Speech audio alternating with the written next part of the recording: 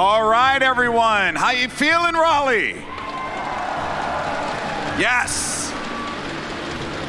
It is finally the moment that you have been waiting for. The grand finals of the Raleigh Major start right now, and we have two of the best teams in the world that are about to take the stage and compete. But first, let's see how both Empire and G2 got to this point.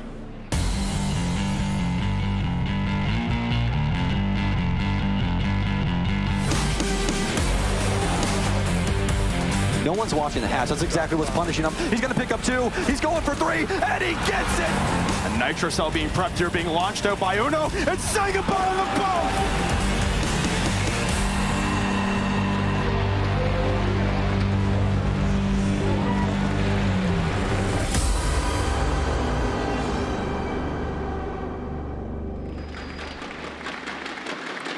There you have it.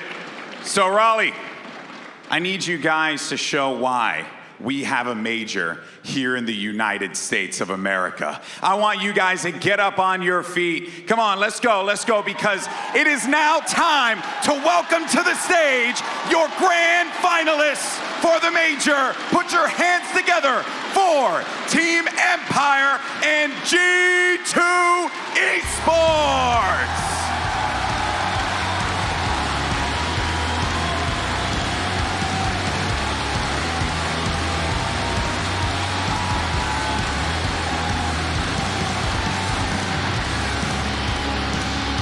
It all comes down to this. This is the moment that you've been waiting for. At the start of the day, when you guys didn't know who the heck I was, I asked you a question. I said, are you ready? North Carolina, USA, I'm gonna ask you one more time. Are you ready? The grand finals start right now. Gentlemen, take your seats.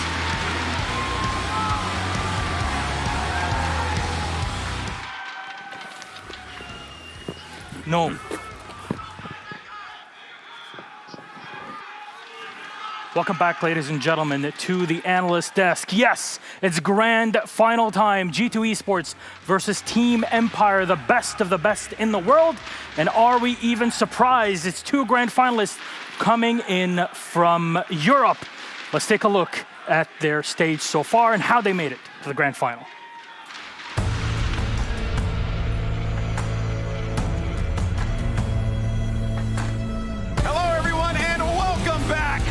The Raleigh Major 2019. Let's give a round of applause for our casters and our captains, Kix and Intero.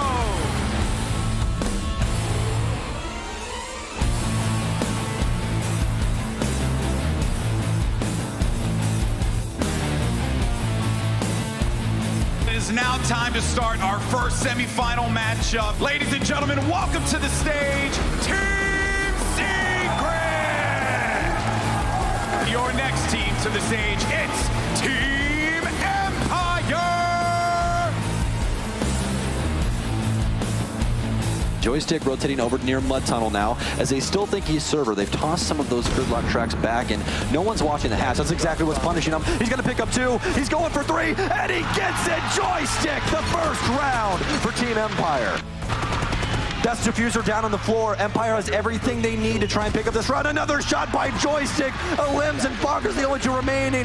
Fogger's trying to battle back. Shepard puts it down to one. Shepard still playing inside a work office as well. Or excuse me, workshop. So let's rotate at the bottom of the metal. Has a quick shot, and it's Shepard as Empire. It was a really tough match. We didn't expect them to be so good on the attack on the coastline. Just to be ready for them, and I think that's why we won. Welcome to the stage, Force! Put your hands together for G2 Esports! Well, enter in towards the window. Both be spotted, and now I think that's Pangu who's going to try and take a swing at him. And Nitro Cell being prepped here, being launched out by Uno, and saying goodbye to the both! Uno trying to come for the flank in through pool table. WTG is been down and finished off. It's 2 quick ones for G2 now. Shockwave completely surrounded as the plant is going down momentarily. They will pull off and all barrage him. Go get close to it out. The best support in the world on the best team in the world. I want to thank everybody who's been supporting us through the tournament, through our rough online season. I really hope we can win this major and show that we are the best team in the world.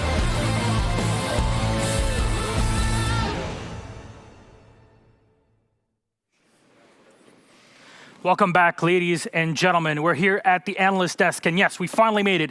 Team Empire versus G2 Esports, and we've been waiting for quite a while for this grand final, a rematch from Six Invitational 2019, only a few months ago. Please join me in welcoming my two analysts here, Zoronic, Rams. Boys, we're finally here.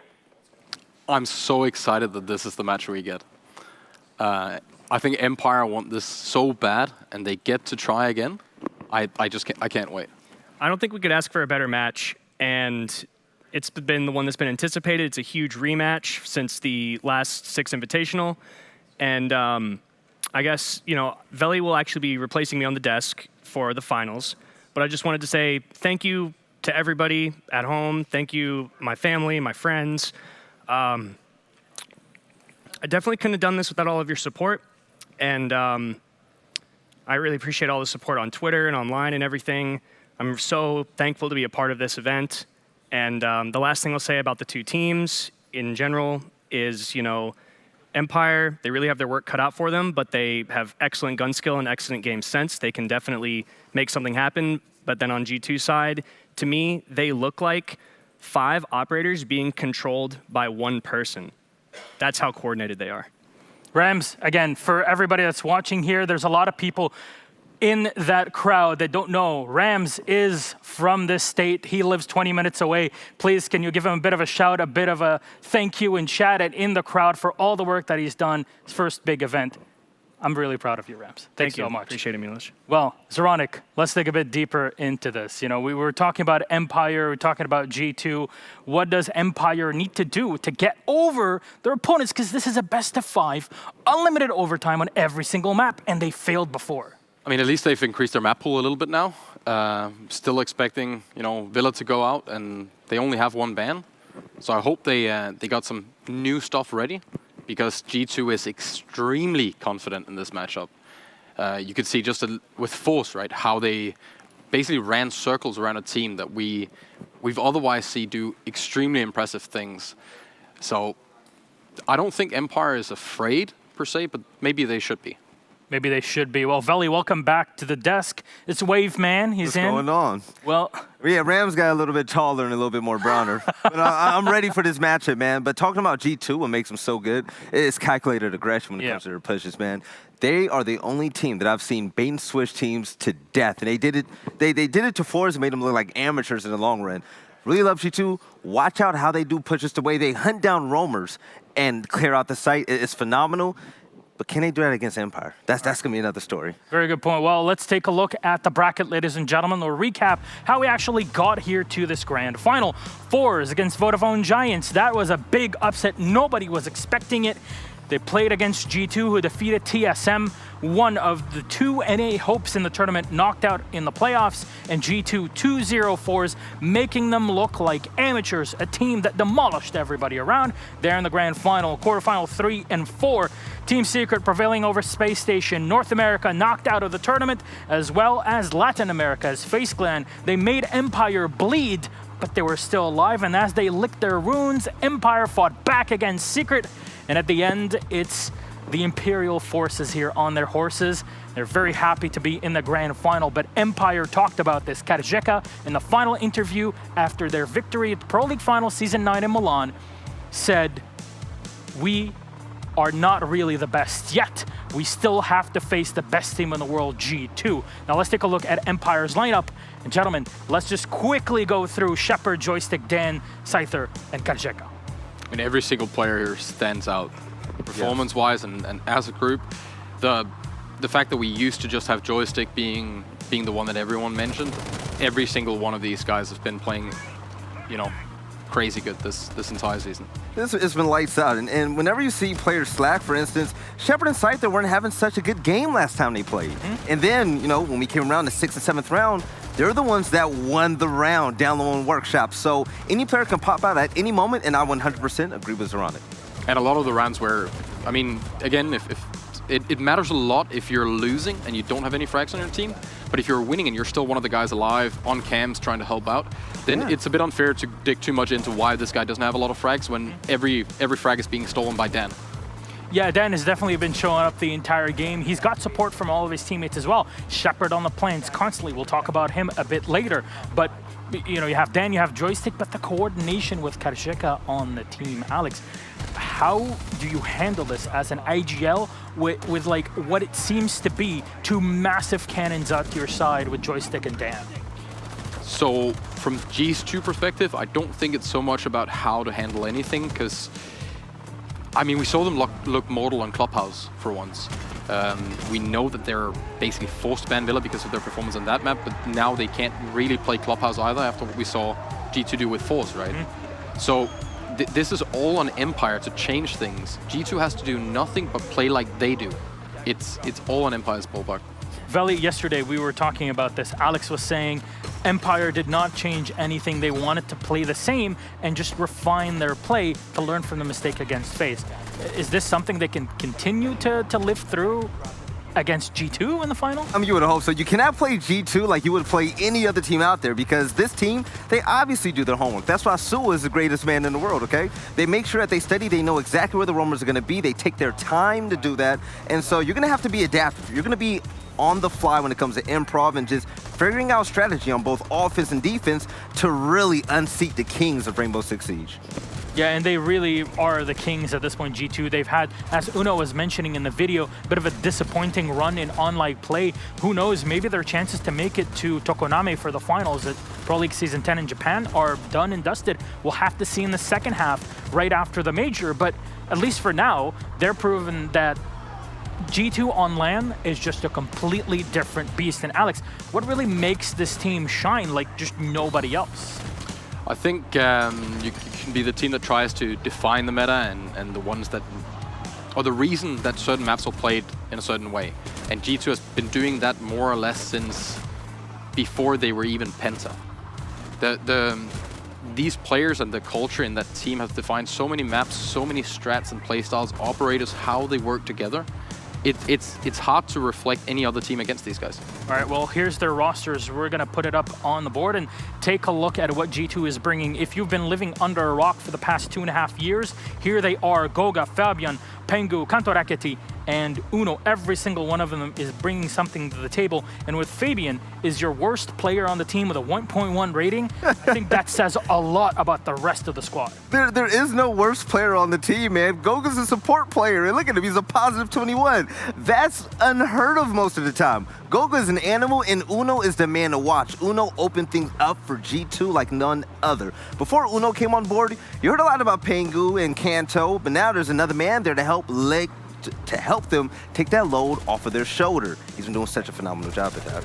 I don't think there's many teams that win as many 3v5s being down as G2 does. Yeah. Yep. Their ability to not be two-faced about losing one guy early on, it almost seems to not matter at all. Whereas most teams, we have the stat on losing the first guy in the round. It makes you like 80% likely to win that round. Yeah. That just doesn't really go for G2. And that's because their adaptability and stress. Whenever they lose an operator, they seem to always have a plan B that they immediately switch to. And that's what makes them so genius.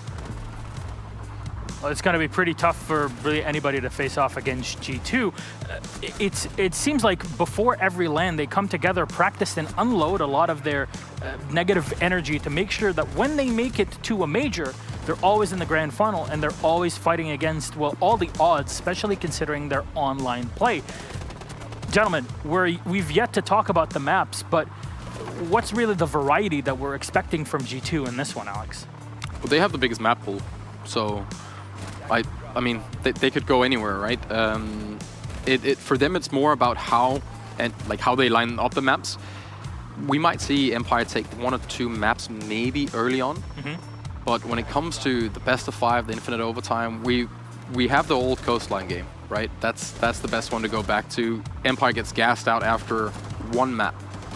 Although it kind of lined up to almost be 2 maps in one. That's a very important part that you brought out, because this will be a best of 5. And the fact is, last time these two juggernauts faced against each other, G2, you know, they were able to tire out Team Empire. Team Empire going to have that type of stamina this time around, okay? You can always start off hot, but it's all about how you end. And let's double down on that. Veli, you just talked about it, the stamina. In a best of 5, it's something very difficult to manage. And from your knowledge and experience over the years in esports, there has to be a way to kind of control it and not expend all your energy in one map.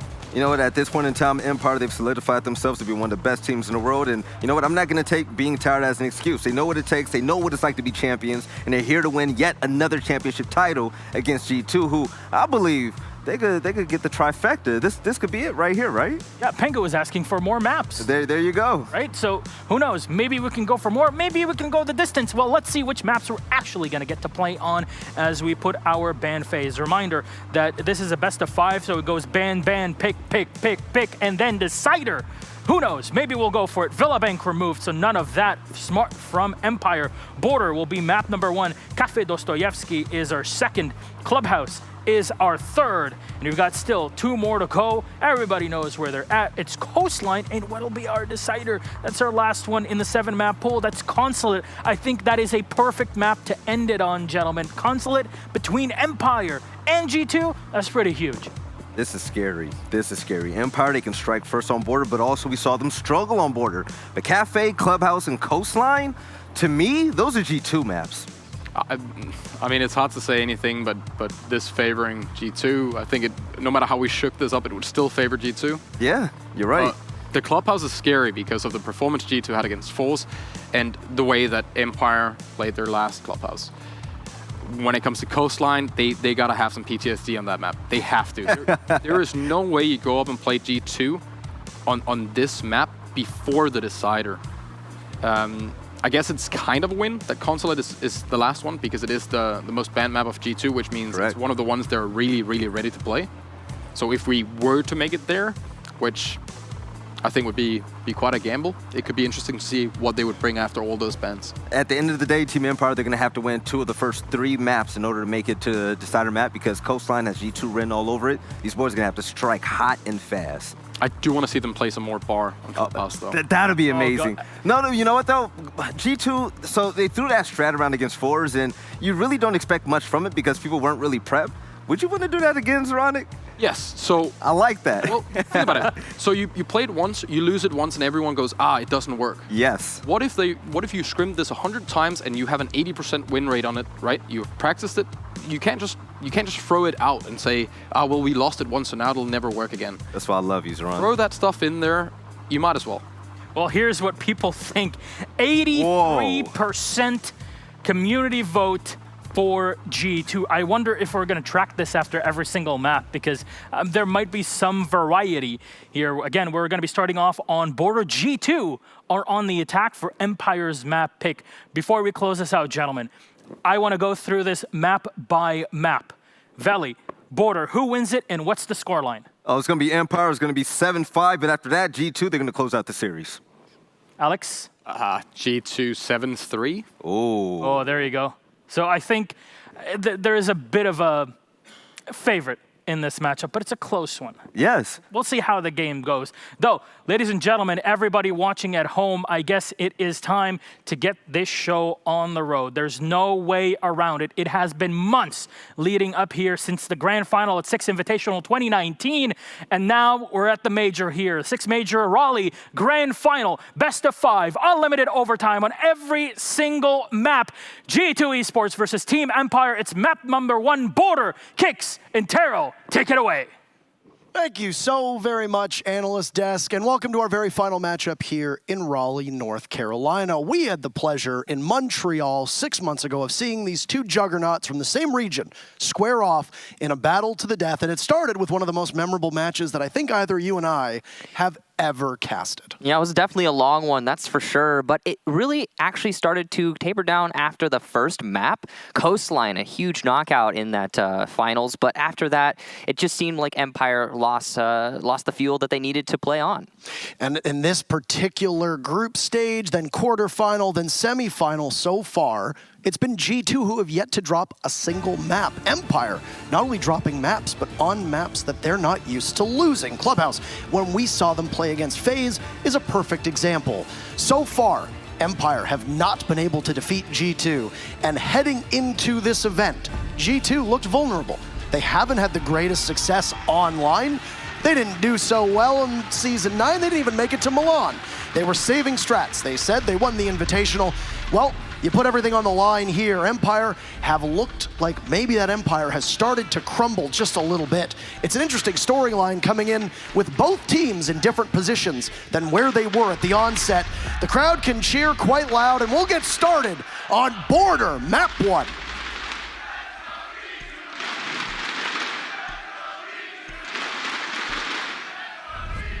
All right. As the bans start to finish off, we're likely to see a Mira ban here from Team Empire. They have seldomly banned anything else, and G2 gonna get rid of Echo as is normal. So here we go, typical ban phase, all things considered. The Nomad has been a counter pick for many teams recently. G2 just don't want to deal with that from Team Empire, which is sensible. Empire going with their standard bans though. Capital and Mira. So far, nothing too crazy. It'll be an Armory defense to begin. There's not a lot of information operators being brought here. It just seems the Mozzie and Maestro. Possibly a bulletproof cam on the dock from Dan. Standard operator selection from G2 as well. They have brought a Thatcher, so it could very easily be an Armory take or an Office take. The options are abound here. I think the best way to get under Empire's skin was actually shown by FaZe yesterday, which is just simply, or 2 days ago rather, which is just be very unpredictable. Empire, a stoic team that does the same thing time and time again. It's a routine, and it works so effectively. There's a couple teams in Pro League that use that kind of strategy. But if you can get under their skin, be unpredictable, as G2 has shown they can do, especially against Fours yesterday, and what ended up being, I think, a far more disappointing matchup for the viewers than we expected. I think we anticipated maybe something a little closer there. But G2 not just brought the fire, but they brought things that we hadn't seen before in the way that they rotated, in the way that they held map control, in the way that they pushed back against the same patterns that we know Empire commits. You know what I think that is? I think it's because G2 has so much insight into their opponents, being such a knowledgeable squad, that they also simultaneously have insight into themselves. They watch how they play. They're very good at self-inquisition, just like fixing the problems at home, as well as finding out how to counter your opponent. Change a lot of things pretty rapidly, and that's why you'll see a totally different G2 event from event. It's also why some people say they are really good at LAN. That could be one of the contributing factors because it's easier to prepare for a set date of a LAN rather than a league that continues. There is no team in Rainbow Six that has, I would say, more experience and more prestige on LAN than G2. Yeah. And while Empire has certainly been adding their name to a possible list of replacements, as G2 failed to make it to Milan and at the moment seem pretty hard pressed to make it to the Season 10 finals in Japan as well, well, that experience is going to prove to be invaluable. Empire's come a long way since that matchup at the Six Invitational where they look shell-shocked after map 1 on Coastline. I would imagine there's going to be a more experienced squad of Empire here waiting for a possible opportunity to humble G2. So far, nothing too crazy happening. It looks to be an Office take. Empire roaming inside of CCTV and by break room. That is going to make the Office take a lot more difficult because from this position, Joystick has a lot of angles into Office itself. So as long as he persists here, it's going to be a problem for G2, and that's why Uno's going for this upside down rappel. A very rare one, but he's trying to deal with his opponent inside a break room. He'll move over to the balcony instead, probably a safer bet. The rappel leaves you very exposed to the roamers that could be downstairs. Oh, very nearly the first kill there. Pengu just barely making it out of that engagement alive. Dan going for very wide peaks, and he'll be punished by Kantaraketi, who gets the lead-off kill of the series. Dan absolutely needs to show up in every single map that we see today. When he falls off, Empire loses. That has been the story of this tournament so far. Joystick has had a quieter event. Karzeka has really stepped up. Scyther's looked as good as we expect, and Shepard's actually a better event than usual too.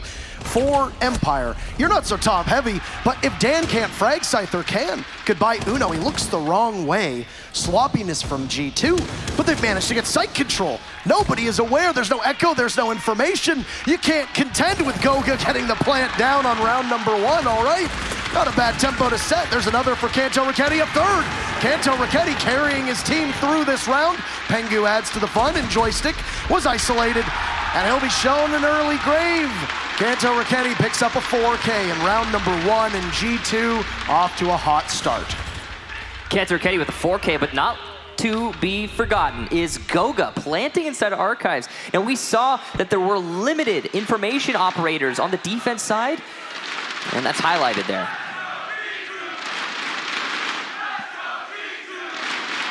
You know, I was wondering how the crowd was going to react given the fact that all of the NA teams got bounced in the first day. And not just that, but the more popular NA teams, some of them didn't even make it out of the group stages, though I would say that popularity is obviously a concept that is not just, is not foreign to us. That line for TSM today at the meet and greet, oh boy, that was incredible. That's actually the first time I've seen a line stop because there's a staircase and then start again. Thank you for being courteous and not blocking the stairs, by the way. I think they actually moved the line and extended it somewhere else as well. Yeah. Empire setting themselves up here again on Armory. Not going to be changing the site. All right, decision made. They'll have to stick to it now. Now, last time Empire were here, the round prior, they got a little bit over-aggressive, over-eager, and they took way too many fights that didn't exist. That's how I would describe it. G2 were not in exposed positions. They waited for Empire to peek into those positions, and then G2 capitalized with having that peeker's advantage, taking the kill. Mostly Kanto Raketti doing that, but generally speaking, really good pacing by G2, and some questionable peeks from Empire. G2 beat Empire on Border in map number 2 of the Invitational, and they later drew on it online in Season 9. It's been a close contest whenever G2 has performed poorly and Empire has performed really, really well, but Empire does not have a victory over G2 yet, ever. Yeah. And that's amazing. Some people say this is one of the strong, like the greatest rivalries in Siege, and in a sense that is true, but you're right, Empire still haven't managed to get a win against G2. Another thing to remember is they haven't actually played against each other a crazy amount, so keep that in mind. Right now, it is just Empire who are so hungry for the victory over what they perceive to be the best team in the world. Deploying Claymore. Yeah. People forget, Empire has never even won a map against G2. Yeah. Not a single map. Which, for me, I don't know about you, Kix. I got about as much sleep last night as Chala usually does. About 16 hours, give or take. Mr. Well-rested, of course. I was sweating about a possible 20-plus round Coastline. It's map 4. If the trend keeps up and G2 or Empire puts this one away in 3 maps, then we don't have to go back to that. I don't have to have flashbacks of an almost 2-hour-long contest. I'm gonna be honest, in the Invitational Finals, I was still ready to go, and I really want this to go all the way to map number 5. I want to have a few infinite overtimes, and I want this to be the longest match in Siege history. That's what I want out of this. Even though it was, even though we had a limited OT on map number 1, it wasn't the fastest. There you go, Joystick! Oh. Okay. How does he do it? Kanto Raketti and Goga fall. This is a huge breath of fresh air for Empire. Empire's timing much better in this round so far, but it's going to get a little bit worse as Scyther gets picked off by Pengu. It's a good job to Pengu to bring it back somewhat, though not entirely. Joystick got that kill on his very final bullet. So a bit of good luck and good aim on his side of things. There's another for Joystick, trying his best to outdo Kanto Raketti in the previous round. Additionally, one of the first kills for Team Empire came onto the Hard Breacher. How about a 4th? Takes down Fabian, all right. And an ace! What the hell, Joystick? The man, the madness, all 5 kills. And he answers beautifully onto G2's first round. Well, G2, they stomp you into the dust in the first round. They show you what for. What do you need to remedy that situation? You need a Joystick. And he really did show up in that round. know, interestingly, Joystick's name is actually not like just joystick. It's like the Russian word for opera and then the Russian word for insane or something along those lines combined. I did not know that. Yeah, it's really interesting. Because he was big time opera back in games he used to play. Oh. Really good ace there from Joystick, and I mean, there's not really much else to say about that round. He ran around the map and he killed a bunch of people. Yep, that's about as deep analysis as you need. Yeah, absolutely. I mean, G2 did not know where Joystick was, and Joystick killed everybody. Everybody. That's it. So, with Armory being successful, it's a workshop defense for Empire down below. Unsurprising. Map control from G2 will need to be assembled pretty quickly upstairs on that second floor. Oh, look at that. Wow. The first at this major. We haven't had a single ace at this major? We've had a lot of, I know we had a lot of 4Ks and a bunch of 3Ks. I mean, I wouldn't know because I never cast the aces. That's your job. You just did, didn't you? But that's what I was saying is I wouldn't know up until this point. You've casted it. Because even if there are aces happening, I'm not casting. But you got it. You got it. Very impressive feat. I mean, an ace is impressive no matter who you're playing. Right. To do so against G2, even better. After round one, Team Empire didn't look like they had assessed where G2 was coming from. Round number two, Joystick had perfectly assessed where G2 was coming from and gunned them all down. So round number three, Fabian starts it off. And off goes Shepard's head. The buck is already in. They've got a Montaigne in tow and a Glass, an operator that has seen almost zero play so far. Where are the anchors? It looks like it's just pure vertical control here for Empire. And they do have hold of these entry points, but there are soft walls that can be utilized here by G2 to make more entry points. Imagine G2, a team as experienced as them, will be aware of this. The drones go in and will hopefully find somebody above if you're a fan of G2. But it appears to be a backwards plant. There's Pengu. He'll get lit up. You can see the tail of the shield from Scyther, but he can't do much about it. Karzeka guns down Fabian, but the plant goes down. All right, that's 2 for G2. But it's a full press from Empire to take down every single person. Pengu and Kanto add back, so it's a 2v2. Leaving Dan and Joystick in Empire's hands. When a round is with them, well, you got a pretty good shot of being able to walk away with it. But the back of Dan is exposed and Joystick makes a bunch of noise. A pre-fire cannot land.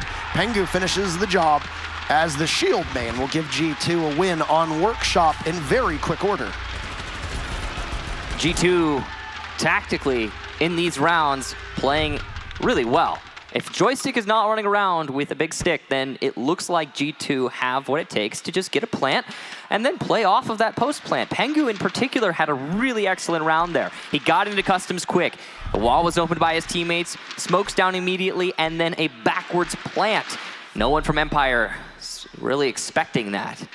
The job there again to Pengu, especially getting that last kill. It could have been that Kanzerketti lost the fight to the final player on Empire, but nope. Pengu is there to support. Oh, he almost lost the round there. Imagine if Pengu had died from behind. We would have seen a very different result. Not sure if the smoke was any different on his screen, but Scyther saw the bottom of the shield of the Monty, and the leg is exposed and the arm is exposed. I understand that with an SMG-11, sometimes the recoil can be unpredictable, to say the least, but you can at least still try for it in this case. It's also very limited ammunition, so if you make the mistake, then it's hard for you as a player to then recover. What we really need to talk about, though, was G2's post-plant strategy. Everything was designed for a post-plant strategy in mind. If you recall, the first 3 kills after Fabian's kill came from Empire. It seemed like the tides were turning, but then G2 recovered. And they recovered because they were set up as they needed to be, watching the 2 entry points to get into the diffuser, and Empire fed right into them. Whether that was just simply the fault of Empire not expecting G2 to be as far back in customs, to have a body over by bathroom, I'm not sure. But retake strategies and post-plant strategies are a forte of both of these teams. Empire's retake is usually good, but not in that round. So that was just a really easy pre-fire for Kanzerketti on a very standard angle, but well-timed on his part. You could see he waited for the opportune moment to get that pick, expecting someone to be possibly reinforcing triple wall. And, well, there goes Dan. That's really not good for Empire, of course, but it's got to be hard for Dan to sit this round out, essentially. He's going to be on cameras trying to give as much information to his teammates as possible. And, fun fact, Empire have brought a Valkyrie, which is going to be really good when you have a dedicated cameraman now in Dan, since he's not going to be able to shoot anything anymore. Yeah. Depending on where you've put them for Empire, you might be able to have full vision of the coming push from G2. You might have them outside of the sites to possibly aid your roamers or your lurkers, in which case Empire doesn't really seem to have any, at least from what I can see here. The only one who's lurking at all is Shepard down below, but I mean, how do you need to lurk when Joystick gets yet another kill? Goga will answer that one back, taking down Scyther. So the IQ from G2 is done. That means that any electronic utility that you might find from Empire will just be found with a simple eye test. Uno downstairs by jungle. He's got a good line of sight to try and hold off rotation on the bottom floor, but most of what's happening is upstairs. Joystick has the rotation set up for CCTV, so he can fall back whenever he wants to, but he's just trying to delay, and he knows he can do it for a lot longer because he's hitting his shots, and G2 are waiting. May as well take advantage. Joystick's also right now enabled by the fact that he's got 2 ADSs beside him. And as you saw, the frag grenade toss from Fabian is not even gonna come close. You can't hit that angle, number one, and number two, it'll get grabbed by the utility from Jaeger. Cancer Kitty's just cut off rotation, so Joystick is stuck here, but he's gonna get his second kill. If he rotates into CCTV, he'll likely die, but Goga on the push from Armory will get the final bullet in, and G2 maintain their man advantage. Karzeka is still on top of the server, so he can pressure from the drop down. This is very dangerous to him, but it doesn't mean that G2 are aware. Karzeka let 2 G2 players skate by as well. So obviously there's an intended strategy here for him to hide deeper inside a site. And now it looks like he's on cams. He'll get off for the time being. Shepard, vulnerable inside of ventilation. The UMP is not a gun you want, taking multiple fights, but he's gonna get a kill with it anyway as Karzeka's gone. It's a 1v1 as Goga is down. Kanto has 4 seconds left, and Shepard will do it with the pistol. The sidearm is good enough. Empire, they'll lose each site the first time they go there, but they'll recover for the second attempt. Armory opens back up, and as we expected, these teams so close. It's 2-2 through 4 rounds. As you say, back to Armory. That last round was really interesting. Joystick played a huge part in its victory for Team Empire. Not only managing to get the 2 kills that he got, but also delaying for a solid 2 minutes on the top floor. Usually the roamer in that position would fall back much sooner, but Joystick said, you know what, no, I'm landing my shots, I'm feeling confident, and I will linger. And I will be part of the success for my team. The other part though, Shepard downstairs on Castle, really clutching it up with the UMP and the 5-7. Truly impressive, especially against the likes of Kanter Raketti at the end there with the pistol. You say the 5-7's good enough, the pistol's good enough, but Shepard is as well. That's really the point I'd like to highlight. And here it is in all its glory. Beautiful headshot there, pre-fire onto Kanter Raketti. Now Empire, keeping nice and even here with G2. Now one thing that I'm sure many of you have noticed, it is individual efforts on the side of Empire that are allowing them to get these round wins. It is clutches and just amazing gunplay from the likes of Joystick and Shepard that is allowing Empire to get these wins. On the other hand, with G2, what are they doing? They're planting. They're playing as a team, as a unit, and they're playing off that post plant to get the round wins. That's what's happened both of the rounds both of these teams have managed to get. Actually a little surprised that there wasn't a call from G2 to plant at the back of Workshop. Once they took Karzeka out, they had to have known that Shepard was inside of the other site. Yeah, you got 6-7 seconds left on the clock. Goga ends up going down to Shepard, and I think that's when G2 might have been aware, okay, Shepard is inside of ventilation. Maybe we don't have the opportunity to plant. That could have been their call, but I was surprised it wasn't a little bit swifter. After Joystick was done, I assumed that it would be a push towards the back of the Workshop bomb site, and then an execute being taken out from them. So, round number 5, back upstairs to Armory, and Team Empire running a similar lineup. They're opting to go with more information, which is so far what I think is lacking ultimately against G2. Yeah. Dan possibly using a bulletproof camera, pests from Shepard. You've got black eye cams as well from Scyther. Well, he could possibly do some damage. I don't know if Dan was aided at all by information there, if that was just a shot on his own, but man, down goes Uno. EMP's off the board. After you've opened up the office wall, G2 finds themselves losing a man. Great shot from Dan. And he did bring the bulletproof camera, so yeah, heavy information emphasis placed here by Empire. They haven't brought a Maestro despite him being unbanned. It's definitely an option, but it just doesn't seem like something that Empire are comfortable with.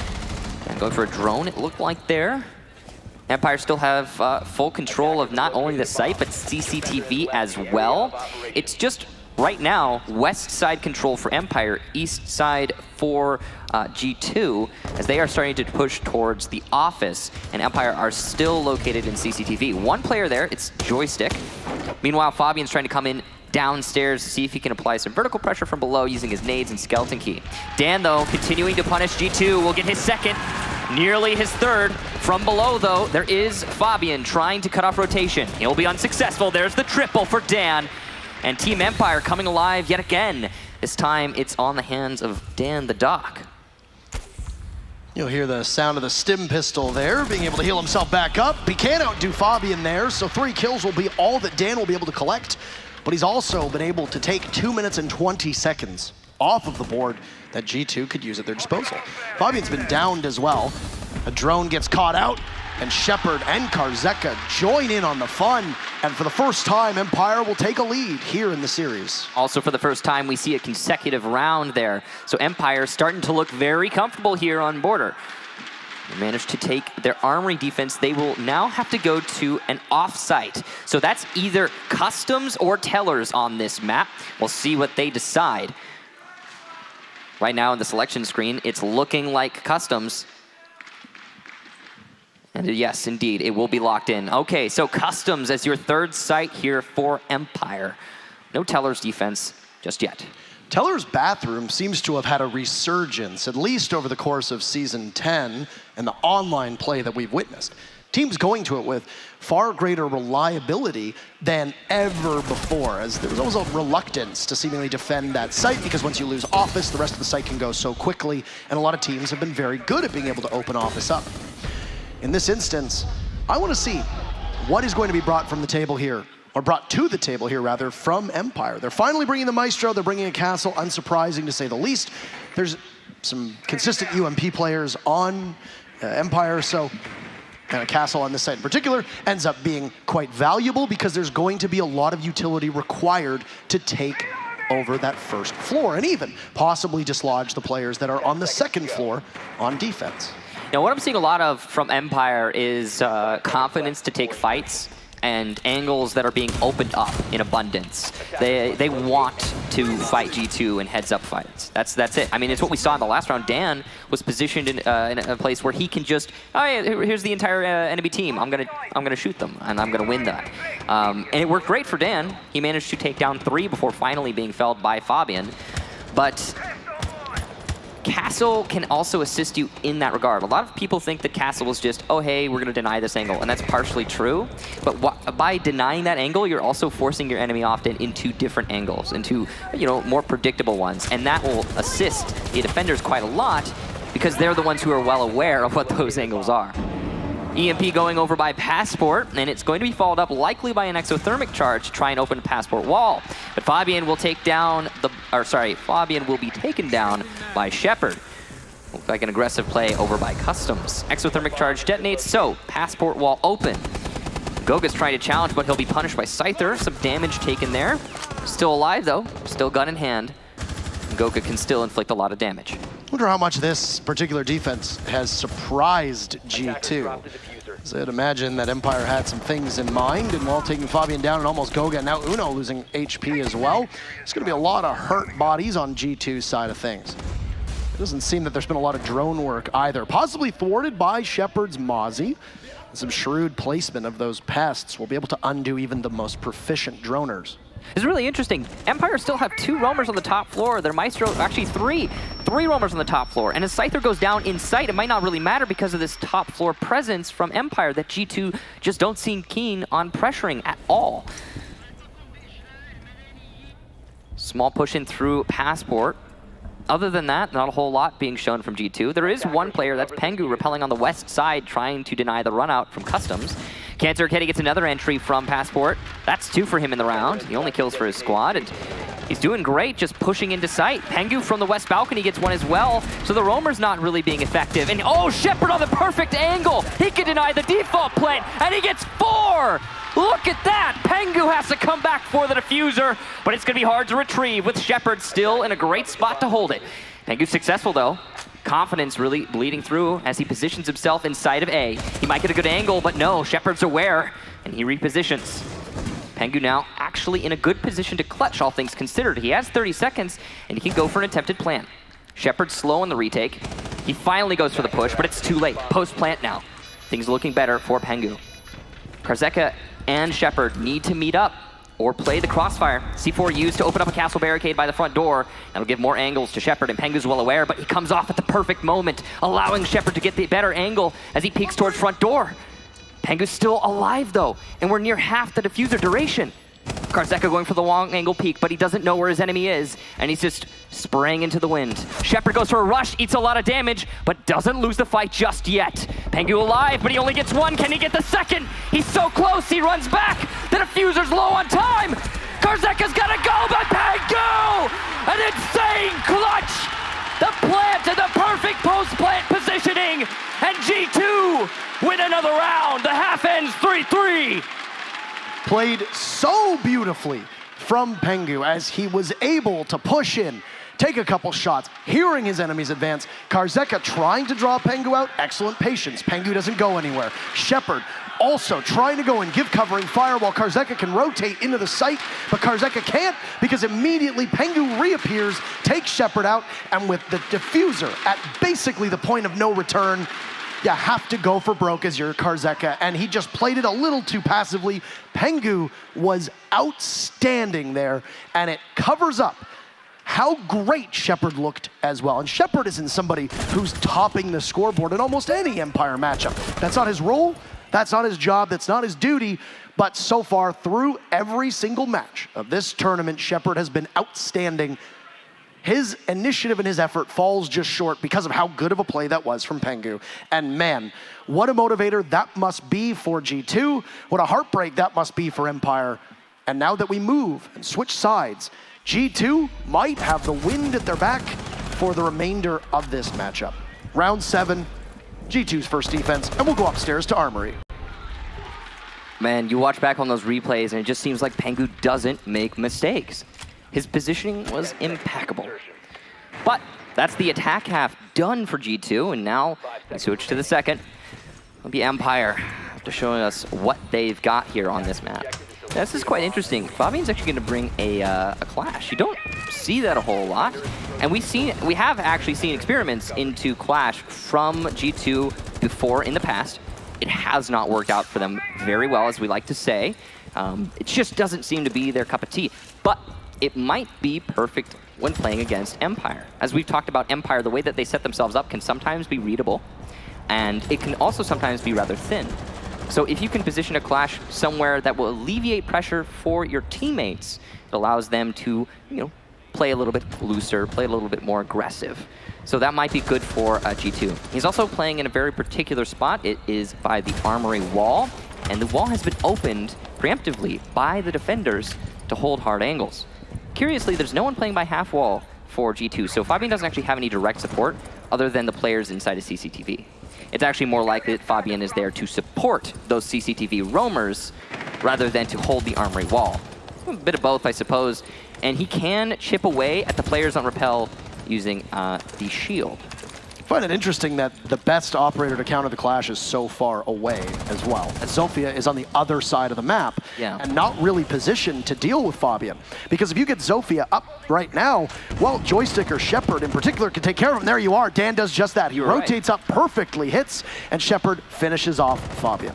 That's what you need to see from Empire. They tackle that obstacle beautifully. It's true, because you were mentioning how far the Zofia was. Zofia was pretty far away, because Dan had a different job to do. And it did take some time for Empire to rotate, but it was faster than most teams I usually see in that situation. So good adaptation there from Empire, but they still haven't cleared out CCTV, and that's very important to note. Dan's job was to try and flush out monitors, which is where Kanto Raketti is playing. He's backed up by Uno, the doc, and of course there's going to be an abundance of ADSs situated so that, well, you can't get flushed out by grenades, you can't get flushed out by flashes, etc. Zofia tears through ADSs like a hot knife through butter. That's the operator you want over there in order to start that engagement. But after the first pick, Empire have not been able to put anything else together. Dan doesn't see Uno's position, takes a lot of damage because of that, and it's almost do or die for Empire on this round. They're running out of time. Kanto Raketti still inside of monitors while Uno is rotated back, and this is a challenge because if Empire is droneless and they don't know that they don't have control of monitors, Kanto can be just as elusive as Joystick does, or can be, for Empire.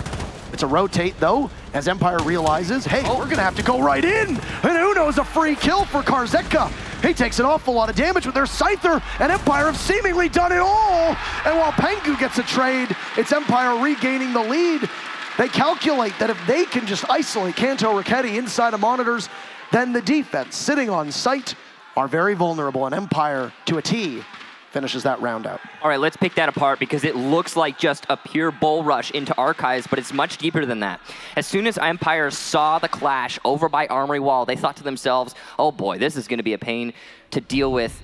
And then they thought to themselves, let's rotate our Zofia over, get that pick. Once we have the man advantage, we can do pretty much anything we want. Because yeah, it was a rush into Archives, but it was with man advantage. It was calculated. And I really got to hand it to Empire. They were in great positions to get refrags if necessary. In this case, it wasn't necessary. G2 were not prepared. Well timed from Empire, but it all stems from that first pick at the beginning of the round onto the clash. Generally speaking, when you bring a clash, you say to yourself as a defensive team, all right, we've got one less gun in the game. That's fine, it happens. We'll take that sacrifice because of what clash gives us. But losing the control by Armory means you have to rotate a player on the side of G2. That happened. Let's hold on Archives, and yeah, Empire take advantage. Tactical timeout here from G2. They need to think about what's going on here. Probably the right timing. Yeah, you don't want to lose momentum. You've never dropped a map to Empire, ever. Border is Empire's map pick. It's a good way for Empire to start off this matchup by being able to do something you've never done before, a historical breakthrough for them in what is a pressure cooker of an environment here. Probably the second biggest event that Empire have ever played in after the Invitational, of course, when they were still relatively new and they came up against G2 at full force. Now, there's a new look for G2, not just in terms of G2's success, but they also made the roster move a couple months back, picking up Uno in replace of Jonas. And since then, G2 have looked not hobbled, but not as strong and ferocious as they used to be. This event, G2 has not dropped a map. They have never dropped a map to Empire either. They have looked fantastic. Probably one of the most dominant performances at a LAN that we've seen from G2, but they've been aided a bit by the fact that we have had a very high number, a suspiciously high number of teams seemingly fail to show up. And I think because of that, there's been a lot less predictability as to who you're going to play in the quarters, the semis, even the group stages when you go back and look at it. Yeah, this has been a really weird tournament. You know, we always like to say the level of competition at this tournament is so much higher than the last one, and it always is true. You know, you look at the participants here, and yeah, definitely, the level of competition is better than the last one, and I'm sure it's going to keep going that direction as Siege continues to grow. But it's so strange how many of the teams that made it here didn't show up when they actually got to Raleigh. It's curious, but we have boiled it all down to the final two contenders, of course, and that's what we're all here for right now. So in this map, in this match, right this second, G2 haven't shown us much on defense. The Clash experience and experiment failed. It was they're throwing it out the window. They're not even holding CCTV anymore. This time around, they're going with a much more standard lineup, and they're going to be holding anchor positions on the site primarily. G2 seemingly wanting to play a little bit safer. They are extended, I believe, over by Office, but other than that, not a whole lot going on in terms of off-site presence. I think maybe one roamer downstairs, but can't quite tell. You have Fabian and Pengu as the supports on site as well. Maestro doesn't always see the most amount of play. On Border, it really depends on the teams that you have. He is utility and gadgets that are applied a little bit differently than an operator like Echo. And Valkyrie also sees quite a lot of play here, so certain teams might decide to choose one over the other. But if you're going to play a long angle, as Fabian is currently doing, the ult is a great operator. Oh no, Uno gets spotted. He knows that he has to get out of there, but Scyther is a little bit too quick and picks up another as Kanto. His comrade tries to do his best. There's that long angle of the Aldo, but Fabian swings a little bit too wide and gets punished for it by Dan. He cannot connect right now. Goga will have to come on in, get Fabian up, but if he gets pushed, this could be a terrible situation. They managed to bring Fabian back from the dead, as he'll go right back to a similar spot before rotating on in towards Fountain. A reposition from Fabian as map control for Empire is very firmly in hand. Still, look at where Fabian's gone to. He's all the way back in office, and he's going to play behind the desk, go onto a cam, and be able to get tons of information should there still be Valk cams up, should there still be Maestro cams up as well. Final moment, and we're back at even, but Joystick immediately gives the favor to Empire, taking Goga out. Goga a little too aggressive there on the counter to the repel, trying to go prone, and not working out great for him. Pengu luckily still has gas canisters, but the C4 from, oh no, not a C4, just an impact from Dan. He'll actually damage himself, but Fabian's from behind, and there's no flank watch. An easy kill for Fabian, but the refrags in for Shepard. At least there's that if you're Empire, but a shot from Pengu onto Joystick puts this into a 1 versus 1. No gas canisters left, 20 seconds left, the flashes come out, and they are successful. Shepard gets the kill, and Empire 2 rounds in a row, once again, 5-3. A sneaky lurk from Fabian gets immediately thwarted from Empire, and Shepard in particular, who has just looked great. He looked good yesterday, he's looked fantastic. Phenomenal, probably the most consistent player so far through Border on Empire's side of things, which is not the norm. At the very start of this map, I said if you don't get Dan to show up, the team does not make it to the finals. Well, whether Dan shows up or not, Shepard is there, and he just doesn't want to lose. He's played very well, not too far removed from the action, even though he's on your hard breacher, even though he's on your support role, even though he's not the main point of contact for Empire, he's still there. And he's doing cleanup, working very well with refrags, and I think that's actually been his greatest strength so far. The refrag potential, in large part because of the way Shepard has played, has been stopping G2, a team that can snowball very quickly and just absolutely smother you. All right, so important note to make. G2 have now gone to the same site 3 rounds in a row. It's an interesting decision-making process for G2. They seem keen on trying it again and again and again. And to be fair to them, they are trying different variations of this defense every single time they're here. This time, they won't be bringing the Maestro and playing by 90. The first time, they played Clash aggressively on the Armory wall. So there's changes. Yeah, it's not like they're doing the same thing over and over again on the same site. It's just it's curious. They continue to stick here and maybe not try events. Then again, if you have a different strategy and it's so different than the last on the same site, sometimes it can be more different than an entirely different site. Totally depends on how you set yourself up. We'll see what G2 actually has now to show us if they're going to be more aggressive, more passive. Last round, it seemed like they wanted to play a more passive role, but extended themselves into 90. It was definitely a curious strategy, and it could have worked out if not for the efforts of not only Scyther, but also Shepard.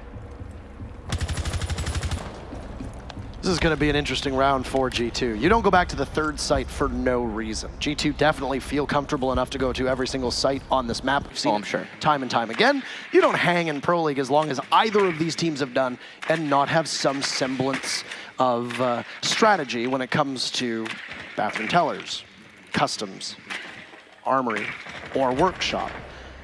Well, I don't know what semblance of strategy you have there when Kanto Raketti gets picked early from Dan. I wonder where that happened. It looks like we're going to see. It's on the same angle. We've seen a couple of kills come out for Empire. I believe Dan died from that angle, actually. Was it Dan? Yeah, no, you're right. It was. At the beginning, it was Kanto Raketti who got it, yeah? So a little bit of payback, actually, from the same 2 players. Interesting. Now, Dan has taken control of Break Room, and by extension, CCTV. He knows it's clear because his teammates droned it out for him. With that control, you could do quite a lot as Empire. You can cut down the middle of the site and eliminate the rotation factor. But you have to be worried about office presence, which is something that Dan will have to keep in mind. Karzeka's got some airmail here. Then he drops it, but it actually looks like it misses. Blows up with the frag grenade seemingly hitting the lip. I don't know if he's ready to go for another one, but there's nobody inside of office that's going to be there to receive it at all. Looks like it might be an armory execute here, as the only person from Empire that seems to be interested in the B-bomb site is Joystick. Fabian doing his best Karzeka performance here, and or I guess interpretation. And he was looking through the bullet holes, but he's gonna walk right into somebody's sights. Don't know who it was. Tough for him, as he'll need to get picked back up. There is no dock on the board for G2, so Fabian will languish for the time being, trying to act as a drone. Joystick gets Goga, Scyther falls, Pengu takes down Shepard. It's a 3v3, but still you don't have Fabian. He's downed, so is Pengu. It's Uno in a 1v3 now, with match point on the line for Team Empire. Seemingly unstoppable. Uno doesn't know where to go. Fabian trying to give information. They hear the buck, but Uno is nowhere close to the diffuser going down. Joystick will sit next to Dan and wait. Karzeka takes out Fabian, who finally bleeds out, and Uno now begins his entry back into the site. Oh, he'll get Joystick, but he doesn't know if somebody's playing outside. He's very low on HP, and Empire here look poised to be able to take us to match point. Is there a Claymore on the jump out? No, but Uno has no idea where he is. He's just given his position away. So that gives all the advantage to Karzeka, who's gonna play the angle for Uno's reemergence. Still there. Karzeka has it, and Uno, even though he knows the spot, the pre-fire won't work. Match point, and 3 rounds in a row on attack for Empire. All right, now we've seen everything. Yep. An operator made out of the boomsticks. I gotta ask a question. Are we going to Armory again? Because we've got an Armory 3 times now, and it's worked for Empire, not for G2, 3 times now. G2 are the ones who make these decisions.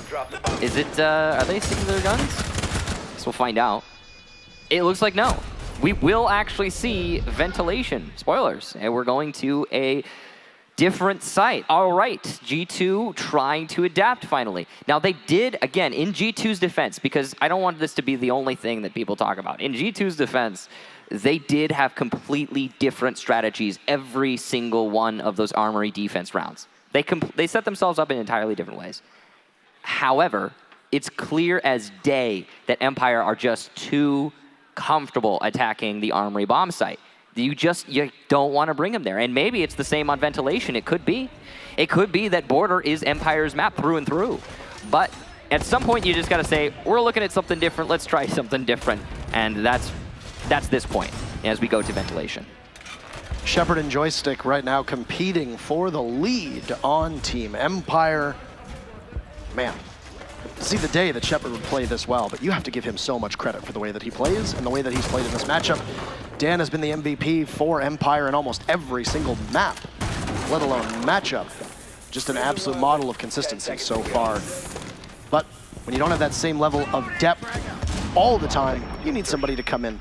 And in this case, it's been Shepard.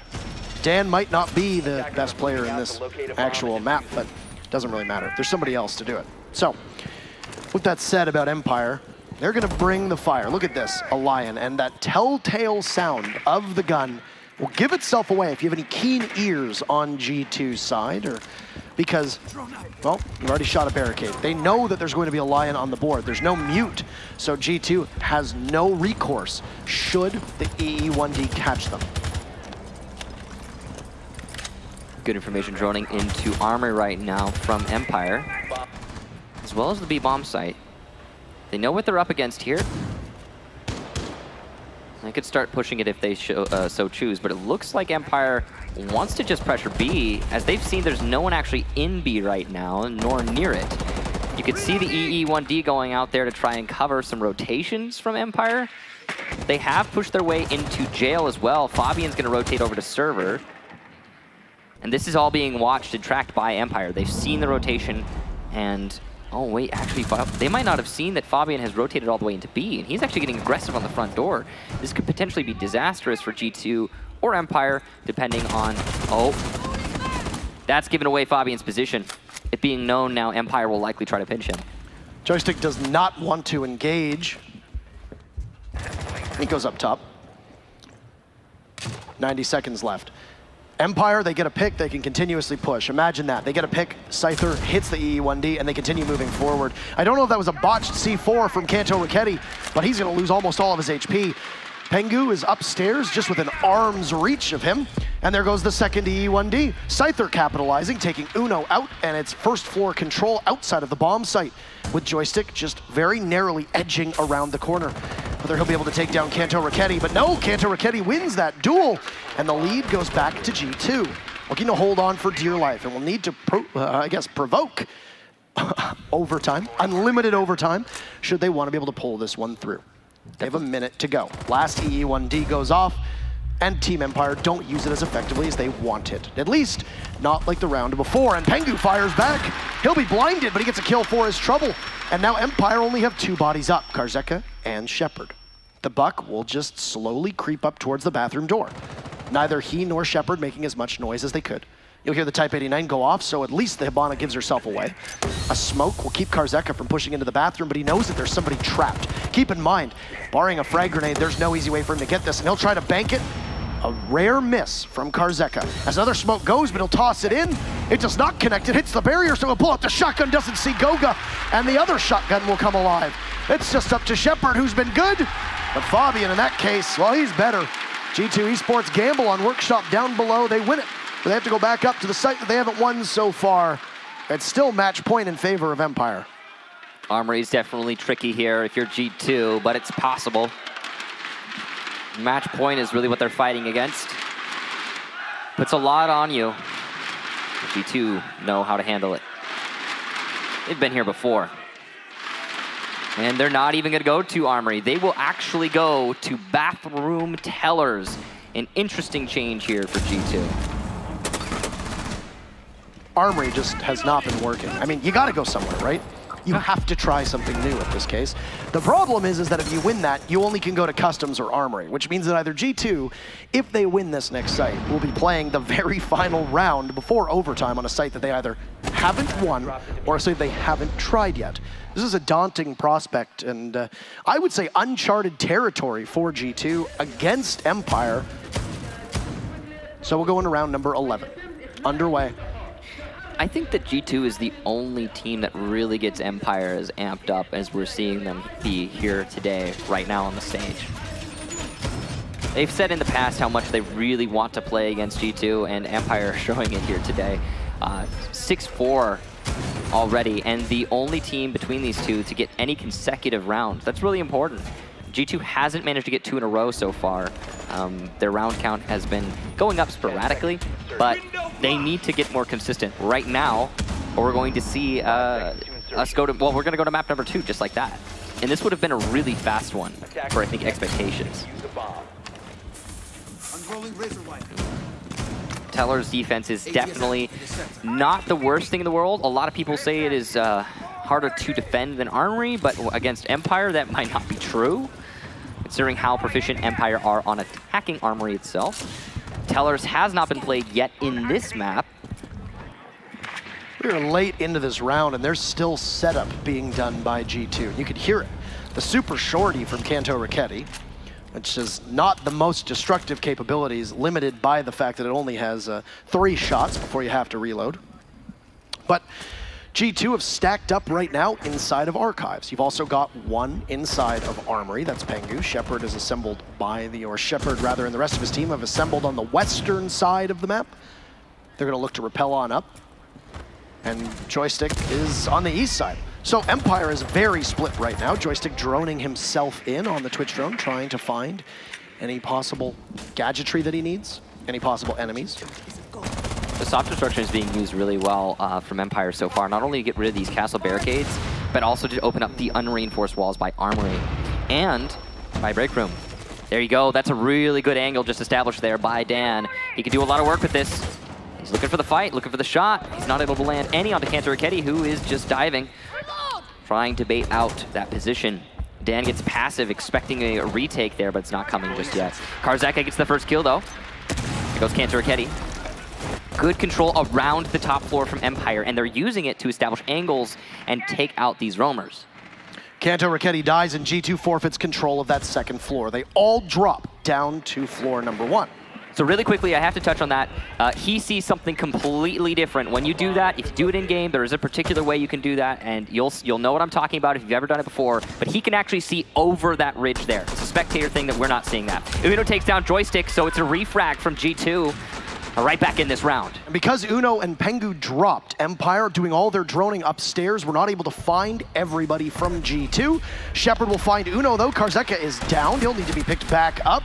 And down goes Dan. So 2 bodies from Empire. It's Scyther and Shepard, with G2 still having 30 seconds to go. Match still on the line, or map rather, but Shepard misses. Can't control the bearing 9. Karzeka finished off as well. Pengu is down. Fabian is so low that Scyther can be able to come back, but he's going to be spotted from the Valk cam, completely under watch. Oh! There's a C4! Fabian just exploding underneath Scyther, and we've got round number 12 on the docket. Fabian with the big plays to salvage that round. It looked like Empire had it in the bag, but Fabian was the counter. He just walked up East Stairs, and he tore them asunder. Well, why don't we go back to Armory Lockers and Archives for the final round of regulation. Oh boy. You getting Coastline flashbacks yet? I am starting to get You ready to cast this map for the next hour? It's happening. Again, a quick reminder on that particular kill. He sees something completely different. Again, if you've ever done it before, you'll know what I'm talking about. Yes, I am getting Coastline flashbacks. It is certainly, and I'm actually excited for it because I remember during that final, I was still ready to go, man. I was still ready to cast some more matches, and it ended a lot earlier than I was hoping. Considering after Coastline, it all just kind of fell apart. It's the last invitational final. This Clash Gambit did not work. The Clash Gamble did not work from G2 previously. Fell just short as Team Empire tripled up on Fabian on the Armory wall and were able to remove the Clash from play.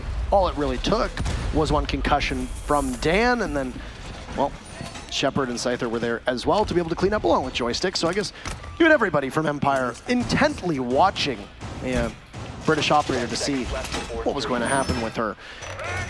In this instance, G2 bringing Uno off of the dock onto the Rook. Interestingly enough, that's a small change, but it's an obvious one, and I'd imagine some of it will be soft destruction. You have 2 impact grenades in the hands of Rook, so he's able to open things up a little bit quicker, and possibly, if they haven't been used yet, you can open rotates later in the round. And so far, the last 2 rounds, G2 has been able to win simply because they rotate and Empire doesn't know. The fall off from G2 on the bathroom defense in the last round was great. And that's what G2 needs to do more of, because it seems to confound and get under the skin of Empire. One thing that's really big is that last round is actually the first consecutive one that G2 has managed to win. It's a really big win for them, and well, they'll need 3 in a row, of course, to bring this to OT, but they're feeling a lot more in this match than what we've been seeing from them previously. So it's definitely looking possible. The one big thing is that G2 has to win on a site that they haven't looked comfortable at all on in the past. Fabian is very aggressive here, and I don't want to question it because there's obviously a strategy. You're not going to have G2 doing this for no reason. But there's 2 people watching, and it's a waste. Fabian is so easily dealt with, and G2, no trade potential. You know what's happening there? When Dan comes to Lifeline, that Clash, he's not exposing himself. And the Empire tally is just going up and up here as Scyther gets another one, and Kanto Raketti gets lit up by Dan. Kanto Raketti getting aggressive on break room door. This is very dangerous and could cost his team the round, but if he's able to do any damage, it will salvage it for his team. Dan and Karzeka both look poised to go below, but Dan will fall off, go right back on to repel. Scyther and Kanto may tussle at the top of East Stairs, but both fall off, but the Kanto re-engages, eliminates Scyther. What comes next? A nice kill through the wall, I believe, there for Kanto Raketti, through triple wall onto East Stairs from Office. Beautiful shot from him, good awareness. Maybe a call from one of his teammates, but whatever it was, it puts G2 back in a comfortable position. Not only that kill, but also the damage that Cantor was able to do to Dan earlier in the round. Now, G2 is rotated on up as Empire seem able to strike on the armory wall, which was opened up in part by G2. There's just one barricade there, one of those metal reinforcements. Shepard, alongside it, will start a plant. Are they aware of this position? No, it does not appear so, and they have to swing out, but Joystick has the cover. He finds two for his trouble, and it's a successful plant. Empire, everything in their favor, and it's all on Pengu. He was great the round before. He'll find Karzeka, but there's 3 more members of Empire to deal with. Takes out the drone, falls off. Pengu will swing on a Joystick, but for the first time ever, the Russians will take a map against G2, and they're up 1-0. What a victory there from Empire on their map pick, but still impressive. Some amazing individual performances, some great teamwork, and they finally get the ball rolling.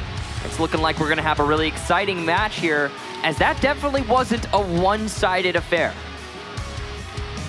No. Big moments require big plays, and Joystick, time and time again, that level of consistency.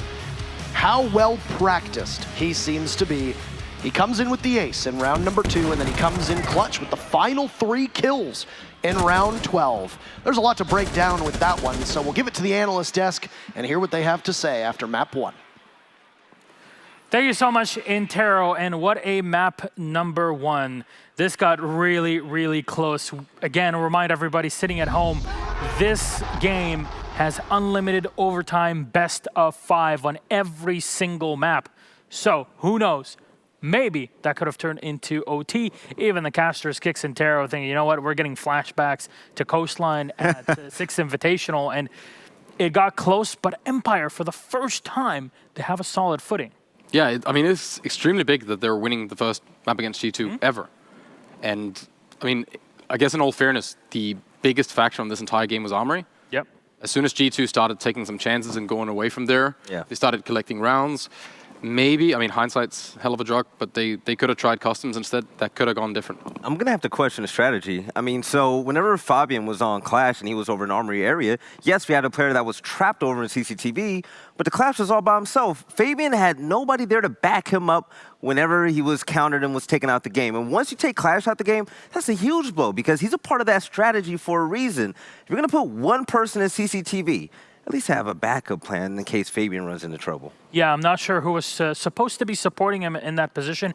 Maybe he was the one trying to flush players out, but you know, there's Zofia on play, and Empire did a great job to just put him in position right outside of the wall that was already half breached and just stun, take away. This is, if you were showing off the DLC with Clash, that is the clip that you show. It's 101. But gentlemen, it got really close here. What did Empire have as an edge against G2 in this? Because this is Empire on a higher level even. It was a counter to a counter. So when we first saw Empire play, they were on defense, and Dan was in the infamous Dan spot over in office. He had that line of sight looking towards CCTV while 2 of his teammates were camping out over there. But G2, they knew about that. They left CCTV alone. They wrapped around to get Dan out of there. They flushed him out of office, but Dan had a backup plan. You saw Joystick act on that, and that was when he got his 4K. No, that was the ace, I believe. That was the ace. Yeah. Again, like Alex, I mean, to compound even more on what Veli's saying, yesterday it seemed like Empire, their game was up. You know, the jig was up. There was a way to deal with Joystick. Secret showed us that. Yep. But just G2 are letting him slide all the time. Well, they've been trading blows over and over again. This entire map comes to Armory for G2, and they struggle up there. I mean, the Clash play, I'm sure there's an elaborate, good plan of why he was there. Who was ready to refrag. I think maybe they're loosening up a bit. They're taking some risks that they don't necessarily need to because they aren't too stressed about winning right now. They're focusing about the best of 5. And sure, you never want to lose a full game, lose a map at all. But you're allowing to take a few risks to try the waters. And plus, you talk about containing Joystick, handling Joystick. There's nothing you can handle when you have a playmaker that runs around the map, and he's able to get those cheeky 3Ks over near Metal Steps. That was a huge play. Even though Pengu did clutch it out, that just shows his all-star potential. He's such a standout. Yeah, definitely does. And then you add everybody else on the team that's in support. You see Dan in here with a long-range play. Give him an ACOG, give him a Doc or a Rook, and he's going to hold things down. It's just absolutely crazy the way that he's able to play it at long distance. It takes a while for G2 sometimes to deal with them, and there's a reason why we're hyping up both of these teams and all their players. These are literally the best two teams in the world, the most dominant we've had so far since the game was released. So it's pretty crazy to see them back again, and with the game so close, but that's map 1. Yeah. Let's start talking about Kafe Dostoyevsky here, because it's a great map for both of these teams, and last time we were talking to Joystick, he was saying, you know, we tied online against Vodafone Giants on Kafe. We weren't really feeling too great. Our equipment wasn't on point. Here, you've got it all. What does Empire have as an advantage going into it, Kafe? Here, Alex. I'm not going to say they have much advantage going into it. I guess one thing they can really utilize is, again, there's a lot of outside area, which is one of Empire's strongest suits, is this outside control while they push people around. Gridlock, amazing on that map. Joystick loves her, so we're probably going to see quite a lot of gridlock there to cover the stairs off. Maybe Uno will be playing that operator again. I mean, we saw that even in the first play day. It was just insane to see how he's running the operator, and he gunned the op herself. I mean, you have smokes, shotgun, you've got a great gun, you've got the tracks. I mean, Gridlock is very, very scary to say the least. Veli, I mean, Empire, are they going to pull off the Jackal again, or is it going to be more Lion play? I would love to see more Lion play. If Jackal's on the board, use them as well. Win at all costs at this point, okay? You can't say it's toxic, can't say they're cheap, because, hey, the operators are available to both sides at this case. We're here for a championship. Yeah, that's all that matters at the end. And, you know, operator bans are usually a hot topic for us. So let's take a look at that. Just for a moment here, Valkyrie has been a big operator that gets used up quite a bit on a map like Kafe Dostoyevsky. You're looking for runouts. Do you expect Empire to play the same way that a lot of their opponents and even teams like Empire, like Force and Secret, were running out and trying to dictate the pace of the game early on? I would love to see Valkyrie on board, and when it comes to bans, I wouldn't be shocked if G2, along with Empire, ban a lot of those trap operators. You take a look at Kafe, the map layout. A lot of rooms, a lot of stairways, red stairs. You're going to have to make sure you slow them down when they jump down that hatch. If they're able to stop any kind of clearing out when it comes to roamers on the 3rd floor heading down to the 2nd and whatnot, that'll make things so much easier. So the ban phase is going to be the best part about this. I'd say in most cases, you want to, just up your aggression when you're against a team that is on paper so much better. Yeah. But G2's just not that team where you want to do this. Every single time we've seen, even Force was a team where we thought maybe the aggression could be something that really make a difference against G2. No. It did absolutely nothing. G2's game plan is go in, just out frag, and be so aggressive that they become scared of us. So I think the last thing we need to see from Empire is any kind of aggression. Yeah, it's G2 coming into a site as literally a concrete wall. They just bash into it, take control, and then plant. You saw Goga was not afraid at all to set that diffuser down. Now, usually we've been seeing Empire banning the Mira and the Capitao. On a map like Kafe, isolating players in specific locations is usually a very important tactic to clear off the defense. Is Capitao going to play into that mindset? I think with the position Empire's playing Capitao is such a big issue because it bypasses everything and it forces you to move. You don't get downed or can, slightly move away. It's not a nade that could have been taken by an ADS. It makes sure that you cannot play in that position. So white stairs, for example, when Joystick is on Jaeger, that position gets compromised with like 2 seconds, right? I feel like Intel is king on Kafe. If you're going to use your bans on anything, it's going to have to be on Valk. If not Valk, make sure Echo is off the board, because you do not want those yokai drones droning around with the plant diffusal. Mozzie mute combo, that's something that comes up quite a bit on Kafe. I wouldn't be surprised if that's something that we see quite extensively. Players like Dan, Kenta Raketti have been running the op on Mozzie quite considerably. Gentlemen, thank you so much for your info. That was map number 1. And Empire, they got close, but it's a 7-5 victory for them. We head into map number 2, ladies and gentlemen. Kafe Dostoyevsky, Kicks, Intero, all yours.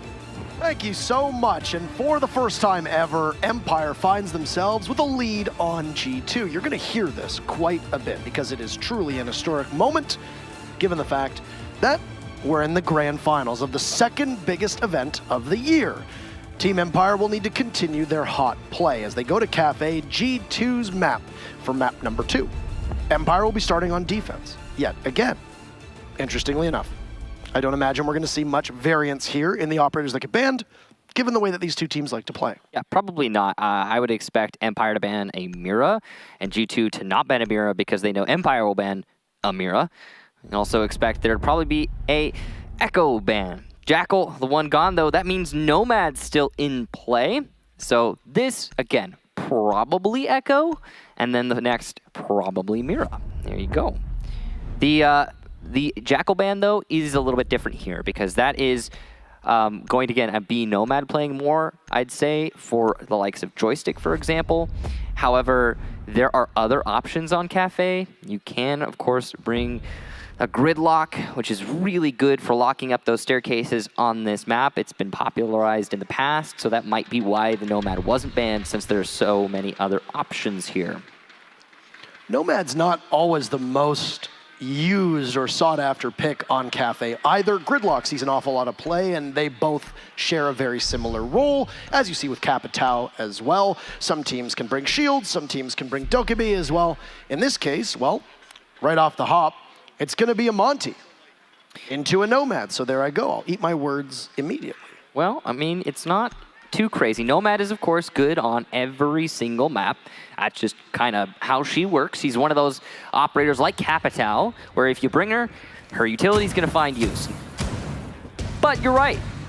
There are other options here, and it is a map that she sees less play on, I want to say. Don't have the stats in front of me, but that would make sense considering Gridlock is actually good here.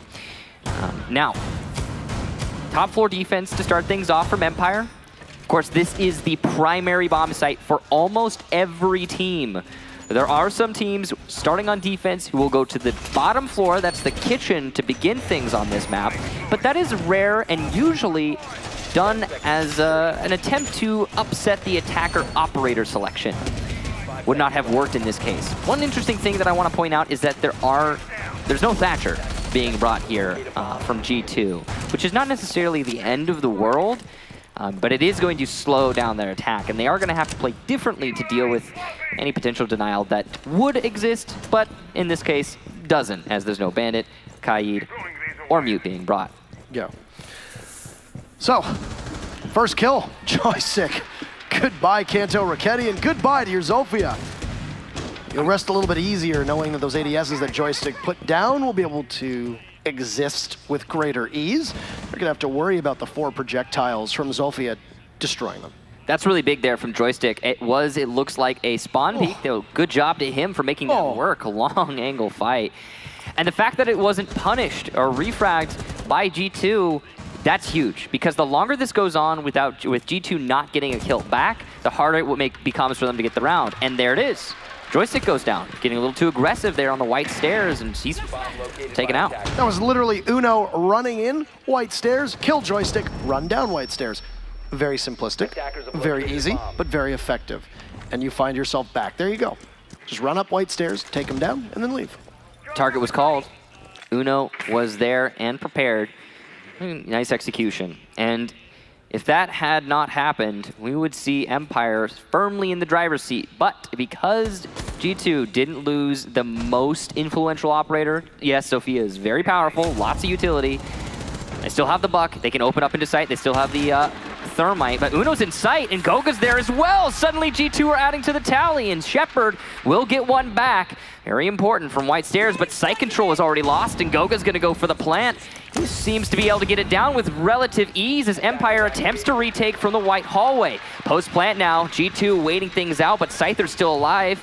Retaking by the big bar. Smoke's coming out from Shepard. He still has an abundance, but he'll get Goga as well. That's 2 for him from White Stairs, and Scyther's in a great position to punish the players in Cocktail. There's only 1, and that's Uno. He goes down. Shepard, just a sliver of HP, but 3 kills in the round, and Scyther the final. Empire take the round. A beautiful retake from Shepard, and they'll take round number 1.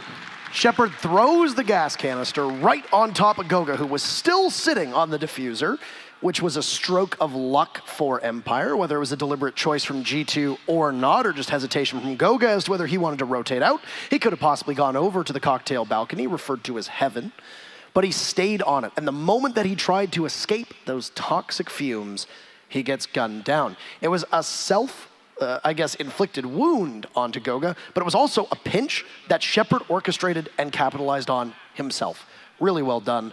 And then Pengu, I believe Pengu was up at Skylight. From my perspective, I couldn't see where he was.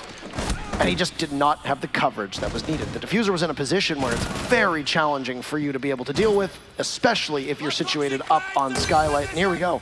Look at this. Shepard does it all himself. Masterful. And indeed, you have Pengu up top, who has no choice but to come on in. And when you've got a 1v2, dropping in from the Skylight is essentially suicide. Reading defense here for Empire, so standard site selection. Though, really impressive that they managed to get out of that second one with the round. It honestly should have gone the way of G2, the way with how things were shaping up. Really, thanks to Shepard's efforts, that was not the case. Now, usually on a reading defense, what the defensive team will try to do is hold by Cocktail, and then stall you as the attackers out by the big bar, by back bar storage, freezer, and Whitehall. These are really easy to hold bottlenecks, and you may as well take advantage of that when the site is directly beneath you, because then as soon as you feel too pressured as the roamer's upstairs, you just drop down and you're safe. You're in sight. Happy place. You wait out the rest of the round. So it's going to be down to how efficiently G2 can clear out the top floor and then start using that to their advantage, pressuring into the site. We've seen some really good takes on this on reading before from the likes of FaZe. See if G2 has that. Yeah.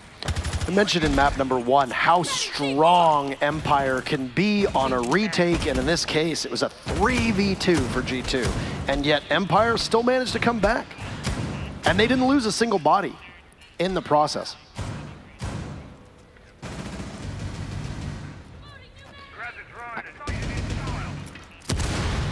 G2 up top on the roof, assembled over the hatches, both of which have opened up, and just waiting for the time being. On drones, as you do on Kafe, you don't have map control from the top floor. And when I say the top floor, I mean the roof. But assessing that it's safe, G2 will have one person go down below. It's Fabian. And he's going to get droned on in. Some damage. Fabian, I think, is the victim of Kanto not nailing his shot on the lifeline. And he'll sit inside a cigar and go back onto drone. Empire still have 4 roamers upstairs, just 1 anchor. That's Shepard. The A site is undefended at this moment. And Empire are just trying to hold on to the top floor, which is fine. That's normal. It is your standard hold for this site. You need to also be aware that a site rush could happen, and it seems like Empire playing joystick on white stairs certainly are. G2, wary of overextension, also unable to aggressively take control of the storage upstairs. Look at the first pick in the second. There's a flurry coming out here as Scyther adds one for his team. It's traded off, and still an advantage in G2's favor for the time being, but it's gone now. Back to an even contest, 3v3. Kanto swinging onto Karzeka, trying to land something, but Scyther's just been so good, holding down the same position as everybody just walks right into his waiting arms. Both he and Karzeka will be hit and disoriented for just a moment as Kanto unable to leverage his position onto a kill. Karzeka still above, Scyther still above. It's all on Shepard down below, and he could be a sitting duck. Kanto is all on his lonesome as well, trying to figure out exactly where Empire is positioned. He might have saw the legs of the Mozzie, but he can't collect the kill. In fact, it's Scyther, yet again, unshaken. 3 kills from the same spot, leaving Pengu in a 1v3. Tirelessly playing well so far through this matchup, and with just a shred of HP left, Pengu will emerge victorious before a 4K from Scyther closes that round. Empire, 2 rounds, they're perfect so far on Kafe. Looking good for Scyther, looking good for Empire, but remember, please, that this is a defender-sided map. We've seen G2 getting close, but their attacks are a little bit hesitant, I want to say, and that's a big part of why I think Empire are taking full control of these rounds. If the attackers are trying to pressure you in Cocktail on a roam, and they linger in Piano for 2 minutes. They've opened up back bar storage, but they just 2 minutes, they're just chilling. They barely push up to bar. You manage to take that guy out, as you see Scyther do right here. You have freedom of movement and you know where you need to peak because the attack, the push is clearly coming in from the top floor. When you're in that kind of situation that Scyther was in, and you know what's happening, it's generally pretty easy to push it in your favor if the attackers aren't actually pressuring you, but rather your teammates, and that's exactly what happened. So, Kitchen down below, a site that can operate as your second most used site. In this case, it's last on the rotation for Empire. It's not out of the ordinary to see a team complete a full rotation, especially when Kitchen ends up being the second place to go. It's usually Reading that tends to occupy that third spot. So this actually is great for Empire because, well, they're going to a site that you expect a lot of defenders to win. A perfect rotation on defense, on Kafe after that first map is enough to send G2 possibly into a spiral. And as much as we say they are one of the most experienced, if not the most experienced team when it comes to LAN play, they are still an emotional team. Any team that has those 5 players, or even 2 of those 5 players, will have emotions running rampant at this point. They managed to pull off an impressive comeback at the 6 Invitational in 2018. But I think this is a different G2 team that we see now. If Empire can knock G2 even farther on their heels and complete a full rotation, go back up to Cocktail and possibly even persevere there, well, it'll be very difficult for G2 to get their heads back in the game, even when the site rotation will happen, and G2 will go into defense. For the time being, because of the way that Kafe is structured, you're likely going to have an operator from Empire on every single floor. This is no exception on this round, as we could see from the silhouettes that somebody from Empire was playing above. And given the fact that Dan and Joystick both like to roam in tandem, and the fact that Dan is a Vigil, you've got to imagine that G2's map control will come very late in the round, if at all. You lose a body real early on as this roam from Joystick will capitalize on an early pick, and an immediate reaction from G2 as it's an EOD. Completely blind Fabian was when he walked right in, and Joystick, only a couple bullets are required to take him out. Yeah, that's just Fabian not droning, and the rest of his team not droning the player inside of Reading. Definitely a serious mistake there from G2, and there's still another roamer upstairs, but Uno punishes him. That's Scyther by Red Hall. Good job there to Uno. So we're back to an even man count. Pengu using his soft destruction to open up from above and give rotations. This is going to be a lot of pressure now that the anchors are going to start to feel inside of Kitchen. The drop down also getting opened up by the exothermic there. It's a great angle from Pengu, and it could work out in his favor. Difficult nade, but one that is certainly possible. No damage done. Or at least it looks like a sliver done to Shepard maybe, but not a whole lot. It's an off-site hold right now for Team Empire, as they are feeling too much pressure from this vertical destruction to play in typical anchor positions. Yeah, they're very aggressively roaming right now. And I think with G2 having all the drone work they've done, they know this. So it'll have to be a retake from Empire, and whether they can get back in sight in time is going to be the big question. There are 3 people from G2 all inside a freezer, and the one who's not is Uno. He's finding kills on his own. It's the E1D, and now G2 will have to fight themselves out of a box. Shepard is the first line of defense. Karzek is there. Goga makes a huge mistake, and then Karzeka pounces upon him with Shepard now as well. G2 falling victim to their own mistakes, and Empire says, thanks for that one. We'll take the round. Let's go to round 4. Up Empire 3-0 and a perfect rotation, as we had said at the onset here. Nothing so far going in the favor of G2. Looked like a little smile there on Joystick's face as after that team kill, G2 kind of did themselves in. It actually did seem like it was going to shape up to be a G2 round. They did have a lot of power centered in Freezer, which was a heavy investment, maybe too heavy, but it could have easily turned into an explosive site take. And it looked like that was the play, but there's the team kill. Not exactly Goga's fault. It does definitely happen, but because that team kill came out, Karzeka was saved by the person that Goga killed on his team, and then managed to pick up a bunch of kills deep in sight. It'll be a tactical timeout here from G2, probably the right timing, considering they just haven't been able to make anything work here on Kafe so far. This has been extremely difficult to watch, I'm sure, for G2 fans, as Empire have just been able to pick apart everything that we have seen G2 try. The first round, failing in the post plant, as Empire with their retake lose 0 of their players. It's a 3v2 and it becomes a 0v2. Round number 2 was pretty dominant on reading, and then Kitchen looked like it might have seen the tide turn, but once again, in the dying seconds of the execute from G2, Empire were there, and they capitalized off of mistakes that G2 made. Unsurprisingly, we'll go up to Bar and Cocktail Lounge. And we'll do that because teams don't like to play that second floor mining dining, and because Cocktail is back open. Now, as I said just a moment ago, the reason why we saw that first round go so emphatically in Empire's favor was because of the retake. You can't always play the post plant that effectively, and because of the way that Goga played it, because Pengu wasn't able to get into sight quickly enough, playing on Skylight as he shouldn't have had to, Empire prevailed. I don't expect either of these teams will make the same amount of mistakes, and obviously G2 are here to play. They're going to continue to bring the lion, and hopefully they feel that that will be able to change the tide for them. Or turn the tide, because you know what I did? What? You smashed the idioms. I smashed the idioms. Yeah, it happens. I would know. Oh, Empire.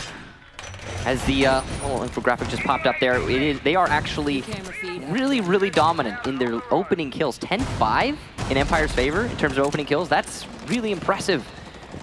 It's been a good job for Empire so far in establishing dominance early in these rounds. And now, if you're not familiar with CG Esports, a quick reminder, or some brief information here.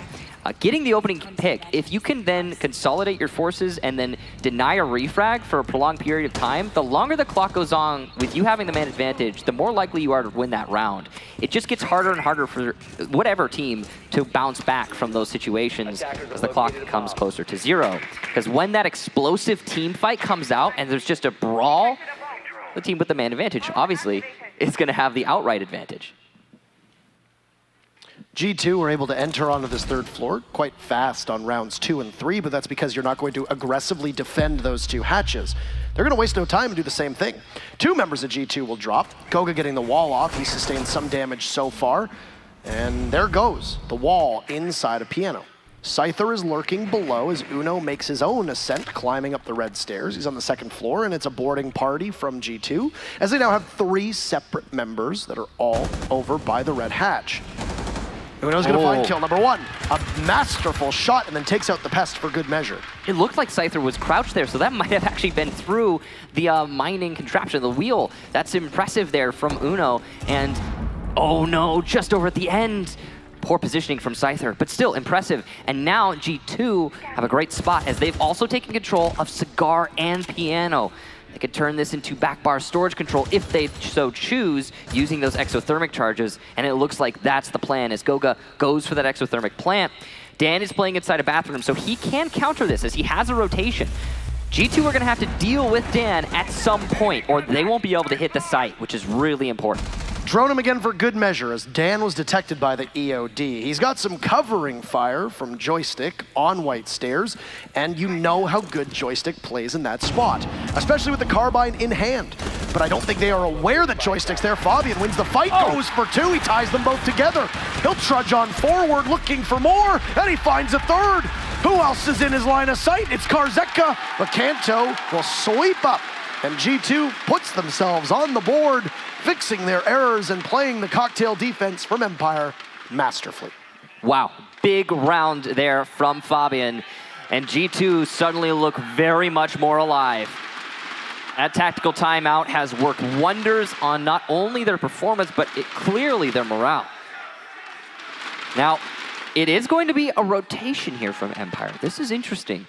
They're going to choose to go to reading rather than the top floor. That's a big change because they could easily just defend top again. They lost it, of course. So it's really up to Empire, but they're going to continue their rotation, which is a little bit different than what I think a lot of people would expect in this situation. It's probably just the case that Empire are feeling dominant on their cocktail roam, but less their cocktail hold. Cocktail, if you're not aware, by the way, is where we saw the anchors playing in the last round and also where we typically see the roamers play in this round when you're defending reading. It's the top floor on the east side of the building. Another part of that is that the very first cocktail defense from Empire, they technically lost. That was not a post-plant retake strategy. They won in the retake because of the way they played it. Yeah. You could tell that they were not anticipating losing sight that fast to G2. So now, 2 defenses. G2 have technically won the site, one of which relied on a good retake, and the other they lost. That's not really sustainable, so I understand why they'd want to go somewhere else, because their defense on reading looked very precise. It was off the back of Scyther's 4K, I believe it was, as well, which is important to remember. He did have an amazing performance there. So it's possible on the top floor, holds in general, whether it be a roam on the top or hold on the top, we are seeing a little bit more dominance from G2 than is displayed on that scoreline. And it's very possible that because of that, we will see a different result here than last time. Unless, you know, Scyther's going to give us another 4K. Could also happen.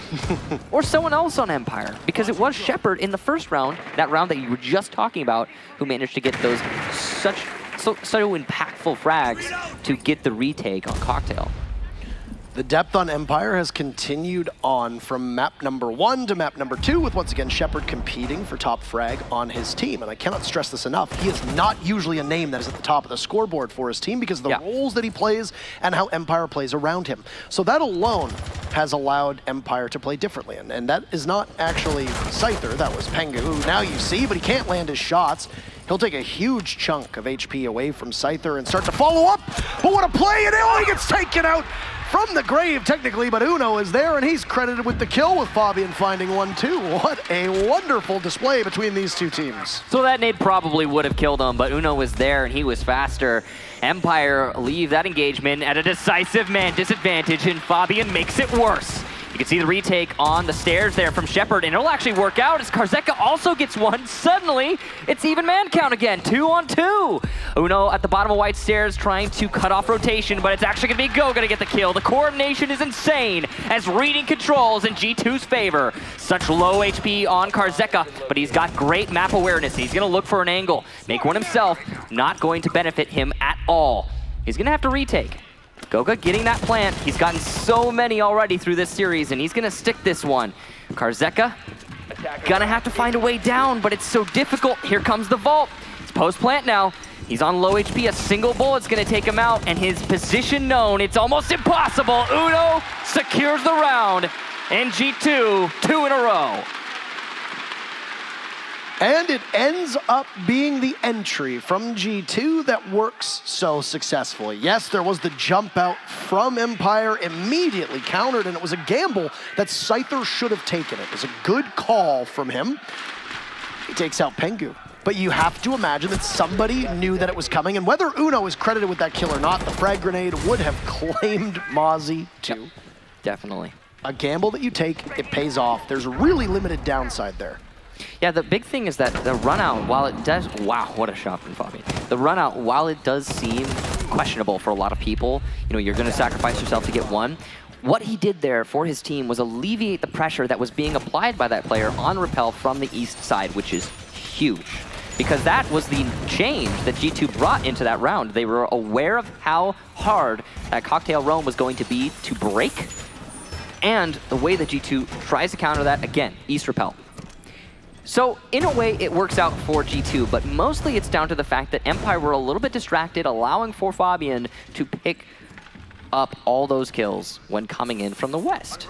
So good job there to G2. Nice split push. Now, it's back to Kitchen. And this was, I think, the most confident site for Empire, although that's hard to say, because the way that G2 attacked it was a little bit clumsy. They pushed their way into Freezer because they isolated it and decided that, hey, there's not enough hold here, we can make this happen. But little did G2 know the smoke was close enough to, well, trap G2 in Freezer, and then the rest of Empire rotated. They locked down Freezer and then, you know, just got the kills as G2 attempted to leave. So, I'm sure G2 probably won't do that again. Maybe something similar, but not the same exact way. And I want to know how Empire's going to hold this as well. It's like Goga's waiting very patiently to take out the delivery garage panel. There it goes. Uno grabs Joystick. I don't know if Joystick was aware of the position from the Lion. as this is a very common angle.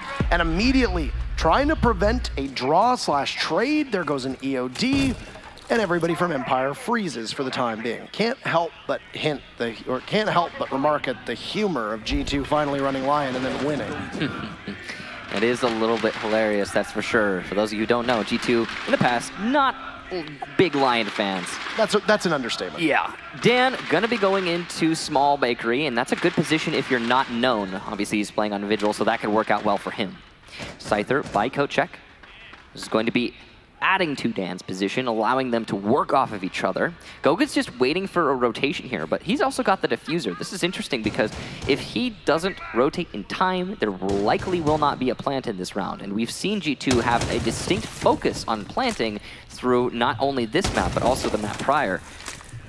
You can see that Empire have just decided to freeze, wait it out. They have a man disadvantage, yes, but they're playing it safe. I mean, that's what SSG did at the Invitational match against G2. They played very patient. And sometimes that patience pays dividends. In this case, not really. Karzeka goes down to Pengu, and it's a 5v3 for G2 with a minute left to go in this very final defense here from Empire, and it's going to continue to snowball. That ball is rolling down the hill, and who from Empire can stop the momentum? Well, it's Scyther. He pops up. He's completely detected, and Goga is removed from action. Your hard breacher is down. Scyther right now, oh, what a C4 that is! And a double kill once again. Scyther so good. Shepard will get his own, downing Uno, and it's all Pengu. It's a third for Scyther. This is outlandish! Scyther, my man, 4 kills, and a round that looked like we were set to close out with a draw. Well, oh my. Empire snatches it away from G2. There's no 3-3, it's a 4-2 for Empire. G2 going on to defense. Scyther is an absolute madman. That was incredible. Just holding on to Bakery, and he got the diffuser down. Rotated out of Kochek, just went down Red Hall, and then suddenly, hey, there's all of G2 trying to consolidate and push into sight, and he's right in the middle of them, kill after kill, and it just didn't seem like G2 were reacting in time. An impressive feat there. A round that straight up should have been G2's. That could have been 3-3, but now an advantage to the defenders, and that's really hopeful if you're an Empire fan. Now, we transition to the second half. Empire going on to attack. They should be at a slight disadvantage if the record holds on Kafe, but anything is possible with these two teams. G2, I'm guessing, are going to be much more confident on their top floor hold than what we saw out of Empire. The way that they're setting themselves up, looks like it's going to be pretty standard. They brought the Maestro, which is pretty typical considering Echo almost always banned. And they also have brought a Kaid, which means they're going to be trying to slow down the hard destruction on the bathroom and the back bar storage wall. There's a couple ways that you can play a Kaid here too. One that we saw from the Sonics and among a couple other teams, but most notably, and I think among that most, I guess I'd say recently, was you throw the Electroclaw underneath, which requires you to, if you ban Thatcher, go down to that second floor. Of course, Thatcher is unbanned, so it doesn't really matter where you position it here. You don't have to put the Kaid down below either, so flexibility with where Fabian can play. Early drone work from Empire has spotted the Valkyrie of Uno, who's been having a good game so far. In fact, he's probably been the best player on G2, not just because he's been running Lion. He's been picking up kills, but he's also been working with the rest of the team to secure some for the rest of them. On Empire's side, well, I mean, you can point fingers at a lot of different people for who've shown up today. Interestingly enough, it's been Dan who's been very quiet through 2 maps, and still Empire have looked in fine form. The M870 down below the window. An entry from Dan, the aforementioned player, could spell doom for him and his team. If he repels in, it will be at his peril. The Pengu will have to get out of there. He hears the exothermic charge, but he'll successfully bandit trick back with the M870 and just narrowly missing the perspective of Karzeka. There goes an EMP, and Kanto cuts down Joystick. Pengu still sitting, waiting. Frag grenade goes over top of him, but he has not been moved off his position. There he goes. He gets bailed out by Fabian as Empire now look to collapse onto Piano. And every member of G2 have moved out of the way. Empire are not aware that they have control just yet because they haven't droned it since that first frag grenade went off.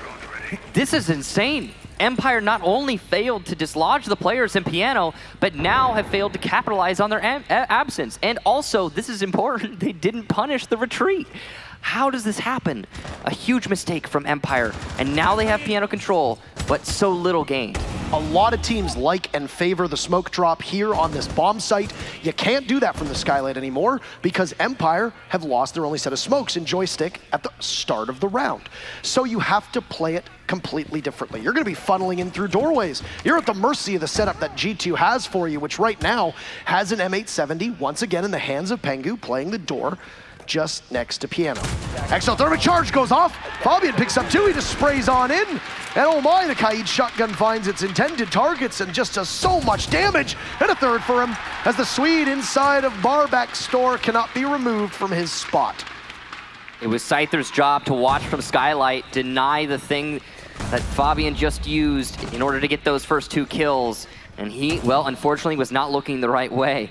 Fabian given freedom of movement, well, he'll punish your team. And now it's either an ace in 12 seconds or G2 take the round. And oh, beautiful shot from Scyther, but it's not enough. Pengu in Cigar and G2 put themselves up 1, but still down a single round to Empire 4-3.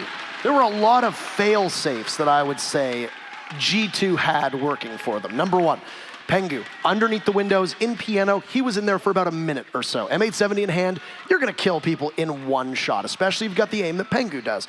They didn't need it though. Not only was he there as insurance, should that wall go off, and he's not able to successfully bandit trick it, but then you have Fabian there too. G2 invested an awful lot in holding Piano, more than a lot of teams do. A lot of teams give it up, they fall back, they take cocktail, they play long range towards both of the hatches. Not this case. And G2 could not be shaken from their position.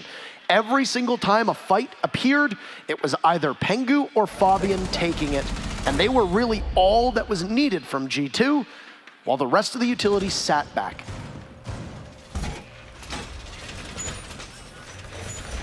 Few mistakes made by Empire, most notably their lack of control. Not only did they fail to get control of Piano, and again, if they had potentially 2 kills there on the punish when G2 tried to retreat, but also Scyther on the Skylight, not shooting Fabian when he goes for the peek by the big bar. So, some really curious decisions being made there by Empire. Probably not aware of what control they could have had, and that might be due to poor droning. For the case be, Empire now, while in the lead, that last round did not look convincing. They're gonna have to show us something completely different as they now attack onto reading. It is likely going to be another hold of the top floor, as is typical. When you are defending reading, you roam cocktail. This is standard stuff. So, Empire are going to have to struggle against a very similar defense, though a little bit more regressed over on the east side than what we had seen in the previous round. We're now starting off round 8, so 7 rounds fully played, and Dan has yet to get a kill. Oh. For somebody like Dan, that's less excusable than somebody like, say, Goga or Shepard in this match. If Dan wakes up, similar to what we saw from Kanto Raketti, when Team Empire and G2 fought each other back in Montreal at the Invitational earlier this year, G2 will find themselves with an even greater handful than Empire have presented so far. Dan, with 0 kills, that's not something you're used to seeing. And Joystick also, near the bottom in comparison to what we've seen from Scyther and Shepard. Up is down and down is up at the moment. If both of them wake up, we might not need map 4 because Empire can clean up in 3. But so far, G2 showed their strength on their first defense, and they'll look to do the same on their second. It's a reading defense down below, and with 90 seconds gone, halfway through the round, you've got control of the 3rd floor, at least half of it. Dan expending some utility after being harassed over and over again, but all they needed to do was just simply wait and buy time for Pengu to get set up with a C4, and for 8 rounds now, Dan will not get a kill on the scoreboard. When you get put in a corner like that, like Dan is right now, not being able to get any kills and also being eliminated from things you can't see, it really is disorienting. Uno's gonna get another C4, punishing Empire from below, and Karzeka goes down. Scyther's in freezer, he's trying to push White Hallway, but Kanto's there to get the kill onto him. It's suddenly looking really bad for Empire. Shepard going for the push, but he can't even take one with him. Joystick the last alive, and he's hunting for a frag. but he's just inches away from getting that very kill inside of Cocktail. Goga with the shotgun pre-fires. Joystick creeping up close here. Goes for the pre-fire, gets it. Nice kill from Joystick. He needs a second though, and he's not able to find it as Pangu from Bathroom gets the final. And G2 even with Empire. Not just even, but round number 7, the only kill that comes out is Scyther getting a totally impactless kill with a second left before he gets traded off. Joystick gets an impactless kill and he gets traded off 2 seconds later. Were it not for almost an overextension from G2 to try and get that last kill, these could have both been back-to-back flawless rounds. G2 have been playing very far back, and Empire, who looked excellent on defense, have looked very, very off when it comes to attack. And so far, G2 have been keeping map control for so long that I don't know if it's a situation where Empire's not droning. It looked like they had great drone work, because as they started to push, when it was a 5v4, they had tons of marks, they had tons of information. But the crossfires from G2, playing at the top of White Stairs, holding the angles, and the openings that were created from soft destruction ended up being the main difference, because Team Empire committed their drones towards a push to Cocktail and weren't wary of anybody playing over by White or White Hallway. So after 2, I would say, phenomenally bad rounds for Team Empire, they take their tactical timeout, because now we have a tie game.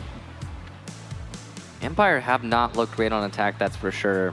It seems like their coordination is one of the key flaws.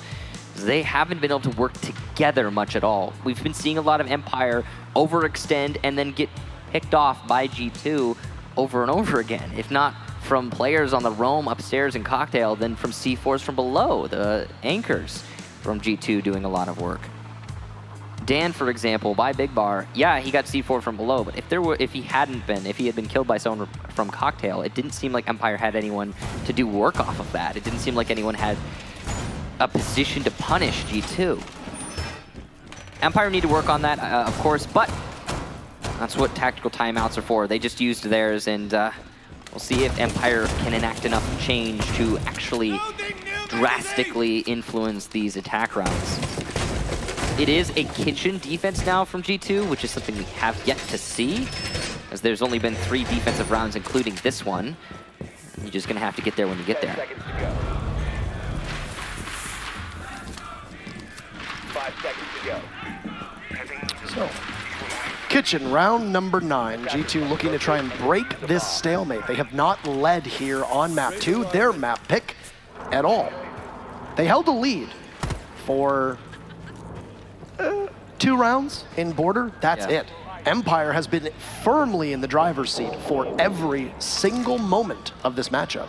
Firmly in the driver's seat up until just now, really, I would say, it seems. I mean, we're still tied in round, but the attacks on Kafe have just been really poor from Empire, and unless that changes suddenly, I mean, this might be G2's map.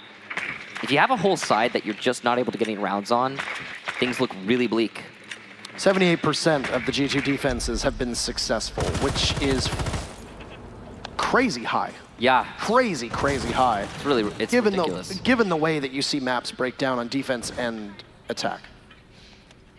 Well, coordination on G2, of course, in the past and even right now has just been impeccable. Oh, Joystick and Cantor-Ketty getting a little scuffle here, but neither will be scathed. That's interesting. Both of them just gonna fall back with some pre-fires. It's not just good defense from G2, but Empire took a long time in that previous round to get into the building. And they're having similar struggles this time around. You've punctured the reinforcements that were on the delivery door, but outside of that, Empire are all spread out all over the map. I am not entirely sure of what they want to do here. Now, mind you, they likely knew it was going to be a kitchen defense from G2. They took their tactical timeout. Unless G2 goes to mining, this is what you expect. So you spend that time with your coach trying to devise a strategy, and it's been slow so far. Some of that could just be because G2 is evading them on drones. Some of it could be because Empire don't have the same proficiency on attack as we've seen on defense here on Kafe. Well, G2 have certainly been very evasive on their defenses. Definitely avoiding harm when it's necessary, but also good holds. I mean, the cocktail roams have been working great for G2, and that's really important to note. Empire don't seem to understand how to take cocktail. G2 know exactly how to hold cocktail, and now it's no longer part of the equation as it's a kitchen defense. This is interesting. The freezer wall left unreinforced, and I believe impacted, possibly by the defenders, maybe in an attempt to create a rotation for the roamers. Dan gets the first, though. His first this game. Yeah, the first in the round and the first in the game, but G2 answer back with 2, and it's looking good for them as a drop from Karzeka is shut down. 2 left for Empire, but they're just walking into the meat grinder. It's all joystick. 1 versus 4 at 10 seconds to go. He'll go with the drop, but 1 more for the meat grinder. It's over. G2, an easy round. Please tell me that you deliberately chose meat grinder because that's the freezer with all the meat in it. I mean, they're all walking. It was really just they're walking into the same place. It sounded. And yes, a little bit. All right, a little bit, Parker. But mostly it was down to Empire funneling themselves into the same place over and over. So here's something that we're doing. The community vote will continue to roll on, and we have an update now as it's closed just ever so slightly. Still favors G2 despite the fact that Empire took map 1, which is surprising to me, but nonetheless,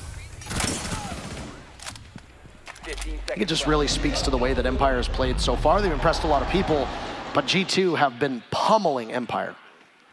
Yeah, this half of this map has been G2 looking so strong.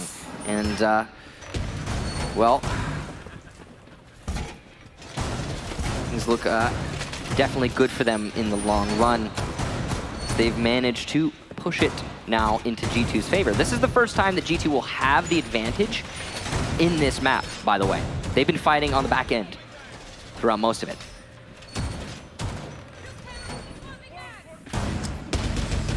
So back up top we go, and a similar lineup, but one that has changed ever so slightly. Obviously the play with the shotgun in Bandit's hand, and the denial onto the wall from Piano to Red Hatch has been prioritized a little less. There's still going to be denial there as Pengu is bringing the mute, and there's still going to be an Electric Claw that can be applied through a variety of different panels, depending on where Fabian is sitting on that 3rd floor. But overall, there will be no active tricking of the wall unless Fabian pushes up, which I think is unlikely given the way that G2 has traditionally played Cocktail from above. So Empire shouldn't have as great degree of a struggle at getting those panels open. They do lack a Thatcher, so that could prove to be some hardship for them, but I mean, you're gonna have a mute jammer located in a pretty obvious position that you can usually shoot from the window. If you're wondering how to get involved in that community vote, by the way, if you haven't voted yet, again, as Parker said, it's gonna stay open, and it's on the R6 Esports Twitter, so you can go there if you want to go ahead and say, you know, voice your opinion, as this is definitely going to be a very back and forth match. At least that's the vibe we're getting so far. Already just 2 matches in, or 2 maps in, I should say. Kanterketi lit up early in this round, and G2 seem to be at a slight disadvantage, but of course on this site they've been very comfortable so far in this map. Empire with the joystick on Ash play, aka break glass in case of emergency.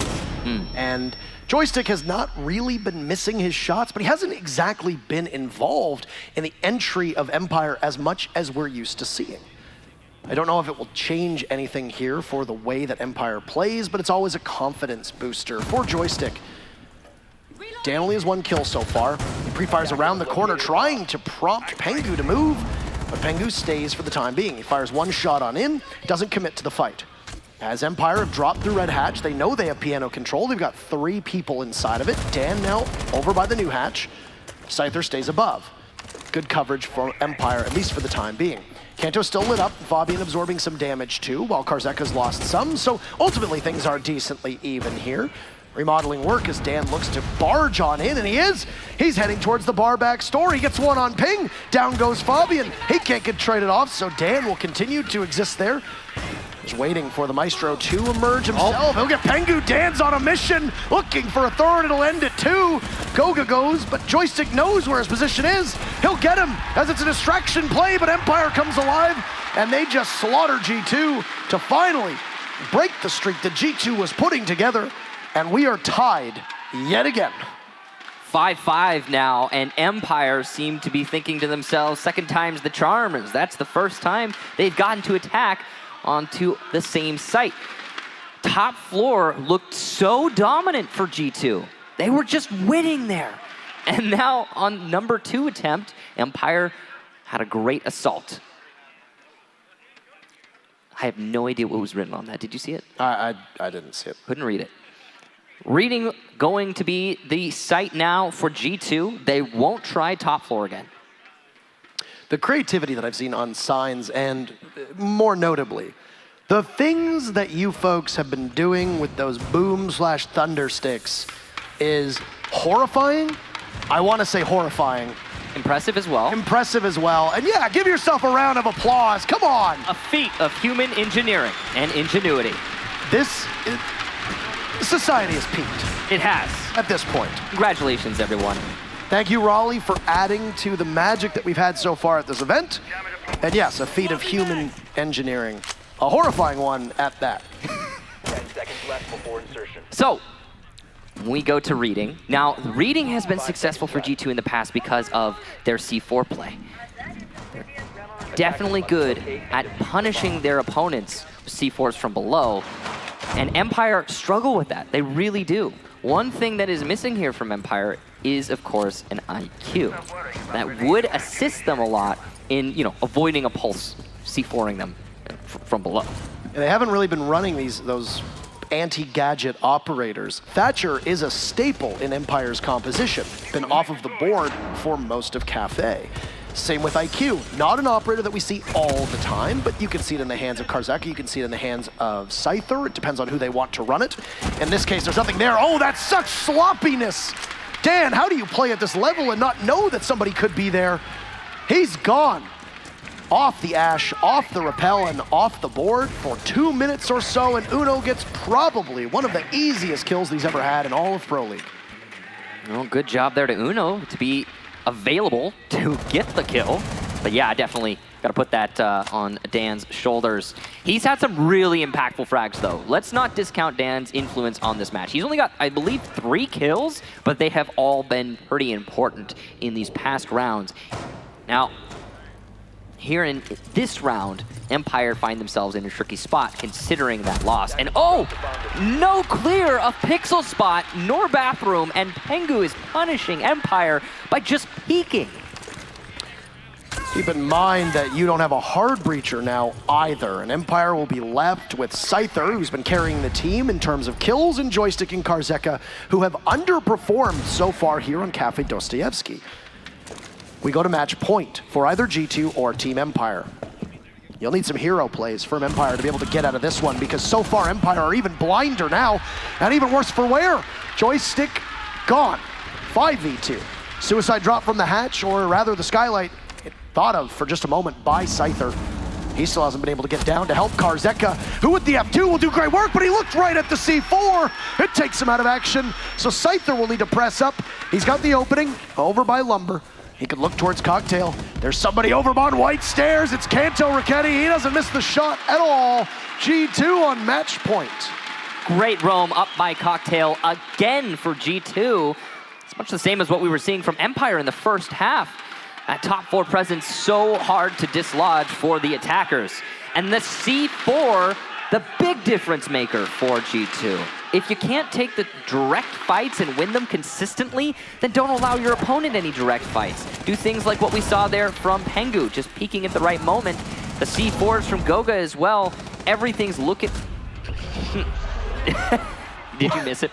I was looking at the left screen. It was don't worry about it, you'll see it later.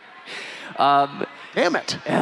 It was a nice clear there of the top floor from Empire, but a better hole and roam from G2. And assisted, again, indirectly by those C4s. So much. I mean, it was only 1 kill, but still. Michael. Yes. do you know what happens if G2 wins this map? We go to map number 3. It means that we are Yes, that is actually It's part of it. It's part of it, yeah.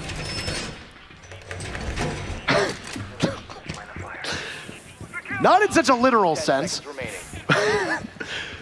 but it means that we are guaranteed map 4, which is Coastline, and we could end this series on the map that started it all at the 6th Invitational, the first time these two teams tussled against each other at a major.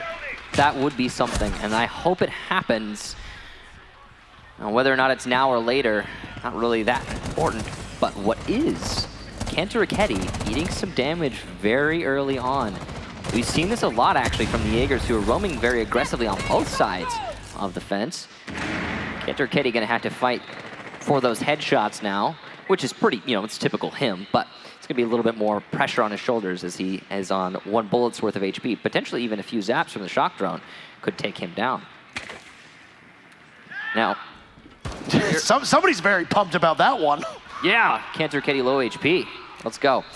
Kitchen defense here is also going to be very important, how you treat your roamers, where you position them. And right now it seems like G2 are just going to be playing primarily horizontally, not a lot of second floor or top floor presence. Kenta Raketti went for a spawn peek. That's where the damage came from. He decided to take a huge gamble with your team on match point. I mean, he doesn't get anything for it. You can see the HPs of Empire's players. They're perfect right now. Well, last time around, attacking Kitchen, Empire struggled to clear out white stairs, and then 3 of them dropped into the proverbial meat grinder, that is the freezer, and got gunned down, one by one by one. Empire have successfully grabbed white stairs, at least for the time being. They are assembled at the bottom. They'll have to go up against Pengu, who's on Smoke, an operator that he can play quite well. Joystick and Shepard are there, and Karzeka will drone on in to see if there's clear passage for the members of Empire. For the time being, the answer is no, there's not. But with a minute left, Empire could just decide to push on in. If they assess that G2 don't have enough bodies on site, then it's very easy for them to be able to cut off G2 as G2 tries to retake. Dan in a great spot here to try and pressure his way into the main lobby. Uno's there to stop him. It's trying to be a pinch on the freezer here from Empire, but they've only got 42 seconds to make it happen. They're gonna open up that front door. Joystick going with the lifelines into the freezer. The gas canisters are stalling them out. Dan has to do a better job of pressuring the smoke, but it's actually gonna be Scyther to get the nade onto that smoke, freeing things up for Empire. But there's only 28 seconds, that's not a lot to work with. Pushed by the main bar, Joystick will not see anybody as the fallback has already been called from G2. One at coach check, but he's down. A beautiful shot from Dan, and Scyther gets one as well. Joystick adds, and it's all Fabian, it's not enough. A flawless round from Empire. Reminder, we have unlimited overtime, so we could keep going and going and going. We'll see the first overtime between these two teams. We played all 12 rounds of regulation on Border. We'll do the same on Kafe, but then some more. We have no idea how long this could last for. We could be done very quickly, or we could be going late into the evening. What I will say is that the team that defends more is going to be at a massive advantage here, and it's going to be G2 going to defense first. G2 went 4-2, just as Empire did. It has been a very favorable map for the defenders thus far, and with the way that the teams have been playing it, that advantage is going to fall in G2's favor as they start on the side where you expect them to win. They're gonna go to reading though, because Cocktail did not go in their favor round number 10. They didn't want to attempt it again, so go to reading. You were perfect there twice. The second site, providing you win this one, is where things get a little dicey. Yeah, well, overall, it has just been a defender-sided map. We've seen so far 4 attack wins. That last round being one of them. 10 seconds It's left. really impressive for both teams' defenses. Now, because it's infinite overtime, the way that this is actually going to scale out is like, okay, you start on defense, so kind of, you have a small advantage, of course, but because it's infinite overtime, you can just keep, bouncing that back and forth and back and forth and back and forth continuously in theory. We could be here all night, guys. So I hope you brought some snacks, maybe some, liquids. Oh, you like that? Yeah, okay. Well, that's good. You said we could be here all night, and they cheered. So, all right. I'm glad you guys are prepared. And I'm sure we are as well. Now, I could be here all night. I could sleep in this studio. I don't think we're going to be able to do that. But what we are going to be able to do is find out how it is Empire deal with this defense on reading. It's interesting that reading is the first site that G2 decided to go to. And it is the same thing we saw from Empire earlier. It's the same thing we've seen from G2 in the past. But it's still interesting. It's just a clear preference to roaming on the top floor rather than holding the top floor, which is cool. And as I said, reading was the only site that G2 won both times. They fell short on Cocktail, they fell short on Kitchen. So why not go with what works? They've changed up their roles an awful lot, though. They've got Pengu on the Mozzie, which is normal. Goga is going to be playing the Mute, which was what Pengu played when they were defending Cocktail above. So flexibility, of course, from G2 is what you need. You got Empire on Dan. And I believe this started off with Uno on Pulse getting the kill onto Dan. You're not going to be gifted that opening yet again. And because of this, Empire will already have a better time. Empire putting a lot of emphasis on that East Repel. This could be punished, in theory, by a run out from G2, but not yet. They play passive, and rightfully so. There's only a minute left in this round. Karzeka moving his way over towards Pillars. He's got a good position to cut off rotation if the defenders attempt to rotate in that location, though he will be shut down. And oh, here we go. The guns come alive for both teams, and it's just a team fight as one kill after another. Still an advantage for Empire, but down goes Karzeka to the sidearm from Pengu. A drop from Dan does a lot of damage to his opponent, but no kill. Pistol out, and he rotates into reading. He could still take one, but he's going to think better of that wide peek. Shepard on high HP compared to his opponents and one of his teammates. And Pengu also significantly lit up. Dan with some pre-fires. He knows he's on such low HP that if he doesn't pre-fire, he'll lose the fight, but he loses anyway to Pengu on a tight angle. C4 to secure the kill, because why not? And it's all on Shepard. He's got to find two with only 20 seconds. He doesn't seem to know where either of them are, so he's just walking around aimlessly. By 90, he can find Fabian, but he's not even going to get to him as Pengu, the final kill, and the first round of overtime goes to G2. Shepard got caught at the worst time possible to try and refrag Dan. Shepard had rotated over from mining. He was right at the double reinforced wall that leads into reading. And by the time Shepard almost got to the reading doorway, Dan peeked Pengu, and Shepard caught in the middle. Shepard had nowhere to go. He was in no man's land, and as you said, wandered aimlessly as his indecisiveness, or rather, maybe not his indecisiveness, but the calls from the team could have led him astray. One thing to remember in these circumstances are that we are not privy to what they are saying. Shepard could have got the call to go one way and instead go the other. It was just unfortunate timing for Empire and unfortunate timing for Dan, in which Shepard found himself, despite all of his best efforts to give his team an advantage here, at a disadvantage himself. So, Empire will go down to Kitchen as it's now their turn for defense. The defenders have been doing quite well, and Empire just as successful on defense as G2. Match is on the line, though, because G2 back on match point. Kitchen has been an interesting sight so far. We've seen mostly attacks into the White Garage and then into Freezer. Actually, we've seen one bakery attack, and it was hard countered by Scyther, who managed to get a 4K in that round. After that round, it's really just been, White Garage into Freezer. So I'm curious to see what it is that G2 decide to bring this round. Are they going to shift back to the bakery take, or are they going to go with what they've been doing time after time? Now, to start things off, of course, on Kafe, what is going to happen? A top to bottom clear. That means that G2 are going to prioritize establishing that there, yes, indeed, are no roamers on the top or middle floor before they attack onto the bottom floor. Not all teams will do this on all maps, but it is a, it's a pretty meta way to clear out on a Kitchen defense. Right now, it's just poking and prodding going over by Garage. That's really remarkable. We've had 2 diffusers planted, at least from my count, and not a single one of the objectives have mattered. It's been just a pure slugfest, as the Slayers from each side have killed everybody. 13 rounds that have resulted in just out-fragging your opponent. Find them in body bags, and Joystick will. He sends Fabian to an early grave as the Lion Call comes out. Joystick can't get out of there quickly enough, and Kanto Raketti will silence him. Fabian on the IQ, an operator that will go quite a ways with the composition that we see from Team Empire. The only operator that would be immune to it would be Shepard.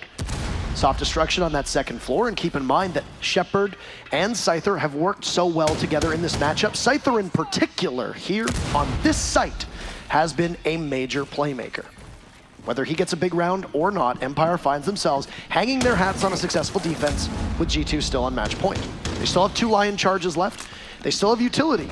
And if they decide to push in towards Bakery, they can find Dan, who's now maneuvered over to the smaller room just by the Bakery window. He'd taken some damage, so obviously they knew that he was there. He's going to rotate back into sight if they need him. Well, it seems to be a Bakery take, which again, not one we've seen a whole lot of so far through this match. And the one time it was brought, it was hard countered by Scyther.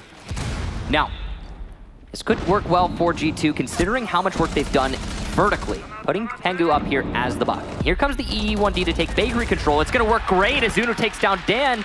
Dan not knowing he's exposed from behind, but Karzeka goes for the refrag and gets it. Though there's Goga there from the front door to also enact change in this round. But it's still Shepard and Scyther, the 2 who have been so clutch in the long run, and Scyther looking to try and start it. Well, he'll get 1. He also catches Goga, but the Spaniard with 1 HP downs him and removes him from the equation. Shepard nestled up in the bomb site, throws out a toxic canister, but there's no clutch here. All the magic runs out, and you can see as Goga wipes his brows. It's a heroic comeback from G2, and they'll take map number 2, 8-6. Great job there to G2. It was a hard-fought map, but definitely a well-earned victory at the very end. Scyther almost put it away, though. If he had gotten that second kill, it probably would have been Empire pushing it and pushing it and pushing it. Just didn't happen. He missed 1 bullet. That's all it would have taken. And Goga being alive, getting the exothermic charge off, completely changed the way that Shepard was able to play inside the site. He lost the comfort of those 2 reinforcements, and he had to play watching 2 separate angles. But we've got an analyst desk, and just like in map 1, they're gonna break down map 2 for you. We didn't need a lot of overtime, but there's still a lot of stuff for them to go through. Thank you so much, Intero Kicks. Ladies and gentlemen, we have a series on our hands. We're tied up 1-1, G2 versus Team Empire. Welcome back to the telestration station. Unless I'm Medic Finge, this is Devin Emzo Becker, ever so handsome. Devin, you've been watching this, going through map 1 and 2. What do you want to highlight here for us to break down? I mean, I feel like, first off, I got to say, I could probably do a half-an-hour special of clips if we had got time. I just want to highlight some specific aspects here of play, a little bit from G2, but mostly from Empire here, showing some of the phenomenal defenses. They did lose at the very end on their defense, but you saw how close it was. Of course, we're going to start with Joystick's ace, but there's some things I want to highlight about why that worked. Now, G2 won the first round, Dan just not being effective. So what do they change up this round? They were already bringing the Mozzie, but they bring Dan on the mute. What that does is that allows Joystick to roam very, very freely. Now, he'd already gotten the 3 kills leading up to this, but look at his ability to just roam. Oh, sorry, this is the 3rd kill to start with.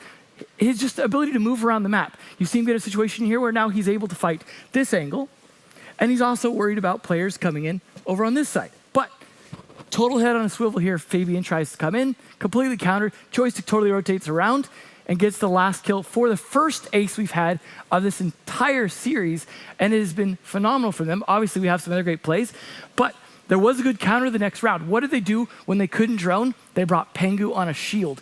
Definitely one of their better plays. What did they do to Joystick? Poor guy, gets pinched at the end. You've got Kanto, who had a great defense here, and you've got Pengu.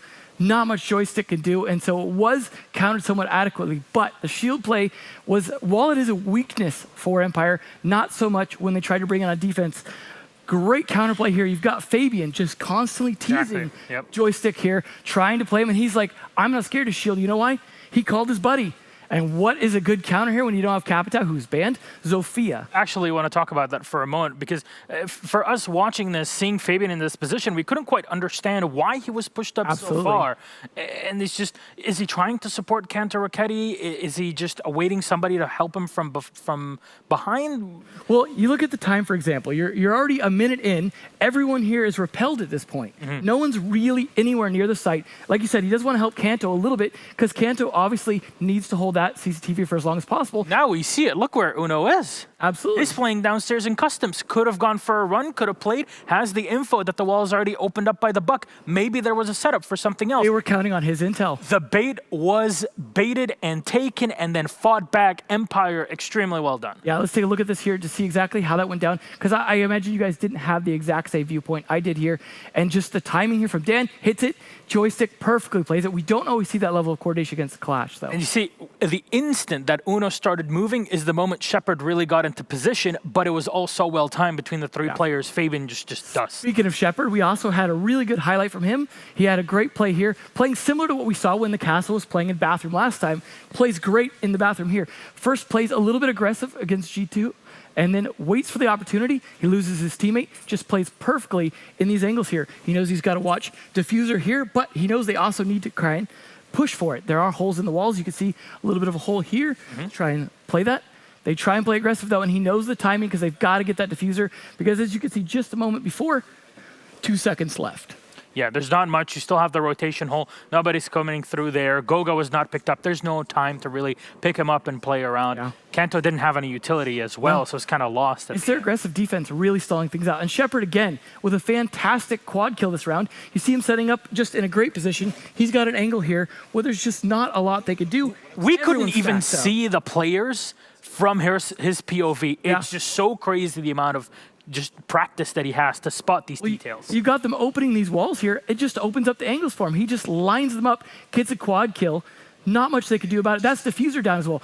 But the best part is what Pangu did in response. He gets that Diffuser. He gets for a plant here. Now, Shepard at this point is concerned, but he's on that hot hand. He's got a teammate of Karjeka up there as well. 2v1. They've got full health. This should absolutely not be going in Pangu's favor. But just skip ahead a little bit here in terms of how long he's trying to stick on that Diffuser, trying to play it, but he plays very smart in his positioning. Falls back. This is the big problem with Empire. They didn't have enough manpower to probably from the other side, but look at this drone. We were not able to see this. If I could just use this for a moment here, but the drone was outside. This was being watched. If anybody had moved in to fight from the outside, would have been immediately spotted by G2, and then Pengu would just turn around and fight it. Absolutely well done. There was also some great plays on Kafe as well, but first I want to highlight what happened once they tried to bring a Lion at first to try and counter some of that aggression. You have a play like this. This is one of the very first rounds where Uno was bringing it. Everyone ends up here trying to play, and then they think they could just pop a Lion and get their way out of trouble. It ends up in just nothing but chaos, because despite everyone playing outside, Uno getting even some good kills on that Lion, everyone at this point, they just pop the Lion and go, okay, we can get our way out of this trouble. You just can't do that to a team like Empire. They just collapse. It doesn't help when Gogo, of course, gets that team kill. That certainly doesn't start things off nice, but that highlights the chaos that they were in against such an aggressive defense. You have a couple seconds with the Lion E1D, so it's not as long as you'd like it to be, at least even back when it was in the day. So it's kind of misjudging the utility that you can use. To be fair, though, I do think, and I criticized Uno's Lion play a little bit yesterday, he was very good on the gun today. He didn't necessarily always have a lot of impactful EE1Ds, but he absolutely got, I think, at least one kill a round on average on that Lion. A V308 is a hell of a gun. It certainly is, and Uno, we know, can be a fragger. Last thing we're going to take a look at was this play here, which I think a lot of you saw. You're in a situation now, it's 4v2. Should not be clutchable at this point. 43 seconds left, though, and the one advantage, the one thing that Scyther knows he has is the Diffuser. You've got Kanto out here just trying to play for it, and Scyther knows that, but he's got the counter in between them. So what does he do? He plays the Diffuser, just takes some shots, tries to keep Kanto at range, but makes the smartest play of all, and you can see it just for a moment there, throws the C4 out just in time to stop it. And that was the play. From there, they turn the round around completely and clutch that out in that 2v4. And that is the kind of plays on the aggressive defense. G2 obviously had some great as well, but Empire, while we highlight a lot of their attacks, have just been phenomenal on defense this entire matchup so far. Both teams have definitely been putting up all of their abilities for this one. There's a reason why we're so close in this game. We went 7-5 on map 1, we're 8-6 on the second, and now we go to map 3. Devin, thank you very much. We'll be back to you later on to dig deeper and deeper into this matchup. Ladies and gentlemen, please follow me over as I burn a bit more calories here. A lot of carbs in Carb City, North Carolina. Guys, how you doing? Alex, Veli, we got to break this down for a moment. First off, Emzo, that was amazing. We need more of this. Where has this been this whole time? 300 IQ, Emzo on point. It's the dad jokes, man. That's what happens to you. No, it was a really great comeback by G2 against Team Empire. At first, Team Empire, they looked poised and ready to take it. You saw them being up 3-0 in round 4. But you know what? I was in the back with Zoronic, and Zoronic looked at me and Golden Boy. He said, yeah, G2's going to win this. And you know what? We all agreed with him. G2, they fought back extremely hard. Even though it did come to overtime, you're going to have to love how G2 organizes their chaos, and it all started off on the 3rd floor. I love what Fabian and also Pengu did. They had rotation holes that was able to stop Team Empire whenever they tried to use hard breaches to get in behind bar. And you saw Fabian able to get a double kill while Pengu was able to hold people back as Bandit and also with a shotgun. There were so many small things though from Empire, like just tiny mistakes. Parker mentioned it with the pulse kill we see here. Like this just should not happen. They struggled. Pengu managed to Bandit trick with an M870 with 2 people repelled on the wall and still a yes. That was how do you get away with that at this level? All right, gentlemen, Clubhouse, map 3, Empire starting on the attacking side. Alex, what do you think they need to learn from their game yesterday? Learn how to win. I think there's a lot to learn from that. Great. That's this. I don't want to throw shade, but that Clubhouse ain't it. It was rough. It ain't it. No more. Predictions, though. Do you think they'll learn from it? What do you expect? Who do you expect to win, and what's the scoreline? G2, I don't know, 7-3. I'm going to say G2 7-3 as well. I mean, I was right the first map, so hey. That's that. Hey man, my man Vel, he's got it all, Mr. Ocean Man over here. Thank you so much, gentlemen. It's time to put the waves aside as we just wash up on the shore. It's map number 3, Clubhouse, G2 versus Team Empire, and it's time to go. Kicks and Terrell, all yours. Thank you very, very much. 7-3 and 7-3, Michael. What do you think of those predictions? I really do think that this is going to be a little bit closer than that. Also, it's really important to note that, like, you can see it on your screen, Empire good on Clubhouse. It's definitely a map that G2 are no slouches on. They're also very good on Clubhouse. And I'm sure G2 will be putting in a lot of work to hard counter Empire's play here. But I don't think it's going to be 7-3. I think we'll go a little bit further than that. You know that whenever these teams play, it's going to be close. 7-3 would obviously offset the amount of rounds that we've had so far. We've needed every round of regulation up to this point, and then we had what could have been unlimited overtime, but ended up being very limited overtime, limited to when G2 decided to win and close it out. And we could have seen a couple more rounds were it not for Scyther missing his shots onto Goga. I think he thought he had the drop, didn't get it. That ends up being map 2. So this has been traditionally an incredible map for Empire, but they've shown signs of weakness on it. And once they get figured out, you can then be able to best them in the areas that you know they're not the strongest on. G2 is one of the most thorough teams in all of Pro League. Empire is one of the teams that tend to do the exact same thing every single time. Preparation in that sense for G2 could make a huge difference here. Or Empire could have changed some things up. A team that doesn't do that and is notorious for doing the same thing over and over again, and that could end up confusing G2 and giving us a much closer matchup than the 7-3 that the analysts suspect we'll get. So, so far through this match, we have seen Empire ban nothing other than Capitao and Mira. And the only slot that has changed, actually, in terms of bans has been the attacker ban for G2, because every single map, G2 has banned Echo. So, yeah, we've seen Capitao, Jackal, and Nomad banned on attack from G2, but other than that, no changes at all through our operator ban phase. That's the rigidness of Empire, and G2's unwillingness to play against an Echo really, shining through in the ban phase. I mean, Jackal is unbanned in this one, which is going to be played right off the bat from Joystick. Not terribly surprising. It is one of his preferred operators and such a powerful one at that. The way that FaZe played up against Empire on this map was to just be very unpredictable. Engage as often as you could and stop Empire from setting up the strats that you're expecting them to set up. In this case, you look at G2 and they've got Uno all the way over on the other side of the map. They've got Fabian inside of Garage, a very standard place for an ACOG to position themselves. There's no Maestro on the board, an operator that Fabian has played a couple times. They're going to give him the Dock instead. No Capitao means that you don't have to worry about getting fire arrowed, which means that the ADSs that are put down from Kanto Raketti will be very powerful and very necessary for Team Empire to get rid of them. But they have a Zofia, they also have a Thatcher, so there's lots of chances here to clean that up. You've got Empire now over confronting the CCTV wall, and Joystick will solo enter over from Jacuzzi. This is very standard for Empire so far. Clear over by Jacuzzi shouldn't be hindered at all. It's just been droned out, so Joystick knows he's clear to push in there. Meanwhile, the attempt to open up the server wall has been slowed down quite a lot here thanks to G2's efforts. Pangu in specific using those bandit batteries. There's no Kaid, so he has to get aggressive in order to trick that. And that means that Empire are not holding on to the wall. It is possible, though difficult, and requires a lot of utility investment. Empire seem keen to take control of Connector, or Construction, or Workshop before they start pushing. It has a lot of names. I know, no, and they're used interchangeably by us as well. Yeah, it's confusing.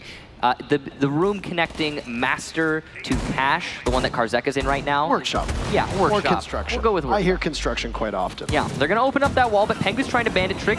Down below is Dan to try and deny the bandit tricking, but he's only halfway successful. Scyther gets a kill, and Goga gets the refrag, so Scyther pressuring from the B window. Works out, sort of. I don't know how Goga got back alive, given the fact that he rotated in front of an opened wall inside of Construction.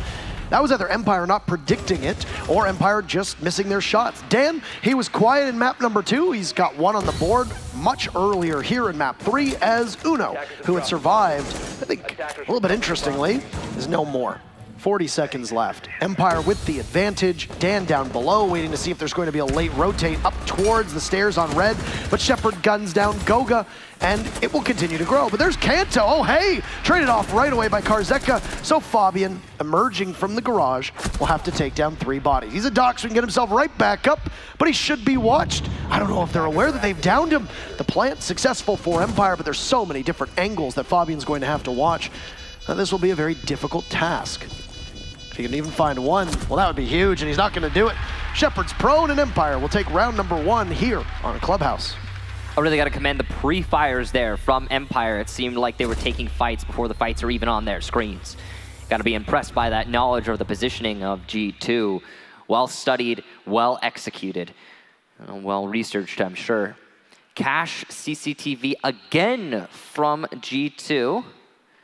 We're going to try it one more time. It was a really decent effort put in there from G2, especially Pangu. Got to commend him on Bandit. He not only denied the server wall from being opened up, but he also put in a lot of work to slow down that workshop wall being opened. That was a really impactful kill there from Dan from below.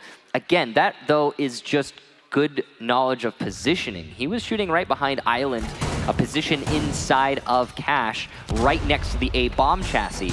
And it's pretty typical. If you know where it is, you know where you can shoot it. And, well, Dan made it work to his advantage. That is a really standard hold position. There was a lot of investment into Garage by Mute putting down 2 jammers, the reinforcements, which are standard fare on the walls, and then Fabian there too. And with double Hard Breacher coming out from Empire, as I'm assuming we're going to see quite a lot of, if not every single round for both teams, then the vast majority of those rounds, it was all applied to the actual site. None of it was applied to Garage. Fabian didn't have to worry. He was essentially just ignored at the top of Garage. And the way that Empire worked around that, going back to when we first saw the reworked Clubhouse into the map pool, go into the map pool, teams were taking through Construction. That fell off, and teams started taking through Garage. Empire take through Garage from time to time. They can continue to move through it once they get control. In this case, they changed things up a little bit, so already learning from their mistakes in the past. So that barricade there, of course, to try and deny the lifeline is expected to come from Dan, which will allow Pengu to continue to bandit trick, because the lifeline would counter the bandit tricking. It's a mute jammer at first. That's going to give an extra layer to this hold for Pengu and also waste the EMPs. Here comes the bandit trick. Oh, the lifeline's successful, though. It goes low enough. It can come underneath the barricade, but still Pengu tricks the wall. Truly impressive through a lifeline, no less. Usually you don't see that. Lifeline detonates, bandit's going to have to run away. Not if you're Pengu. You also hear an Electroclaw get tossed up, as that's a juggle from G2. They instead take the batteries off of the wall, throw the Electroclaw up, so you can keep Pengu somewhere else. Might want the MP7 in his hands. He's been pretty good in this series so far. But as you can tell, the rotate from Shepard, meaning that, well, Empire's not really going to focus on that exterior cache wall, or CCTV wall, rather, at all. So the fact that the Electroclaws are here means that Pengu can now bandit trick the construction wall, which is really big because since Empire was not able to open the server wall, they will commit fully to a construction wall take. Now there's no one bandit tricking right now. The bot is opening the wall as we speak, so the fact that Pengu didn't rotate is going to work against him and his team, but that was because of the B window pressure that Scyther was putting out. So well done to Empire cutting off the rotation. Kanto's down below, and the one off-site player for Empire will be silenced. Dan will be removed from action. You got Joystick on the main stairs looking to push up at some point. He's going to find the tracks of Kanto Ricchetti, so target acquired. You have to hunt him down, and of course, always a hint of irony when it's Jaeger who's the one who ends up getting hunted. Construction is so easily Empire's, but they might struggle to be able to get through it, which is what it appears to be for the time being. Joystick, Karzeka are there, Scyther's outside, and if he jumps in through that window, he's going to have 3 people from G2 watching. Fabian far enough back as Goga takes down Karzeka. He enters right into the midst of the smoke as Fabian sits and waits. Goga doing double duty now, though. Scyther peeks the window. It's to his doom. He's removed as Joystick waits, just hoping for an elbow. They can't get through. It doesn't appear that it's entry that they want, so Scyther will need to get picked up. Shepard hops on out to get his fallen teammate off of the ground, which will leave Joystick as the only person engaged in a fight. Shepard thinks better of it, re-engages, takes out Uno as he now marches in, tries to go for the defuse, but G2 has them every step of the way.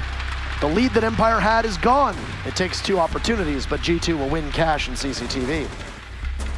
Well played there to G2. They set up an impenetrable wall, a solid defense from the construction cache door all the way over to the B bomb site window. That wall was seldomly passed by Empire, and when it was, they lost a player in that endeavor. The biggest thing, though, is that G2, specifically Pengu, was able to bandit trick the server wall. Hard thing to do, and especially through a Zofia lifeline, but he made it work. That shifted the attack a lot for Empire. They had to force themselves in through construction without having a crossfire from that server wall, and because the crossfire didn't exist, well, G2 could still play in server. That's a great spot to hold the construction push. So it was a really comfortable hold, all things considered, for G2, and that, again, thanks to Pengu's efforts, as well as his team. Don't discount the mute jammer that was there at first. Don't discount the Electroclaw that came as a follow-up. G2 had really good coordination to hold that wall.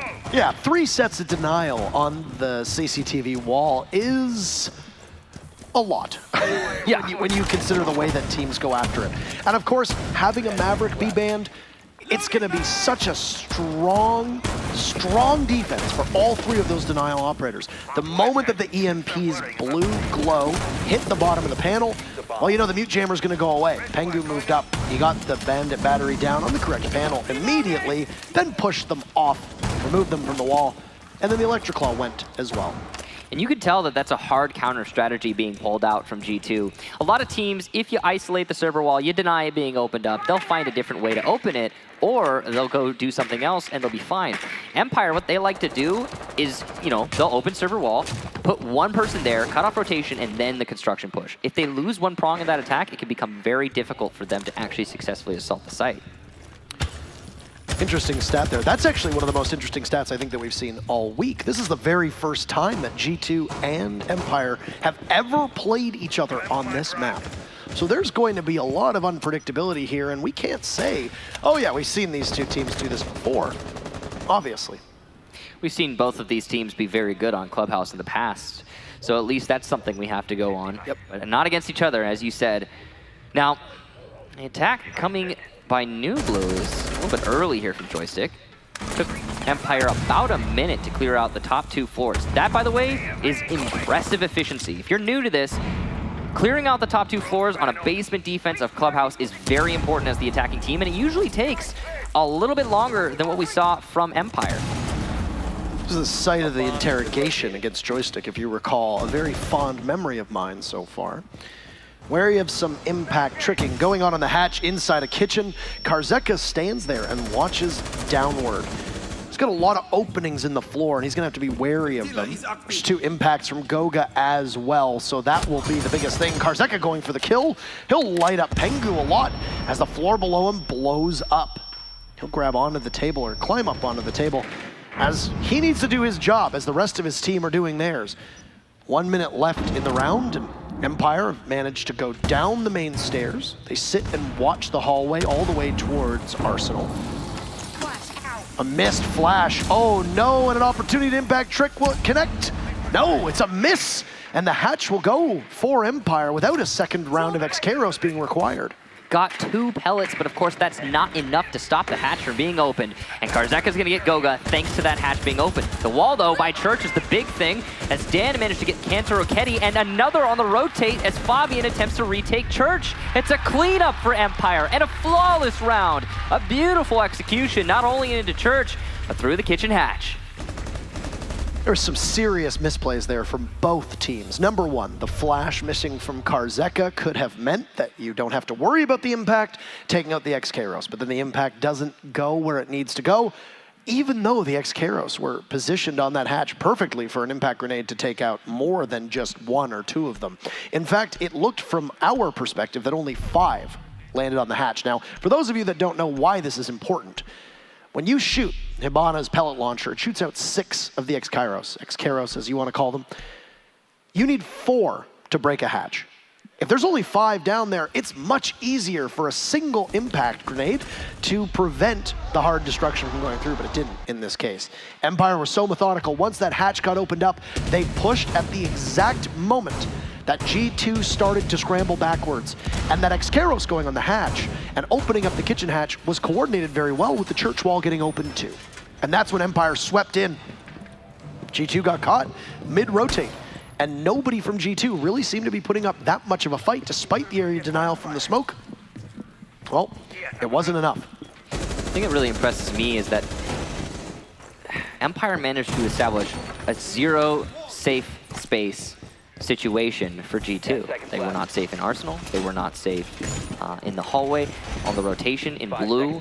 They were not safe in Church because the wall was opened up. They couldn't rotate Moto. That was cut off. So Empire made it so every single one of the G2 anchors, well, they had to move. And they got cut up in that rotation. So good job to them. Now, Empire are going to be attacking onto Jim this time.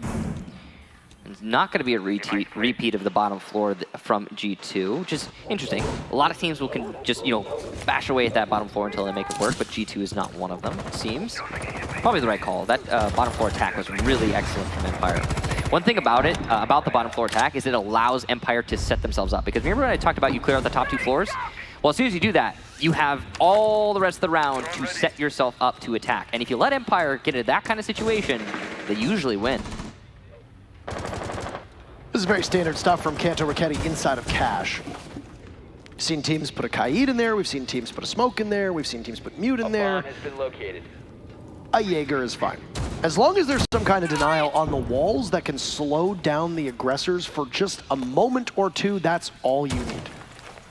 Pengu trying to be forced off of this jacuzzi wall. There goes the EMP. He'll take out the bandit charges, but Pengu actually looks like he misses, and not just does he miss, but he's gonna be slowed, and he tries to get away as quickly as he can. He'll do so successfully without taking any major damage, or any damage rather at all. It's only Shepard who's below full HP for the time being. As Joystick does on the second floor, he's going to be entering on his own. This is why Jackal gets banned a fair bit against Empire, but simply the way that the operator bans work means that G2 has to take Maverick out, which is going to open up Joystick to play whatever he wants. In this case, what do you do with your Joystick? If you're attacking Cash CCTV, you entry through Jacuzzi. The other way, you'll entry through Cash CCTV if you're attacking Jacuzzi here. Karzeka's in sight, and Uno is gone. Down goes Shepard, and Pengu is there to inflict some serious damage. Smoke also looks to maybe have missed Karzeka as Dan eliminates Goga, so no more smokes on the board. This is tough. Very minimal plant denial now from G2, barring the 2 C4s that might be on the board. That's a slow peek from Scyther. I don't think they know that Pengu's crawled all the way up.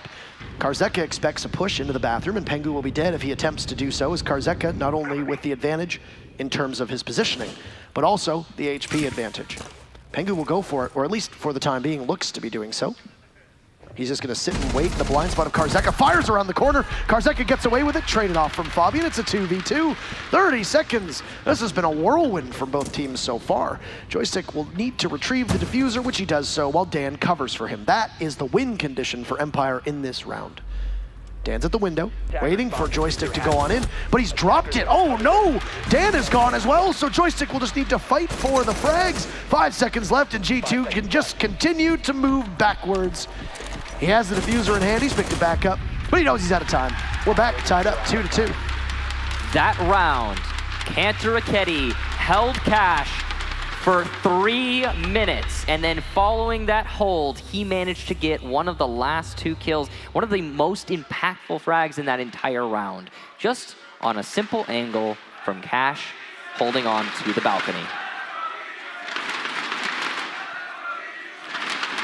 Great job to Cantor Raketti, but also to the rest of G2. Pengu bailed his team out, not only with this kill, but the following kill that he managed to get prone in the hallway. And there it is. Again, that really was a salvage of the round from Pengu. And Fabian there to support his teammate. Perfect refrag push from him. There's the final kill for G2. Not the last, of course, that could have happened, but Cantor Raketti, again, he waited 3 minutes for that kill. Zen-like patience, Michael. Yep. Zen-like patience. And I think if Fabian's a little bit quicker, you don't even lose Pengu in that instance. Karzeka falls to Pengu or Fabian, depending on who gets the last shot on that. And the round will continue to be in G2's favor, but maybe a little bit more definitive this time. Now, the lineup from G2 on a Cash CCTV defense will lack the Kaid. He's still got the same denial of both Mute as well as Bandit. Uno likely sitting inside of Garage, just waiting ever so patiently as Empire will not change anything up as per usual. But I would imagine that after going through construction as much as they have, it will likely be a focus on Garage here. Who knows? Empire don't really change things. As I said, they might just choose to ignore Uno yet again. He was successful as Kaid playing inside of Garage. He will be less successful as Doc, depending on the way that Empire attacks this. If they open up construction, there might only be one angle that Uno can watch from, and he might be at the mercy of an additionally opened up wall on the CCTV balcony, in which case Uno would be caught in a possible crossfire. That's why, if you're playing in Garage, you need to make sure that the rest of your team keeps construction in your favor. Okay, so Empire have thus far struggled to open up the circuit wall, and they're attempting to do it this round. They've got the lifeline, they've got the EMP, lifeline goes off, EMP does as well, but Pengu again successful in the trick, it seems, as he manages to get, well, the battery down, and yes, indeed, an exothermic charge.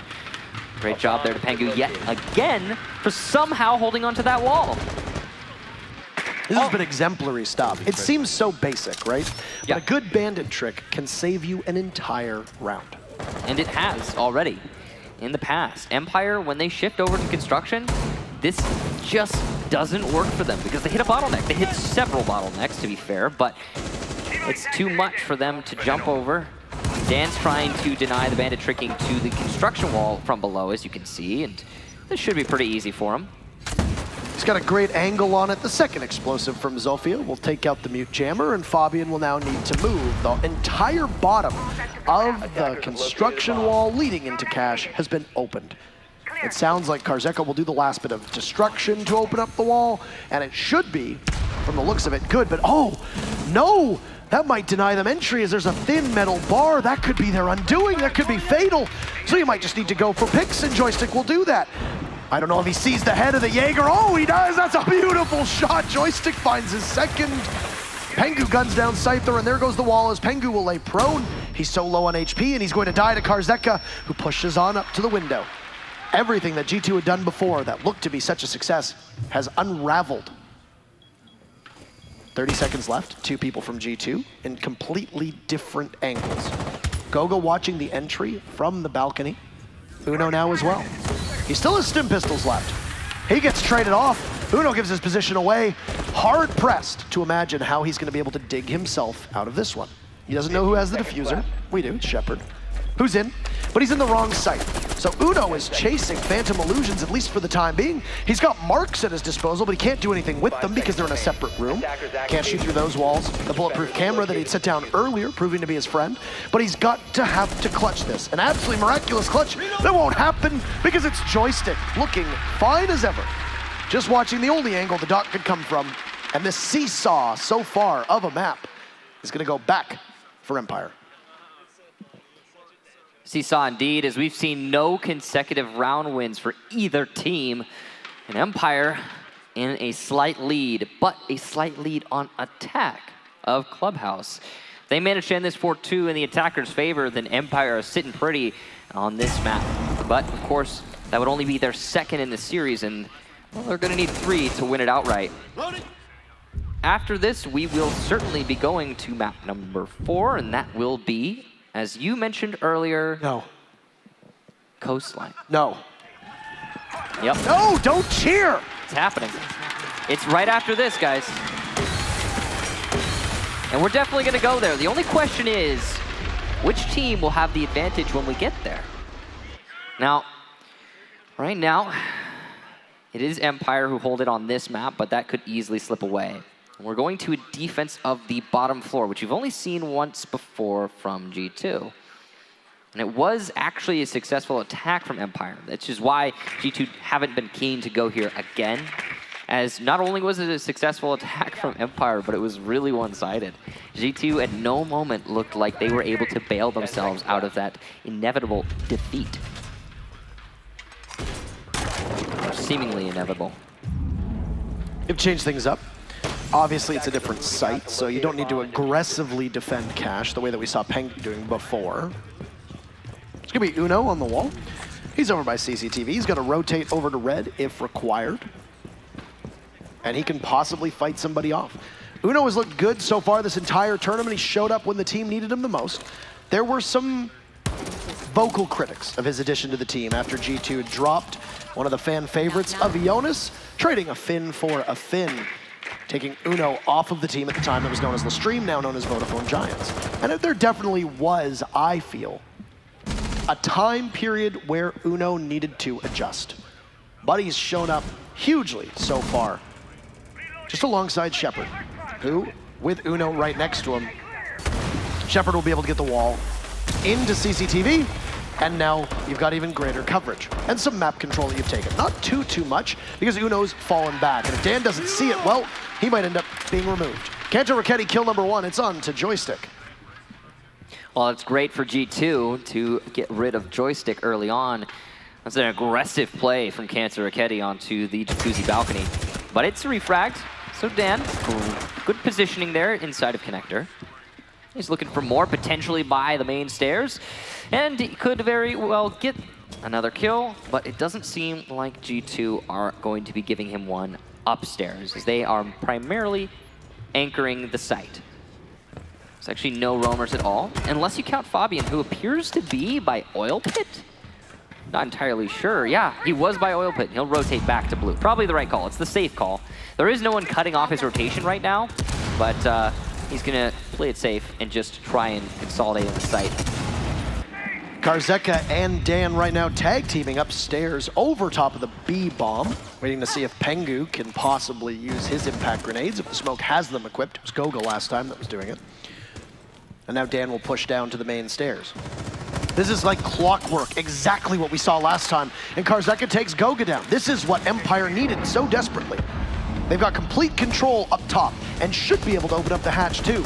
And in sync, like before, Empire appeared to be able to get that church wall at the same time as they're getting the hatch above. But oh, is that an impact? Or is that rather a bit of a mistake? Uno comes out of nowhere, but he loses it. And Empire drops from the hatches, and they sweep up on attack on Clubhouse. 4-2 for Empire. Well, a 4-2 attacking half for Empire is truly staggering and not what I think many were expecting, not what our experts expected earlier. But it's going the way right now of Empire, and they'll switch to defense, a much more comfortable side on Clubhouse. Now, that last round, I don't think it was the impact that got the exothermic. I think it may have been actually the Bandit battery, which somehow made it down. So great job to Uno Bandit tricking that, but it wasn't enough to salvage the round. The big thing, again, is that attack round. It was Empire allowed to set themselves up. They were just given the opportunity to position themselves in a way that they're comfortable when assaulting the site. Whenever Empire is like that, whenever they've got the crossfires that they want, they almost never lose there. G2 didn't try to counter it. They played passive. I thought Fabian was going to try and run out of Oil Pit, go into Garage and flank, and that might have changed things. Of course, hindsight 2020. But he decided to, again, bring it back to site and play it safe. That mentality, again, just so rarely works against Empire. It does, of course. But Empire on attack, if you let them set up, they make it work. 10 seconds to go.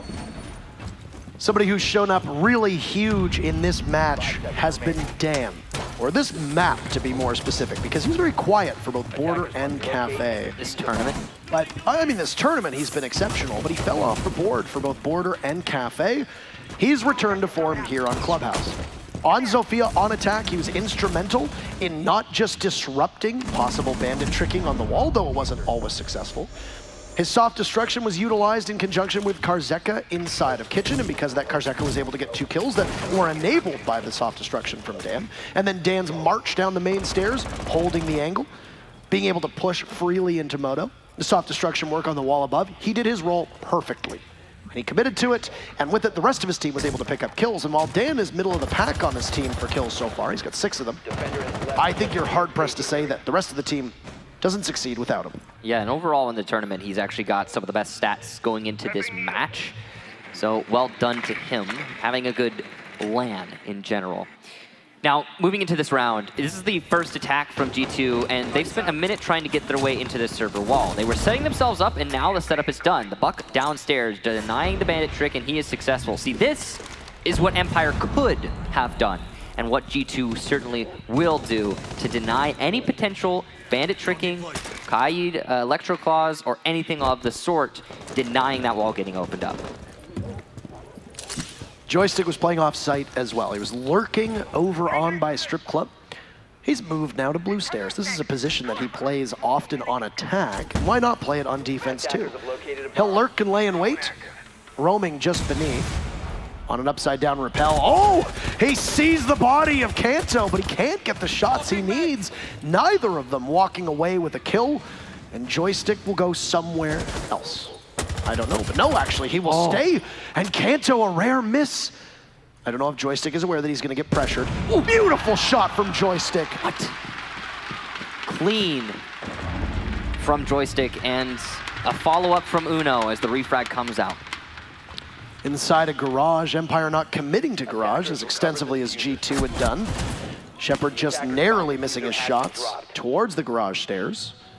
He'll pill off, push back a little bit farther as Uno's advance slowed for the time being by a goo mine. Karzeka might not be on the board, but his utility will still be, and those little traps, those small nuisances, can make it a hell of a lot harder for attackers to push on in, especially in the dying seconds of a round. And we're there. We're at the end of round 7, 30 seconds left to go, and Empire are just watching multiple angles.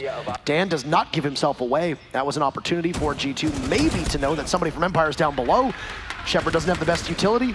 He falls. Uno walks on up. There goes a C4. Will it connect? Uno just cleaning everybody up, but there's Joystick. He's inflicting so much damage.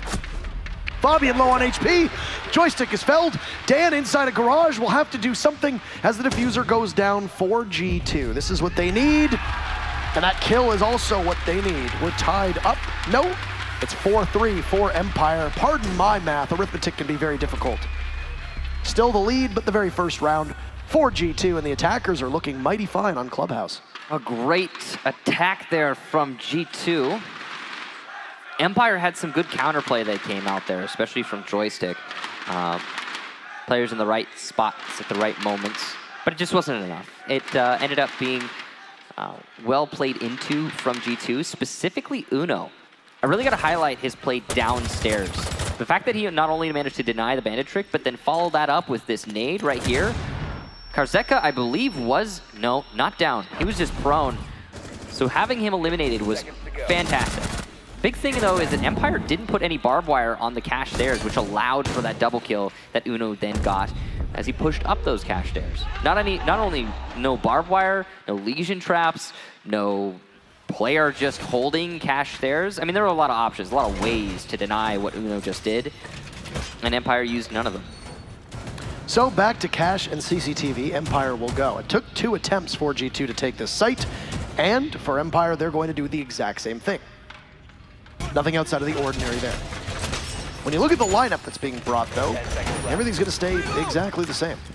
Empire roam and lurk in the off, I guess, meta parts of the map very effectively, though we have seen teams increase the amount of time that they're spending over in Strip Club. Strip Club allows you to fight off utility on the garage walls, though usually you won't give yourself away. You'll wait for somebody to go on drone over by the white van and maybe get an early pick. That's what Joystick does, and that's how that we've seen, I think, Uno do that. I think we've seen Kanto Raketti do that as well on different operators. Very commonplace. Not a lot of teams do it, but when it happens, you know exactly what they're doing. Now, I don't suspect that Empire will make the same mistakes they made in the previous round. This round, I'm sure that they'll actually hard hold those cache stairs and not allow Uno to just walk up on them. It's just going to change how this plays out quite a lot. The question is, what else does G2 have to show for us here today? Uno is trying to deny the bandit tricking this time, using sheer force of will and, well, force of bullets as well. As he not only nades, but shoots the bandit from the B repel. That's going to be very effective at deterring Dan and pushing him back into cache. Wall open now, job done. Dan takes quite the beating trying to get that wall saved for his team, but it's all for naught as the panel is opened up. There's a deployable shield in the midst of B site as well that with G2's drones they'll be able to see because there's no drone denial. You don't have to worry about Mozzie or Mute from Empire as neither of them are being played for the time being. So you realize you got B bomb site opened up. But a lot of teams will keep one player down below with a C4 in hand. I would imagine that Dan might rotate down there, but the problem is that if Dan gets caught, he's only a bullet or 2 away from death. Joystick gets spotted on drones inside of the bathroom, so they know that there's an offsite player, as Dan is also down below, it appears. So 2 from Empire offsite. Standard fare so far. Everything going according to plan for both of these teams. First obstacle, an Evil Eye Cam, spotted by G2. They know it's inside of construction. It could snatch a single hard breach tool, whether that be Xkaros or an exothermic charge, daring it to open up. But oh no, there goes an exothermic charge. Excellent from Empire as they throw the Electroclaw, or at least appeared to quite well. That might have actually been the Maestro Cam opening up, but I didn't hear the taser. Joystick gets kill number 1 on the Fabian with 40 seconds left in the round. Joystick's also coming from the main stairs. He's behind G2 all this while. And Kanto Raketti does get Karzeka, so G2 can push their way into server, considering that the wall is opened up. There's Joystick, though, again, from behind. He gets his second. Uno not rotating his sights just yet. He knows he needs to pressure into sight itself, so Shepard will punish him. And Scyther with 1, Shepard with another, and Empire a complete lockout, thanks to the flank from Joystick. They'll stretch the lead. They needed 2 chances to go to cache, but the second time works a lot better than the first. That round was almost a near certainty for Empire after they got that first pick. And the second pick as well, it was all over as G2 just couldn't enter through where they needed to go. Like I said, I don't know if that was the Maestro Cam, I don't know if it was an Electroclaw, but the exothermic charge inside of construction that got taken out was such a massive blow to G2's fortunes. And of course, there's this as well. Yeah, so the fact that Joystick was allowed to flank and no one from G2 isolated him on the main stairs when he came up from behind, it's interesting to me because it means that Fabian either didn't make the call or no one listened to the call that was made, because G2 could have at any moment just put somebody on main stairs, and then Joystick would have likely lost that fight. But it never happened. And because Joystick did so much damage from the flank, Shepard in sight was allowed to just, well, I mean, easy hold on the bottlenecks. He doesn't need to worry about the refrag, about the second entry. So good job to Joystick, great job to Empire. Weird lack of communication or lack of coordination, despite good communication, whichever it may be, on the side of G2. Yeah, G2 looked a lot, I would say, less formidable on their entry, especially on that main floor, if they even had one to try and pin down Joystick. Yeah. The site's now church downstairs, so you're likely not going to have somebody committed to a roam as aggressively as before, but we've seen a couple teams do that. If you look at the current setup, it's probably going to end up being Joystick, because as much as Pulses can roam on other maps, a Pulse on Clubhouse is usually indicative of playing underneath Kitchen. Not just for C4s, also for impact denial, also so that when the push comes, you can also see the bottom of the main stairs. That would be my guess, at least. Right now he's playing on the main stairs, but it's just a fallback strategy. It's another thing that we see the Pulse do a lot. You'll play by the main stairs, you'll slow down the attackers, maybe get a C4 kill for free, and then you fall back to Kitchen because you're safer there, and you can use your C4 there as well. You've got options as the Pulse, as it were. Now, G2 have successfully cleared out what would or could have been roamers from Empire on the top two floors, and it only took them a minute. Again, very good efficiency from both of these teams on this clear. Most teams, for a little bit of context, will take half the round, or maybe a little bit less, 10 seconds less, to clear out the top two floors. Not so for these two squads. It's been no focus on Kitchen so far. 1 minute and 40 seconds left in the round, so we're almost halfway, and you haven't done anything to take the hatch inside a Kitchen. As expected, G2 have been running both hard breachers. Unsurprising, you need that in this instance. Whether Goga is going to just get the hatch and then also go down to church, which is what you usually see on this site, or whether you're going to have him maybe use another hatch and you could possibly drop blue and go in through the back of Arsenal. There's options here that G2 have at their disposal, but the church wall will likely be the target for G2. It actually appears that Pengu, though, has rotated down below, so the Hibana might just go for the church wall. You have anti-gadget utility from the Thatcher in hand, so Fabian can take out anything that's on the other side of it. And it's only an Electroclaw for Empire. That's all you have to worry about. Well, could do wonders. There also could be impacts. Yes, there are impacts in the hands of Shepard, so he can trick this. He's going to throw down an Electroclaw to bait out the EMP. Bait successful. EMP detonates. The question is, do they have more? Lifeline to deny the tricking, and the exothermic charge goes off. Great job to Goga, and also Cancer Raketi for making that happen. Shepard is trapped in the corner right now, and his salvation, that reinforcement, is all but gone. Fabian walks in and takes him down. Joystick will have to swivel, but he doesn't know. He gets taken out from Goga, and G2 are there every step of the way, out-muscling Empire with Scyther now against Uno, and it's a flawless round from G2. What a statement to come back. They don't need a plant. They'll just kill everybody in the process. 5-4 Empire, but G2 will close that gap again. What a beautiful late flank there from Uno. And the muscle on main stairs from G2 was truly impressive. Not only did they do a lot of work there from main stairs, but also after the church wall was opened up, the push in from Moto worked to great effect. G2 in every one of their engagements coming out on top as well.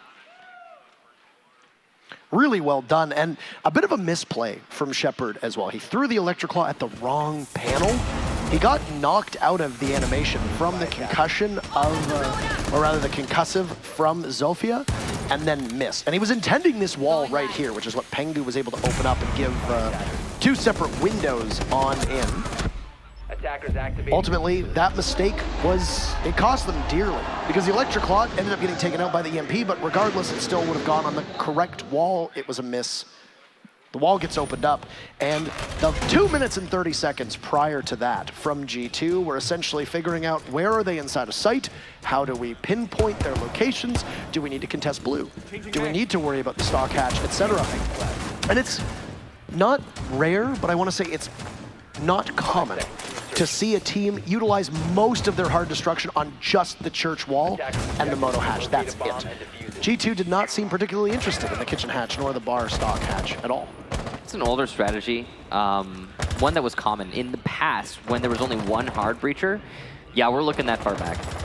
The only strategy was to open up church wall when you were attacking the basement. You could do other things, like you could come from dirt and kitchen hatch, but the mainline strategy was opening that wall. Now you have more hard breach. You can open up that wall, the drop downs, the dirt tunnel. You got choices. And there's only one hard breacher banned in this match, and it's a very important one. Maverick on Clubhouse, he can be an absolute terror, but you can work around that. And G2 certainly are doing a great job. Well, considering it was their ban, it makes sense. Uno's very quick to the punch here on the main stairs. He'll find one of what will probably be many of Dan's goo mines. And that little bit of damage doesn't mean as much as the information as to the position of somebody. And if you're particularly, I guess, a keen student of this game, if you're a particular keen student of this game, you can actually tell which operators take damage based on their voice lines. In this case, you know it's a buck. And Uno's now gone up to Kitchen, so G2 are trying something different. Kitchen was neglected that entire previous round. Not so much this case. Shepard still has the impacts in Electro Claws, and he's going to try to hold on to that church wall again. He wasn't successful the last time he did this, but I'm sure he'll be more liberal with his utility usage this time around because he did hold on to a lot of that as the wall was being opened up. He could have used. It's a slower attack so far from G2, but also just a much more passive defense from Empire. They're not allowing themselves to get picked off by taking unnecessary risks. You got to respect that, but it is going to be the kitchen dropdown actually being opened up, it seems. Completely successfully as Dan gets knocked with a concussive and he returns back deeper into the site. He'll actually sit right now inside of escape tunnel or dirt. They'll feed him a drone, and Goga will now realize that maybe dirt is where we need to go, and it's the last exothermic charge that will go off. That means that the church wall might be just a target for Pengu for the time being, but maybe not expected, because a lot of teams will account for the fact that you will lose 1 to 2 rounds of those XKROs on the impact. This is an entire shift from G2 right now, and it's working in Empire's favor so far. The refrag comes out here, but it's a complete back and forth. Scyther shooting the tail end of an opponent there, but not able to secure the kill. Fabian is downed, so it's a 2, no, not downed, correction, on 1 HP. So it's a 3 versus 3, but just narrowly. And as Pengu and Fabian enter the site, they get 2. It's just Shepard, but he's only got to survive for 10 seconds, or at least deny the plant. That's not going to happen. Pengu going for the plant, and there you go, Goga. G2 take the round. We go to 5-5. Go, go, go, go, with Cash opening up yet again, and G2 obviously not liking something about the structure of Empire's defense.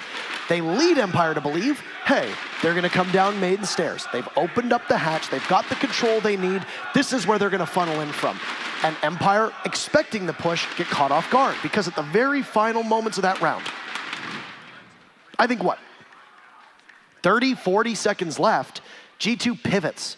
They pivot and they go through dirt. They drop down blue, and you're very right.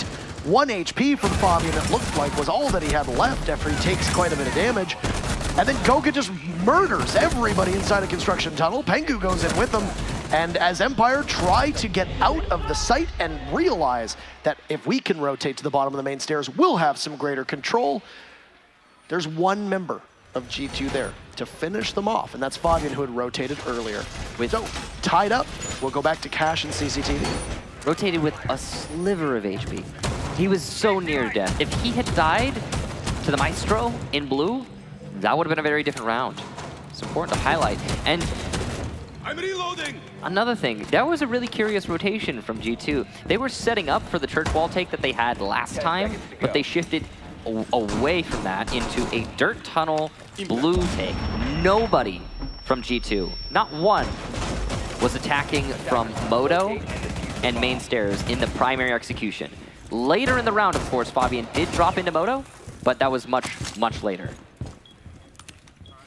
So, 5-5, a map that looked decisively in Empire's favor at the first half, going all the way, it seems. And it's Empire's map pick too. Not that we haven't seen some missteps. Here, one committed by Uno, as it's a very quick pick.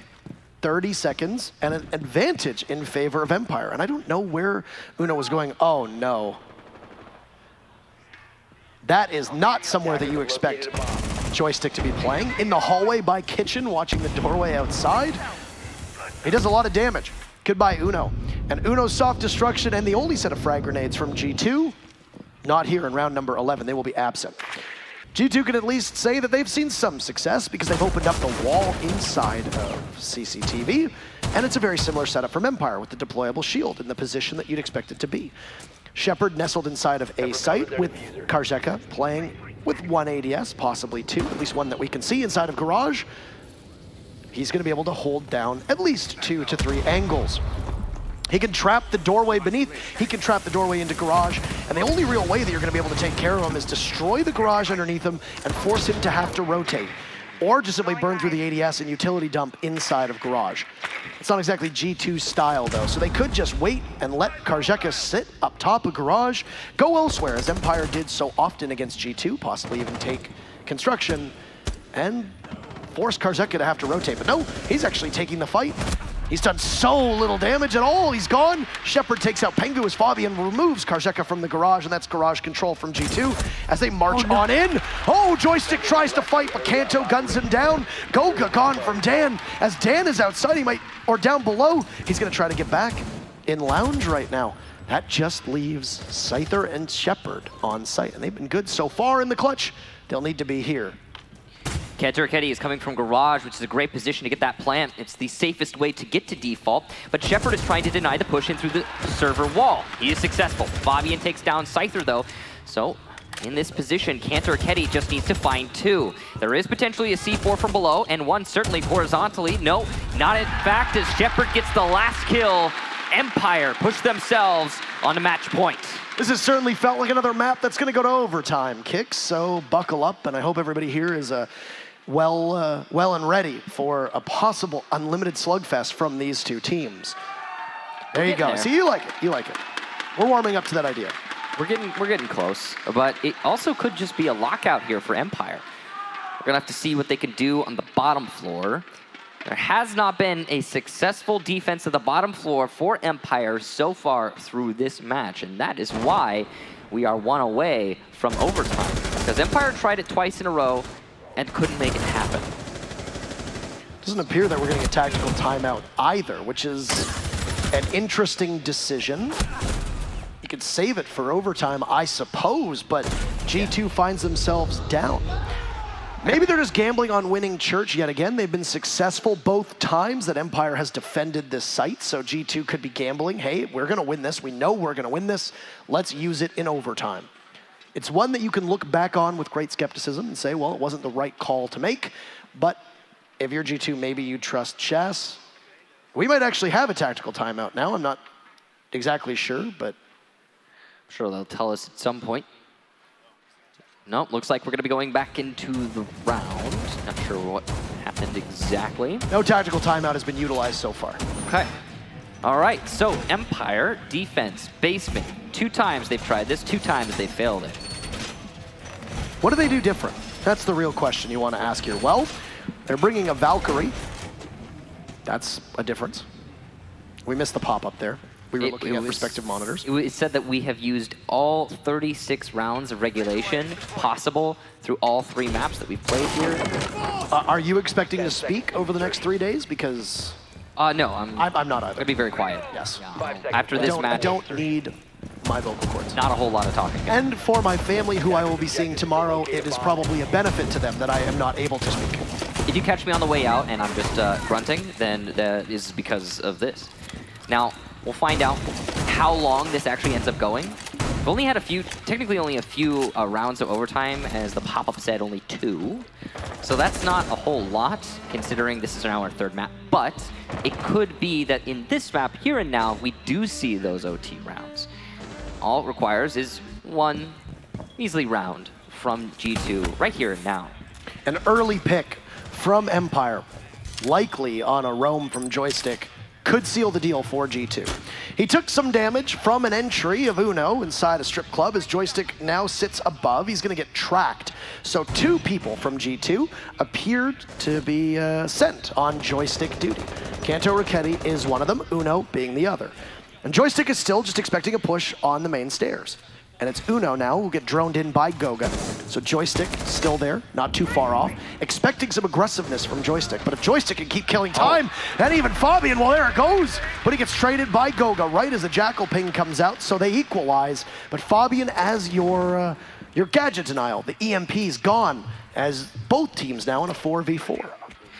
Now that's really good from Joystick, not only because he got Fabian, but also because he wasted a decent chunk of time. Not a whole lot, all things considered. I really got to commend G2 for having such an efficient roam clear there, and I also have to commend them for having Gogan in a position to get the refrag so quickly. Now, it is a defense of the bottom floor, which is important to note, because yes, they did manage to get the roamer, but also losing a Thatcher on a bottom floor attack can be detrimental. You can see that there are 2 Electric Claws just placed on the drop downs, and that is going to be something that G2 really can't fix from the top side. They're going to have to change their entire strategy. Oh no, the exothermic charge gets placed next to the hatch, and it doesn't get the hatch. You didn't get to see that, but that's a huge mistake from G2. The hatch is still intact for the time being, unless it was simply a distraction, but it appeared to be calculated as now G2 will scramble. They were trying to take out the hatch because they don't have a Thatcher due to Fabian dying early. Oh, wow. That could be a very pivotal and crucial mistake. G2 in a battle to the death now as Shepard pops up. He sees one. Oh, he'll absolutely crush Uno. There's another 3!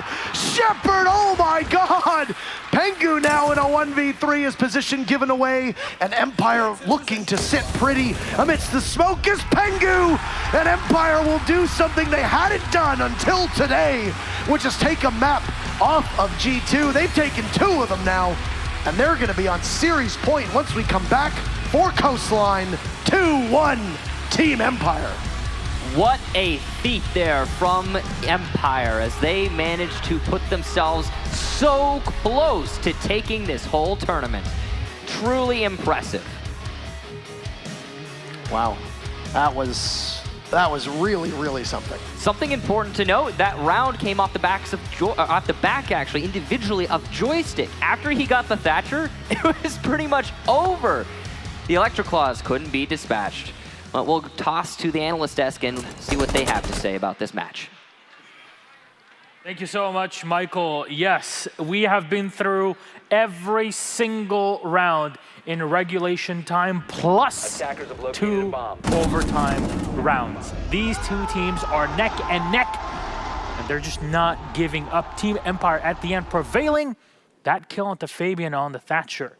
Huge, flipped the entire round on its head. Yeah, that can't happen, especially on Clubhouse. So on Clubhouse, it takes a lot of time to be able to go ahead and open up all these different hatches in order to get into sight. But if your #1 guy, King Thatcher, the man that counters everything electronic, if he goes down, you have no way to open up those sights. So the only way is to go in, tunnel. It's basically the choke points that you want to avoid all game. G2 fell. You have to fight. You can't fight a cloud. He's just going to keep spraying. Yeah. And those slugs are going to tear through you, Alex. It's been quite a while since we've seen G2 make this amount of mistakes. It's weird to watch. Yeah. Last push, I know they were short for time, and I know something has to be done, and the Thermocharge didn't get the hatch. Even the Thermocharge not getting the hatch is a bad thing. And then to just almost YOLO into sight, getting... Hey, come here. Talk here. Talk. There we go. Okay. This way people can hear you. Oh, is my mic dead? That's unfortunate. Is it back? I'm not sure. Okay, just speak in here. We'll do it this way.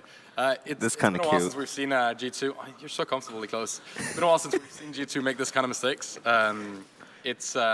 Yeah. Thank you so much for your information, Zeronic. Let's go back to our regular sites here. I mean, you're looking at this, Veli. What was going on here? What was going on? It was just chaos, and it was all caused by my man Joystick. Look at him on the operators he was choosing. Him as Jaeger, and also on, excuse me, why am I blanking? Jackal. There we go. Jaeger Jackal. Sorry, Zoronik was distracting me. He was just dominating. He was causing the flow every single time. But his early picks in the second to last round was what really set things off for Empire. I still thought G2 had a great chance, but the two bunders at the end really made them fall flat on their face. Now we're really just trying to check things out here. As to be honest, last time G2 really had that major problem in momentum when they were down in maps. Invitational 2018. I'd like to remind everybody of said game against Evil Geniuses. In many cases, considered the best match of Siege that have ever happened, and I would definitely agree on that.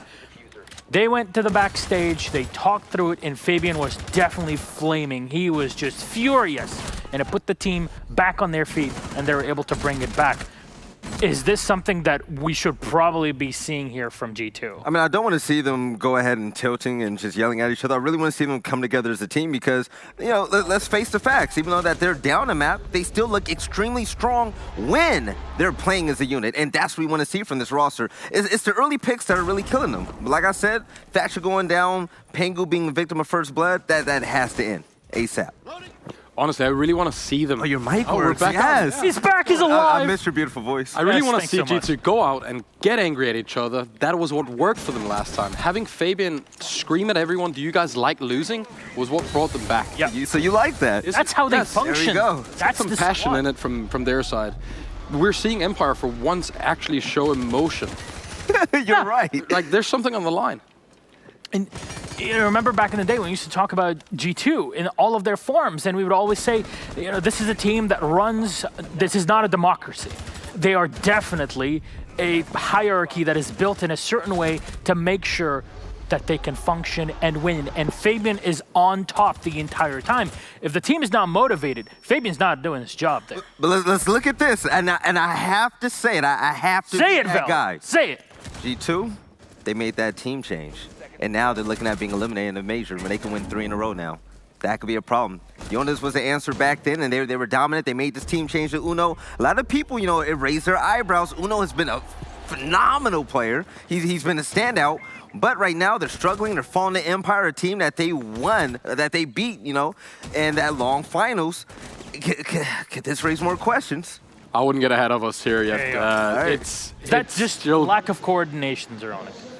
Maybe Empire is just playing a hell of a good game. I mean, we've gone 7-5, 8-6, 7-5. It's as close as it can get. Empire went from playing honestly atrocious against FaZe on Clubhouse. It was not impressive. It was not the Empire we wanted to see. And now they fixed stuff. They're back. Okay, let's talk about Coastline for just a minute here. Okay. Before we start just really delving deeper and stepping into the game itself. Valley. Yes. Can anyone hear me? Yeah. Okay, so I'm going to go ahead and be be a desk. Okay, go ahead. I'm on the Milos, you other got side. this. So, Valley, I'd like to ask you through the medium of Zoronik's beard that actually functions like a microphone. Can you tell me who really can take this on Coastline? Because G2 and Empire are both well known. The fact that you even had to ask that question is beyond me, man. So okay. we just revealed the pilot program and we got skins of teams on all these characters. We need to get a G2 skin on Coastline. Like that's really it. G2, we saw them on Coastline yesterday. They're too dominant. I know that, you know, I did predict for them to go and take Clubhouse. Yes, it was a really close game and yeah, you know, a little mistake happened at the end, but I really feel like G2 is strong on here. But Empire, if they can piggyback off of that win right there. Zoronik, any sort of operator bans that you're expecting to go here for G2, because they definitely want to have control over Empire, especially in that roam play that they have on defense. I'm not sure what I'm going to take on attack, but I'm pretty confident in the Echo still on defense. Mm-hmm. It really limits you to what you're capable of doing on your attacks, so I'd still see an Echo ban. Empire, I don't think they're going to surprise us with bans yet. Valley, anything that stands out? Empire's anchor play. That's really it. You love to see it. I love seeing the Maestro play. I love seeing how they handle the site. Jackal ban? Jackal ban, definitely. Especially on Coastline. Get him out of here. Nomad, Gridlock, I'd be a little bit more worried about those, especially if Empire steps it up a little bit. Maybe they've gotten, some confidence after being up now. Gridlock would be an interesting take, especially if you want to leave Jackal on the board, because Gridlock and Nomad together, I mean, the duo between those two women is phenomenal. You can stop all types of flanks, period, and just cut off choke lines. Yeah. Dokubi, Coastline, get on the roof. You stand right in the middle in the garden. You can literally cut off half the map by giving one call. But we do see them run a bit of Mute and Mossy, so the Mute Gemmers could Mossy, interfere. I would definitely like to see the Mossy. We've been seeing the effect it has in professional play. If you're sitting at home, you're not droning enough when you're playing yourself. Trust me, you're watching in here. I think the first thing you should learn from pro players is that droning is so key. It is half of the game on its own. Once you know where your opponents are, it doesn't take much to take care of them. It's the communication that follows up. The aim, that's just extremely inconsequential after the information and the communication is done correctly. So now we head into map number 4. That's Coastline. Zoronic, who do you expect to take this? What's the scoreline? I still think it's going to be ridiculous to bet against G2. I just, it doesn't happen. They don't lose these. But it does look kind of, interesting from Empire standpoint right now. Scoreline, I don't know. Let's get one like last time. Say what you're comfortable with. Let's get some 20 round. No, don't say that. Don't be comfortable with that, Zoronic. People need to use their voices, okay? Let's get like a 24-22. I want to see that. I don't want to go to overtime because I like my sleep. Let's go ahead. G2, I'm going to say 7-4. All right, gentlemen, thank you so much. It's time to throw it back to the casters. Ladies and gentlemen, Team Empire versus G2. Will G2 survive? Will Empire be a winners for the first time ever? At a major here? Well, it's on to Coast. Idero, Kicks, take it away. Sitting on championship and major point, Empire look to do something that no other team has been able to do when playing in a major against G2, which is defeat them. This is the team that has taken 2 invitationals in a row, 2 back-to-back world championships, and then being the Paris major victors as well. Looking to repeat will be G2, who stared down Empire as Empire looking to do something, as I said, that no team has done yet. Map 4 right now, and G2 on defense here on Coastline.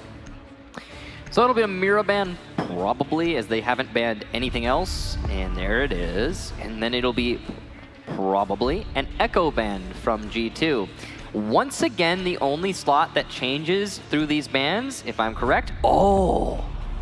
That's an upset. Is that the first Mozzie ban that we've ever seen? I don't know that I've seen one before, but more importantly, that leaves Echo in play. I don't think we've seen one of those. That is huge. That is such a huge change. It's usually a foregone conclusion that you're going to see the play from, or the ban onto Echo, but not so here. That's crazy. Okay, so Mozzie being banned, what does that do? It changes the landscape for droning.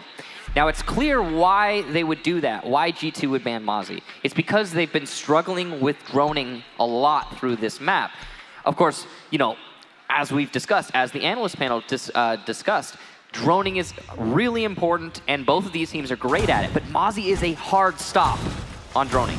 He's you just can't hear, go somewhere else on droning. And sometimes, teams like Empire can be really good at using those pests to cut lines in the map and force your drones to take an extra 30 seconds out of the round before they can get the information they want. Especially the way that Scyther's been playing Mozzie too.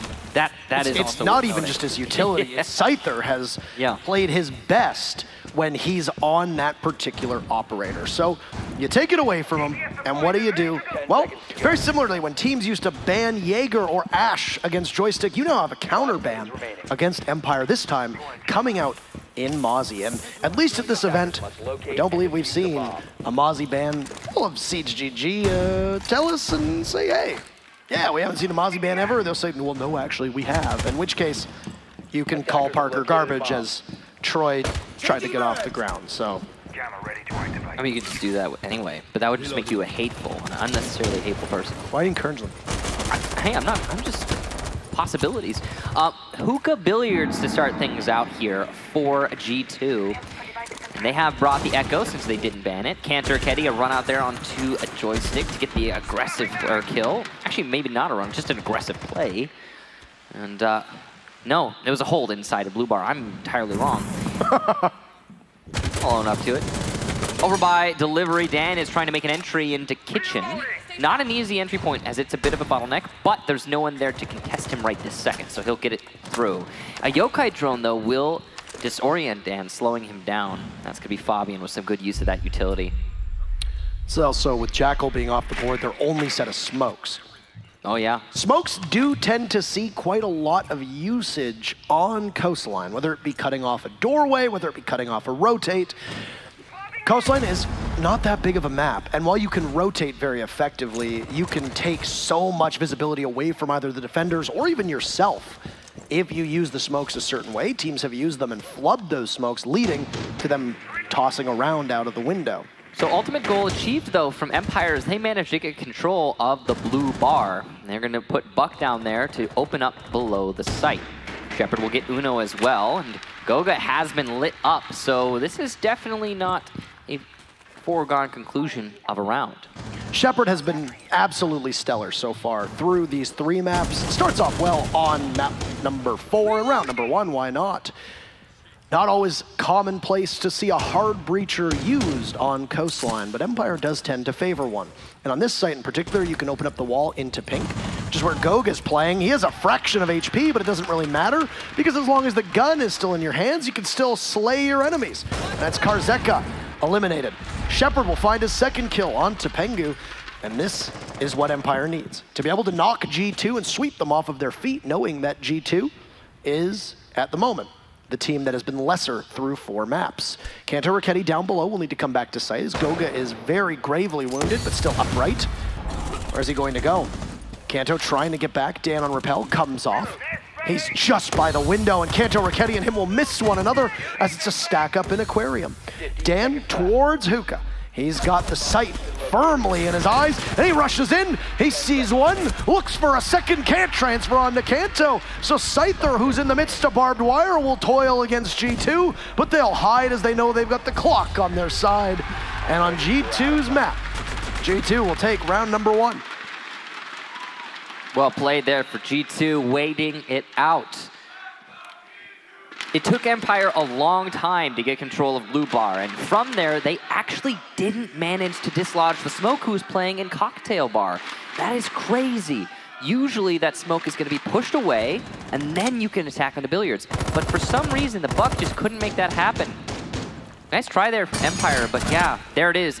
That's the reason. Goga killed the Buck from above. Because Goga secured that kill, he kept his team in that round by persisting and then later wide peeking, as well as using his smokes, his gas canisters to great effect and delaying the push in from Aquarium. So Goga is the real hero of that round for me.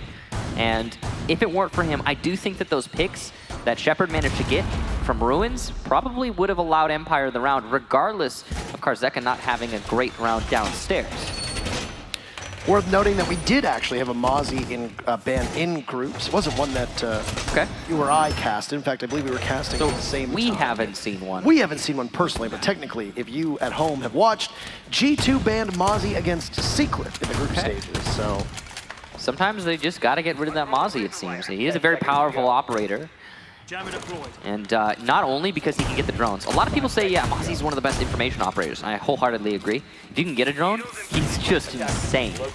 But really what Mozzie is, I think at his core, is an information denial operator in that he manages to deny the attackers droning out so many different places. And if you can do that, if you can cut a line in the map and say, no, you can't cross here, which the pests do, that's really powerful. A lot of people will probably say, oh yeah, well what about Mute? He does the same thing. No, he doesn't. You can jump over a Mute Jammer with a drone. Yeah, and if you have a Twitch drone, you can shoot it. I mean, you can shoot a pest too, but less likely to be the case. So, yeah, Mute Jammers are great. They're just not as good as pests at denying the drones. Drone ready. So an entry through Aqua, which is where Empire had stacked up previously. And then an entry over from Hookah, which is where Dan had entered as well. Unsurprising to see the way that Empire is attacking and plotting out this map. They've also got an entry over on Penthouse, so 3 separate people from Empire entering on different parts of the map. Being that it's a double bar setup, like every single one of the first floor bomb sites on Coastline, once you take map control, and begin to chip away at the floor underneath you or the roof above your opponents. Slowly but surely, the safety of the double bars shrinks. And it can shrink pretty quickly if you're particularly proficient, as Uno has been so far with the C4s today, and that was no exception. Kenturketty adds to it as he takes down Joystick over by security.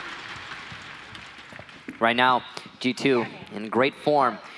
They've still got half the round in Empire's favor, of course, but it's been a great delaying effort. Dan trying to get an angle onto Sunrise Bar from above. Not able to get anything that'll work so strong in his favor. The thing is Dan's chipping away at this by himself, it seems. Yeah. Not a whole lot of support for him. Scyther's trying to drone right now for Dan, but it's taking a long time, and Fabian is actually droning up blue stairs simultaneously. So this is a both teams droning each other and then attempting to push. Goga playing by plant. He's going to do a lot of damage to Dan as he has the more aggressive angle onto the feet of the Ashe. And they might have been able to call somebody from G2 over to help on Cool Vibe stairs, but Dan's going to take a second angle. He vaults down into courtyard, can't find anything for the time being. Thank goodness his teammate can. He'll find Uno, but it doesn't matter. He's on the losing end of that fight. So Scyther will have to take out the remainder of G2. He's inside of Mudroom, or the foyer. He'll catch one onto Uno, who swings up, but behind the bar, he'll see a pop-up. Scyther does some damage, but not enough. He's still by the bomb. He's right behind it. He holds the diffuser. He very, very fleetingly sees a yokai drone, and he goes for broke, but he doesn't know where they are. No, it's the Legion who's pushed back, and he comes back in at the right time for G2 to take 2 in a row now on Coastline. Hookah and Double Bar working out for G2. They're going to have to go to their third site. It will very likely be Kitchen, but who knows? With G2, they go to a great many different places. That's very quick. It's a timeout from Empire. We haven't seen one in quite a while. There was one tactical timeout taken by Empire in Kafe. Since then, we went through all of Clubhouse, all 12 of the rounds through Clubhouse without a single tactical timeout. And very quickly, obviously, things for Empire going sideways enough that there's something that they don't like about their play style.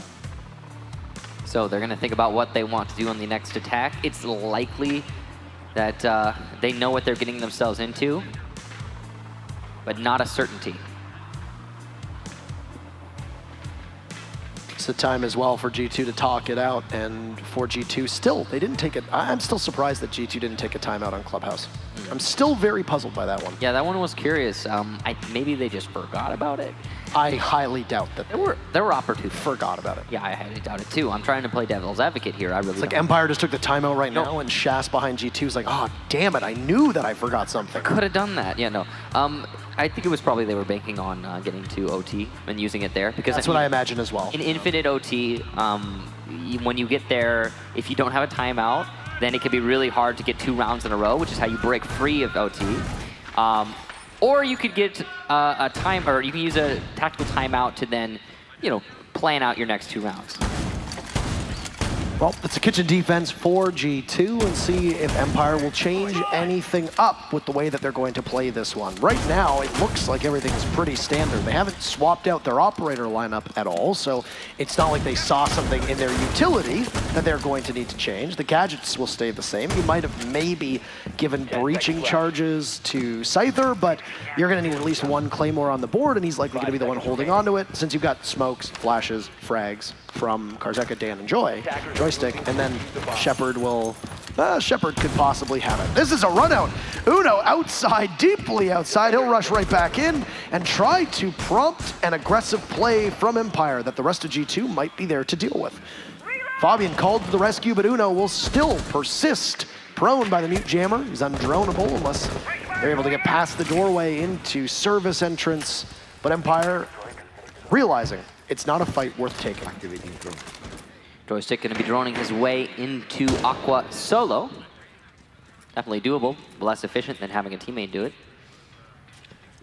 Or less effective, I should say. Technically more efficient. Now, Empire are trying their best to just get some amount of control so that they can start their attack onto the roamers. Because it is a kitchen defense. They know that already through the round. But they also know that they need to clear out the top floor before they can hit kitchen. Kenturketty on the top floor by Billiards will take down Joystick. So the roam clear not working out great so far for Empire. And it seems to be very disorganized. It's the second time that Joystick has been your opening death, and once again, your smokes are gone. And on Clubhouse, or on Coastline rather, you're gonna need them. So even though Dan has absorbed some damage, he's still gonna be able to frag out quite well. He guns down Uno, looking for another target inside of Hookah, but he doesn't have to worry about too much. Kanto is down below. So the entire second floor is Empire's for the time being. I don't think they know this. Maybe they might be aware, maybe they're not. It depends on how the mute jammers have been utilized from Pengu, and of course Kanto might still be above because you don't exactly know how the cloaking device of a Vigil is working on either that second or first floor. See, Empire does appear to think that there's a body inside of Pink, so they're gonna continue to light it up and open up lines of sight. But it's a rotate through Pink that you can possibly have Kanto retake and then jump down on them for, given that it is a kitchen defense. Courtyard is utilized often from retakes from the defenders. This is a really great position that Fabian is playing by security, and it was a nice setup there from G2. That angle that's been opened up and Fabian's hold in the main lobby is going to work very well in denying a push into bathroom. But from above, Dan takes down Goga, who just doesn't react in time. It's a good aggressive play there from Dan, using his Ash charges to great effect. Droned out on the top of main stairs. It's gonna force G2's Fabian to rotate. Actually, he commits to the luggage push. Curious. Empire only have 25 seconds to hit the site, and there are roamers harassing them from the sides. Outside, it's gonna be a delivery take here for Team Empire, and G2 need to realize that and rotate. They'll be successful in their rotation. As two go down, Shepard on the floor. It's just Dan all of a sudden. He's coming from the main lobby, but he's gotta find three in just 5 seconds. He gets one with a knife, but can he find a second? The answer, nearly yes, but ultimately no. G2 take the round with beautiful positioning. Look at the smile on Shaz's face. He can take a tactical timeout, Empire, but you're still gonna lose, I suspect, what he's thinking inside of his head. Either that or he needs to go because he has to play Stellaris, as he likes to play. He does that, yeah, but actually... A lot. It's just one of the many strategy games that he plays, actually. Funny enough, actually, there's a lot of strategy players on G2. They don't play, I mean, in terms of other FPSs, they don't really play that much. They play an awful lot of strategy games, which, you know, contains their obvious big brains, as they like to say. That makes it will tell you, first and foremost, that they are big brain players. But that worked out really, really well. And I like that we actually got to see Fabian rotate through Courtyard as well, just to kind of put an exclamation mark on the point I was making, is that when you were taking Kitchen, or whether you were taking Bathroom, or even just taking the main lobby, if you can rotate through Courtyard and drop amidst the chaos, and they don't necessarily see or hear you, you have a vantage point in towards the entire Kitchen site. You can get into the main lobby very fast. And if the floor is shot out or the wall is shot out in Bathroom, then you can see the service or delivery entrance too. It's so strong for any defender to play off of, and Fabian used it well. He committed, as you said. He got droned out on the main stairs, over by luggage, and he just kept going. Yeah, instead of going down back in the main lobby, as I'd say most players would, and I know Empire expected him to do, he decided to push into luggage, and then he dropped by the middle of the map in Garden. And when he dropped there, he was behind the people who were sent to clear him out. You really gotta be impressed by that play from Fabian. So, yeah, good job to him. He only has one kill, but such an important kill in that round, taking out the main lobby pressure. He also took so much time off of the clock. Yeah. He managed to waste almost a minute while he was rotating, and you knew that Empire had to go after him, and they didn't have any answers for him. Dan was trying to hunt him down, which means that Dan on Ash can't spring into the site, do a lot of damage, which basically renders Dan useless. But not in this case, not very useless at all, when he's picking apart Pengu, and Empire find the very first kill, while also Kanto Ricchetti surviving a scare earlier in the round, but still taking quite a bit of damage himself. Oh, wow. That was a lucky kill there from Dan, just going for the pre-fire, and it worked out for him. So you've got an opening pick, which is what you need. Lucky pre-fire or not, that's still huge, and they're gonna find another. Looking to try to bounce back. The Lion here will keep everybody stationary for the time being. Oh, Karjeka tries to run on in, but he's gunned down from Goga. Throws out a smoke, and it's very early, but Joystick is there. He manages to evade the sight of all of G2, and that's because of the smokes. Look at how effective you can be when you don't die early, Joystick. Your team's gonna need more of that. First round on the board for Team Empire. What a beautiful smoke there from Joystick. And I think Shepard got the last kill through the smoke, in fact. So well done to Empire for having good situational awareness and communication to secure that. But that smoke to cut off the line of sight from Goga was really beautiful because Goga was actually hitting his shots there. He probably would have torn Joystick apart if allowed to, but because the smoke was there, thanks to Joystick's efforts, wasn't able to happen. Here's that kill onto Kantorketti downstairs. That was another really important one. Kantorketti had been lit up earlier in the round, but it was the final kill that actually managed to allow Empire the man advantage to the extent that they could confidently just rush into sight. You know, sometimes when it's 5-5, you'll go for a rush and you'll get torn apart. But if you manage to put it on 5-3 or even 4-3, usually as the attacking team, that's enough for you to just say, hey, you know what? Let's go. Let's just hit it. They only have 3 people that can only cover so many angles.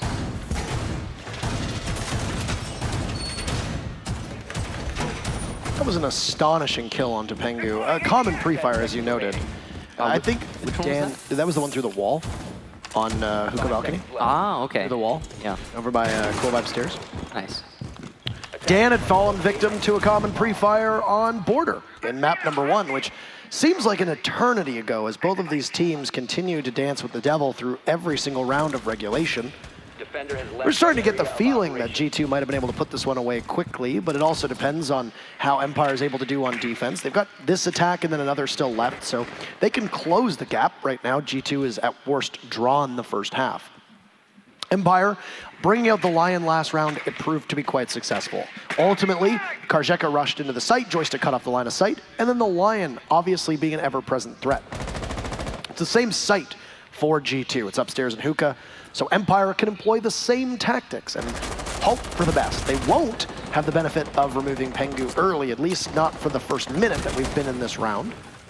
An early pick could once again unravel the defense that is G2, and it might end up being Kantorketti, as you're going to see both a Jackal and a Lion try to use their ability to the best of their ability. Here the Carbine rattle away, and Joystick sprints in, and he'll win the fight, perfectly tracking Kantorketti. They'll put him, as they said in the show match earlier, they put him in the dirt. Yeah.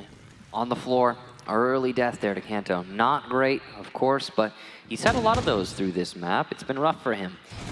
Not the worst series, not the worst map, that's for sure, but not perfect. Karzeka downstairs in blue bar has limited HP as he has just been lit up from above. That's Goga, I'm sure, who did that damage, as he was the one who managed to kill Karzeka the last time he was in this position. Karzeka knows this, and he's wary to open up anything above him. He needs to deal with Goga, and he's trying his best. But he's got to be careful, and there, once again, Goga takes down Karzeka after Karzeka opens up the angle. Goga has been doing so much work on this position, but he's just been downed by Joystick. And that'll be droned out likely in just a second. It's just Fabian and Uno against these 4 Empire players. Joystick finally secures the kill. That's 2 for him in this round. So much time for the attackers to finish off this attack.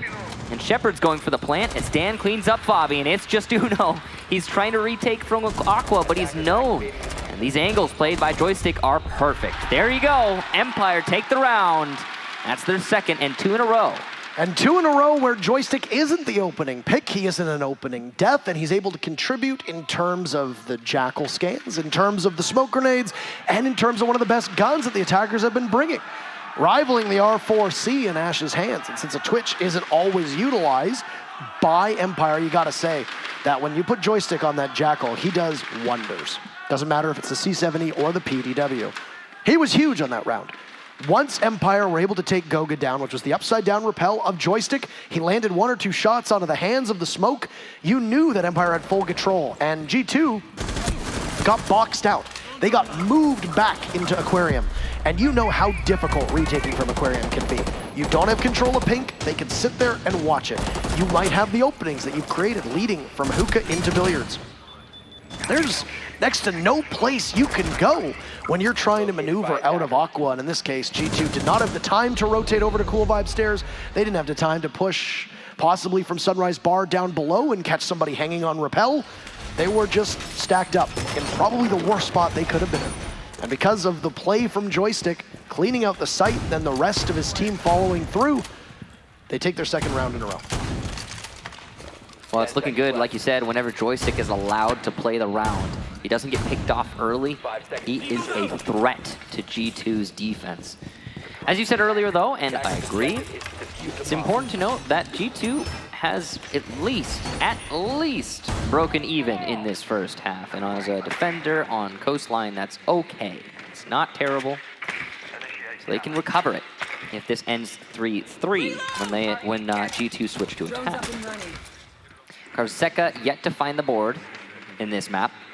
He's been assisting, but not contributing any more than that. So it's going to take, I think, a wake up from him before this starts going in Empire's favor. One engagement in particular is really important to note, that billiards engagement that kept happening. It just couldn't go the way of Karzeka both times. And that's thanks to Goga's efforts from above. Double bar yet again here for G2. A site that they're comfortable with. They've won it once, lost it once, but they seem confident here. And a big part last time of why this went so well was because Empire didn't have sufficient drone work. Joystick fell early, Fabian was allowed to rotate, he made a gutsy play, and cracked the whole round open.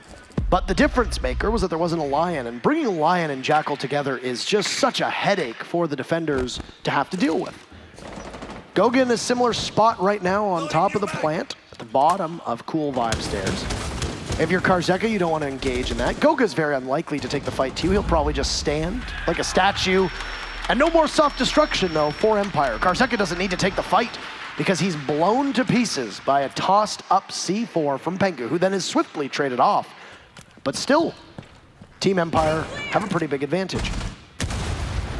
Unfortunate for Karzeka, and again, another round where he's not able to actually find the scoreboard. Not exactly his fault. He's put in a very difficult role that is opening off that self-destruction, and he's getting punished for it. But Dan takes down Fabian as Fabian gets too aggressive, and then Dan gets too aggressive, attempting to vault in. There's a minute left, Empire. You don't need to rush yourself. Both teams trading very effectively, though, so far. And Shepard low on HP, but oh! Empire, two of their own. They'll take out Uno and Goga. So, Kanto, what are you going to be able to do here in Courtyard? You're by yourself. 45 seconds left. Your utility starved. You got a great gun in your hands. But you're going to have an angry team looking to try and draw even here. Might have given yourself away. No, for the time being, you still remain elusive as ever. Nobody knows where you are. That's a dead body. You can't do anything to that. You got to ping outside. You're going to go for the vault, but it's not advised. Joystick was waiting for it. He read you like a book. These teams will draw even, 3-3. Of course these teams are as evenly matched through map 4 as they have been through 1, 2, and 3. It's Empire's turn to defend on G2's map. Beautiful job there from Empire. Really just nothing that G2 seemed to have to answer back to that vertical control, and that turned into really aggressive angles being taken up in the site itself. The anchors felt the pain. Despite alleviating the buck above, there wasn't much that G2 could do to bring that in their favor. A tactical timeout did not bear fruit in round number 3, but afterwards it's been 3 rounds in a row. So clearly something going all according to plan. And what was the big change? Well, Empire dropped the hard breacher and just decided to roll with the Lion.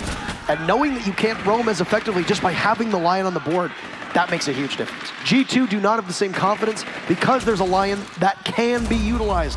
Very similar to what we've heard from teams in interviews before. When a Nomad is brought, you don't roam as well. Why? Because there might be a Nomad available.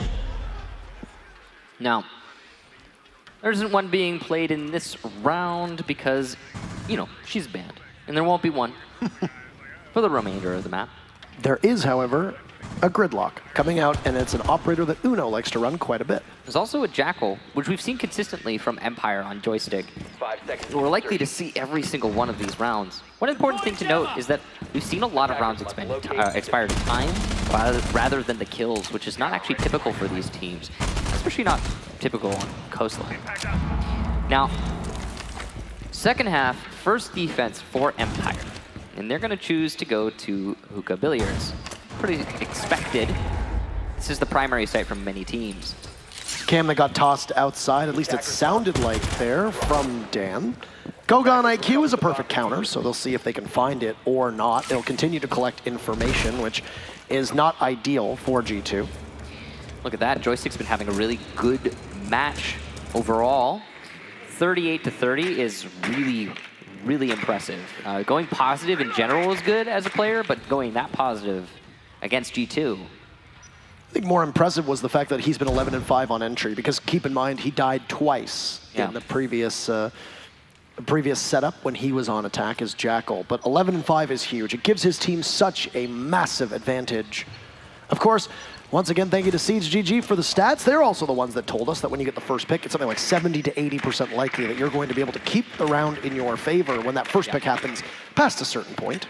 It depends on the teams that you're playing against, of course.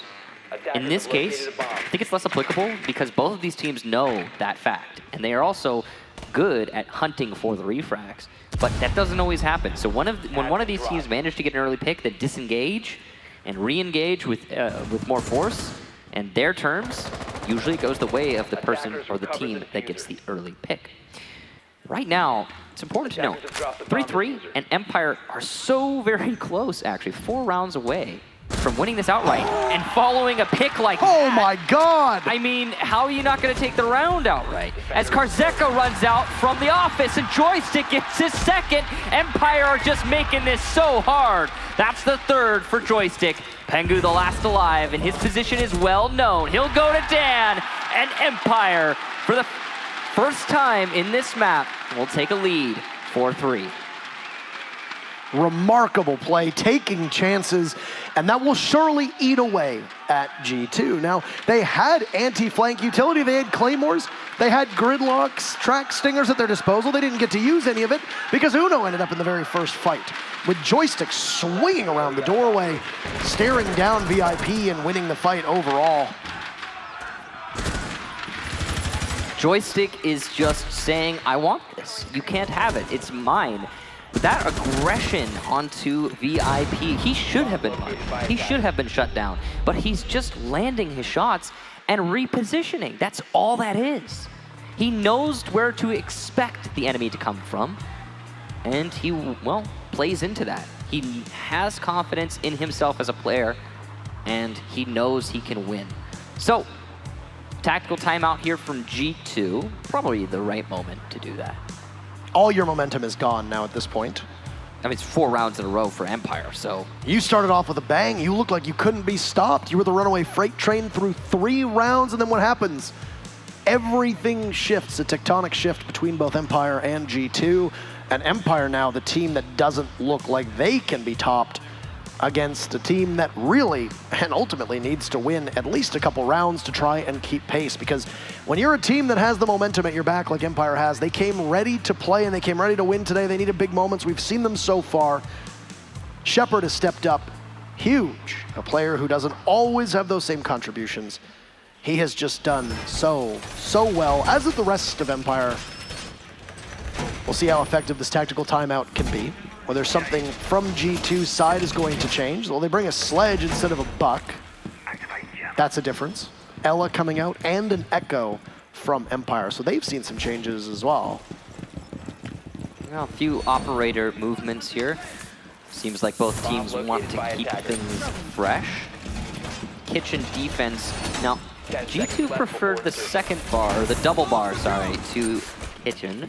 But Empire, a little bit of a different rotation. We talked about this in the past, though. On Coastline, really, you can't go wrong. Penthouse is considered to be the least defensible sites right now in the meta. You know, look far enough back and those are different. But yeah, since Mirror doesn't really get played a whole lot, people don't like to go there. Karzeka did, by the way, find the board in that last round, I believe it was, and that's really important. It's impact frags. So you're not getting kills throughout the map, throughout the match. Sure, fine. But if you win a round off of 1 or 2, then there you go, you're contributing. 30 seconds on in, and Uno's the only person who's taken any damage so far from G2. Empire are looking to try and put this one away. A victory here would all but guarantee that we go to 12 rounds, regardless of what happens. Just the way that these teams have been playing each other so far. Neither of them have had a substantial lead at any point. Yeah. And even still, despite everything shifting in favor of Empire as of late, it's still a 4-3 game. Track Stinger's being deployed, so Uno gets some of his ability off, or his gadget rather. But he won't get any more, or rather that's Kanto, as Karzeka and Joystick are there and they line up and they get knocked down like dominoes. G2 falling, and they'll continue to fall. We're staring at it, indeed, a flawless round. My word. 5-3, the timeout not working in G2's favor. Empire nerves of steel, no time to celebrate. That round was just poor information gathering for G2. They didn't drone out 90. They didn't drone out VIP. And then they proceeded to push both of those locations where there was an Ella and a Joystick. A just puzzling push there from G2, and they threw the round away. This will be something to watch now. Can't take a second timeout, G2. I don't think they were aware of the position. Karzeka was standing. Oh, that's a nice shot on a Fabian. Joystick and Karzeka working so great in tandem here. It doesn't even matter that Dan gets the last cleanup kill. Very frustrating, I'm sure, for G2, and you can see just a bit of wariness on their face. Yet to be toppled in a major that they've competed in, and this is the closest that we've seen a team come, exception being obviously EG in the 2018 Invitational. And referencing the EG in the 2018 Invitational, you gotta know that G2 can come back. Absolutely. From these situations. It looks dire. I mean, 2 rounds, that's it. 2 rounds and Empire are done. And Coastline, of course, being a map for G2 that has some serious memories on. It was where they won the Invitational in 2018 against EG. It's where they put in one of the longest matches we've ever seen in professional history at the previous Invitational in 2019. And ultimately, the very first time these two teams met in the finals. So there's some symbolism here. Yeah, it's also their map pick. It's also true. G2 wanted to go here. It's not a bad map for Empire by any stretch of the imagination. We know that. Yeah, we see one of the longest maps ever on this map between these two teams. 20-something rounds, flashbacks, still get cold sweats, etc. This is the calm before the storm, though. Either you get an angry G2 that surges back, or you continue seeing the absolute domination that Empire has put up for the previous 5 rounds. Kantorketi has gone on to Ash. You can tell that he wants to get those kills. And he's on his favorite operator to do that with. G2's brought out most of the best guns that you can bring. You've got a Twitch with the F2, you've got the R4C in Kanto's hands, and you're bringing out a Lion. G2 loves to trot out this Lion when things go sideways, and Kanto on the Ash is always a sight to behold. That kill on the Dan is no exception, very routine. Karzeka eliminates Pengu, so off site.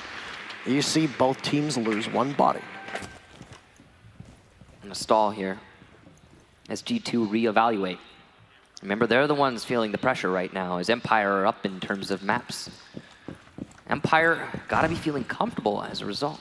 It's a security stack here from G2, a security and exit stack with their 2 remaining players on each side for total.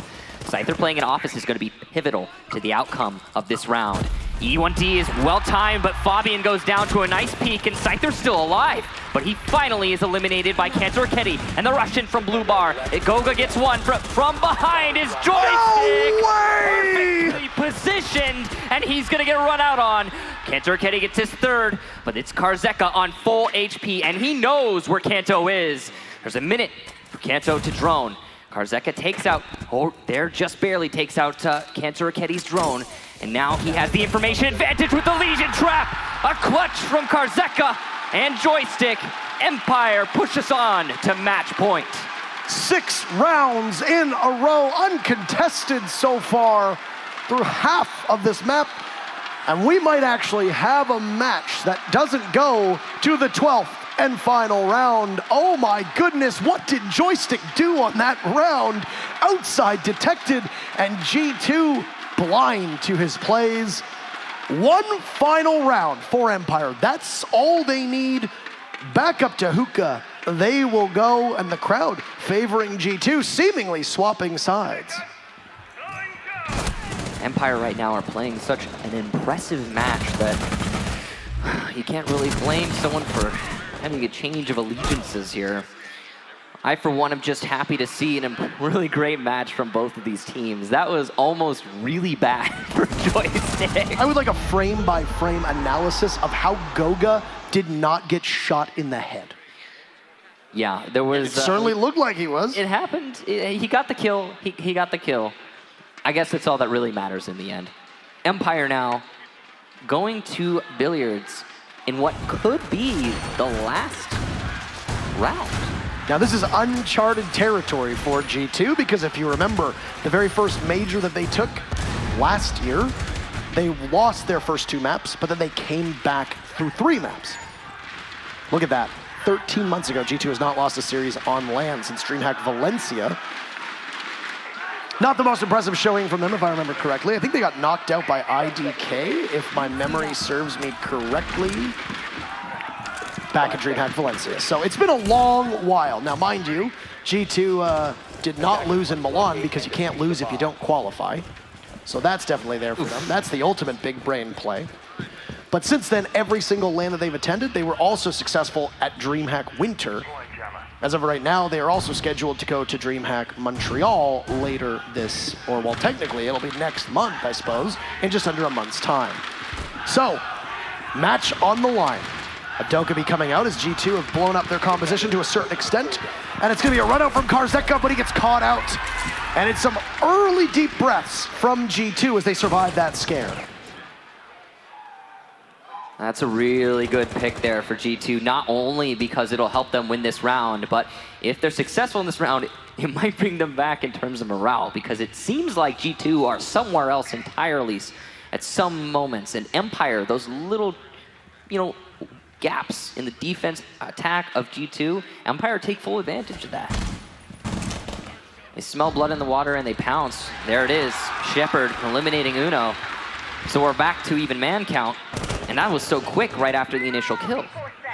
With no answer back. It looks like it's the Valkyrie of Dan down below with Pengu hard holding the angle, and he'll be rewarded with a kill here as long as he can win his gunfight. It's actually Scyther, not Dan, so he'll get out of there. A distraction as he fires off the K1A. He can rotate with the impact hole, and he can continue to get under the skin of G2, as Vigil will be immune to your droning, depending on how much utility or intel G2 has left. There are still roamers downstairs for Empire and on the east side of the building.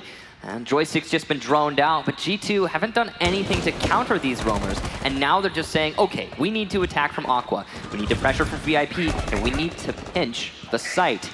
They're gonna have a difficult time of it though, as Empire are well set up to counter this push.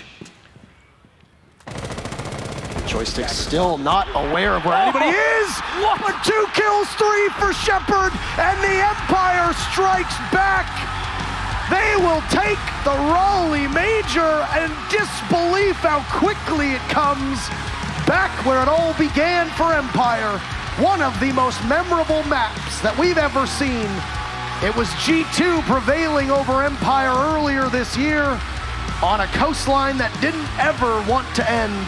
This time, Empire makes it quick. 10 rounds, all they need. 4 maps, all they need. 5 men, all they need. And Empire will win the Raleigh Major Championship. Beautifully done to Empire. A nice attempt there from G2, but in the end, on Coastline, Joystick just ran around with a stick and won his fights. G2 couldn't recover from that. When you need him the most, he shows up.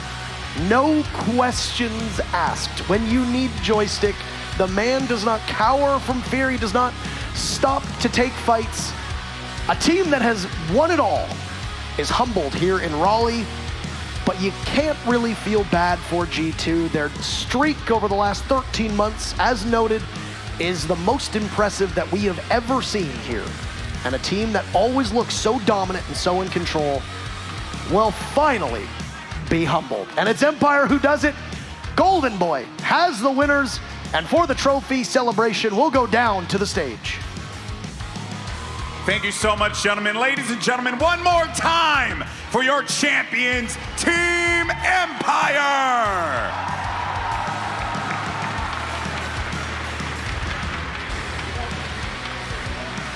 Karjeka, my friend, I've talked to you so many times this weekend, and I've been just, one, impressed with your professionalism, but on top of which, it's blown me away how this team has managed to put together so many impressive victories here in Raleigh. First that I want to ask you really is, at the 6th Invitational, you lost to G2 3-0, and you realized you had to make some adjustments. You brought Dan in. Do you feel like Dan was the X factor for this team? Yeah, of course. Dan is a very strong player, one of the best in the world right now. And with his addition, we have a really good friendly atmosphere in the team. We have a good moral mentality, etc. So, and the one thing that we changed, when we were at Invitationals, we were afraid of them. Now we weren't afraid of them. Show no fear, baby. Show no fear. Well, it did get a little scary, though, because in Game 2, you guys ended up losing that one. What ended up going wrong in Map 2 that you guys lost on that one? Yeah, I mean, Kafe is one of their strongest maps, and Kafe is one of our weakest maps. So when we lost like 6-8 on the Kafe, we were like sure that we will win the full series, because if they're struggling so hard on they're one of their best maps, then we're just gonna smash them on the next ones. Well, the weight of the world is off your shoulders, most notably the world that was G2. You guys wanted to take them out. You did it right here in North Carolina. This is your moment, and I really just want to give you the floor to address these incredible people here that came out to support you, those online, those in Russia as well. By all means, the floor is yours, my friend. Yeah, thanks for all the people who are cheering, especially on our side. We love you all. Thanks for every people who are watching this online. We appreciate that. Your support helped us to win the World Champions, so yeah. Well, thank you so much, Karjeka. You are the man. And the dynasty has fallen for now, but a new one rises. Team Empire, go and get that trophy. That is yours.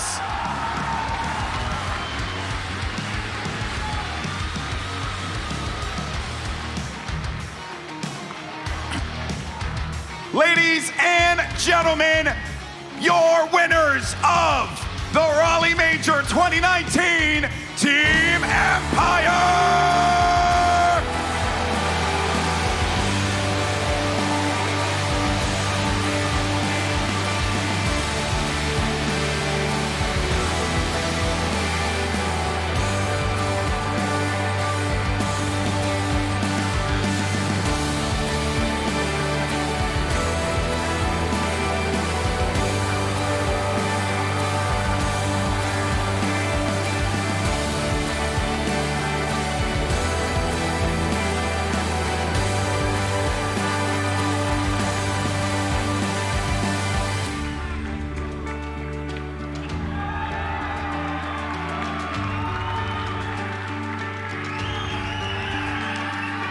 Slavia Chesva Nasze Svobodne. That's the squad here that's bringing it all for Russia. These beautiful gentlemen have done it. And finally, it has taken months and months and months of preparation. These people came from Challenger League, and Team Empire now are at the top. Can anything stop them? A new dynasty rises, and we're here to witness it. Absolutely amazing from Team Empire. We come back to the analyst desk to try to break down what happened in this game. Against all odds, Empire bring it back, and G2 falter even as Fabian was screaming again at his teammates. He could not rally the squad around them again. They just ended up in a full rout. Welcome back. Zeronic, Veli, what's up?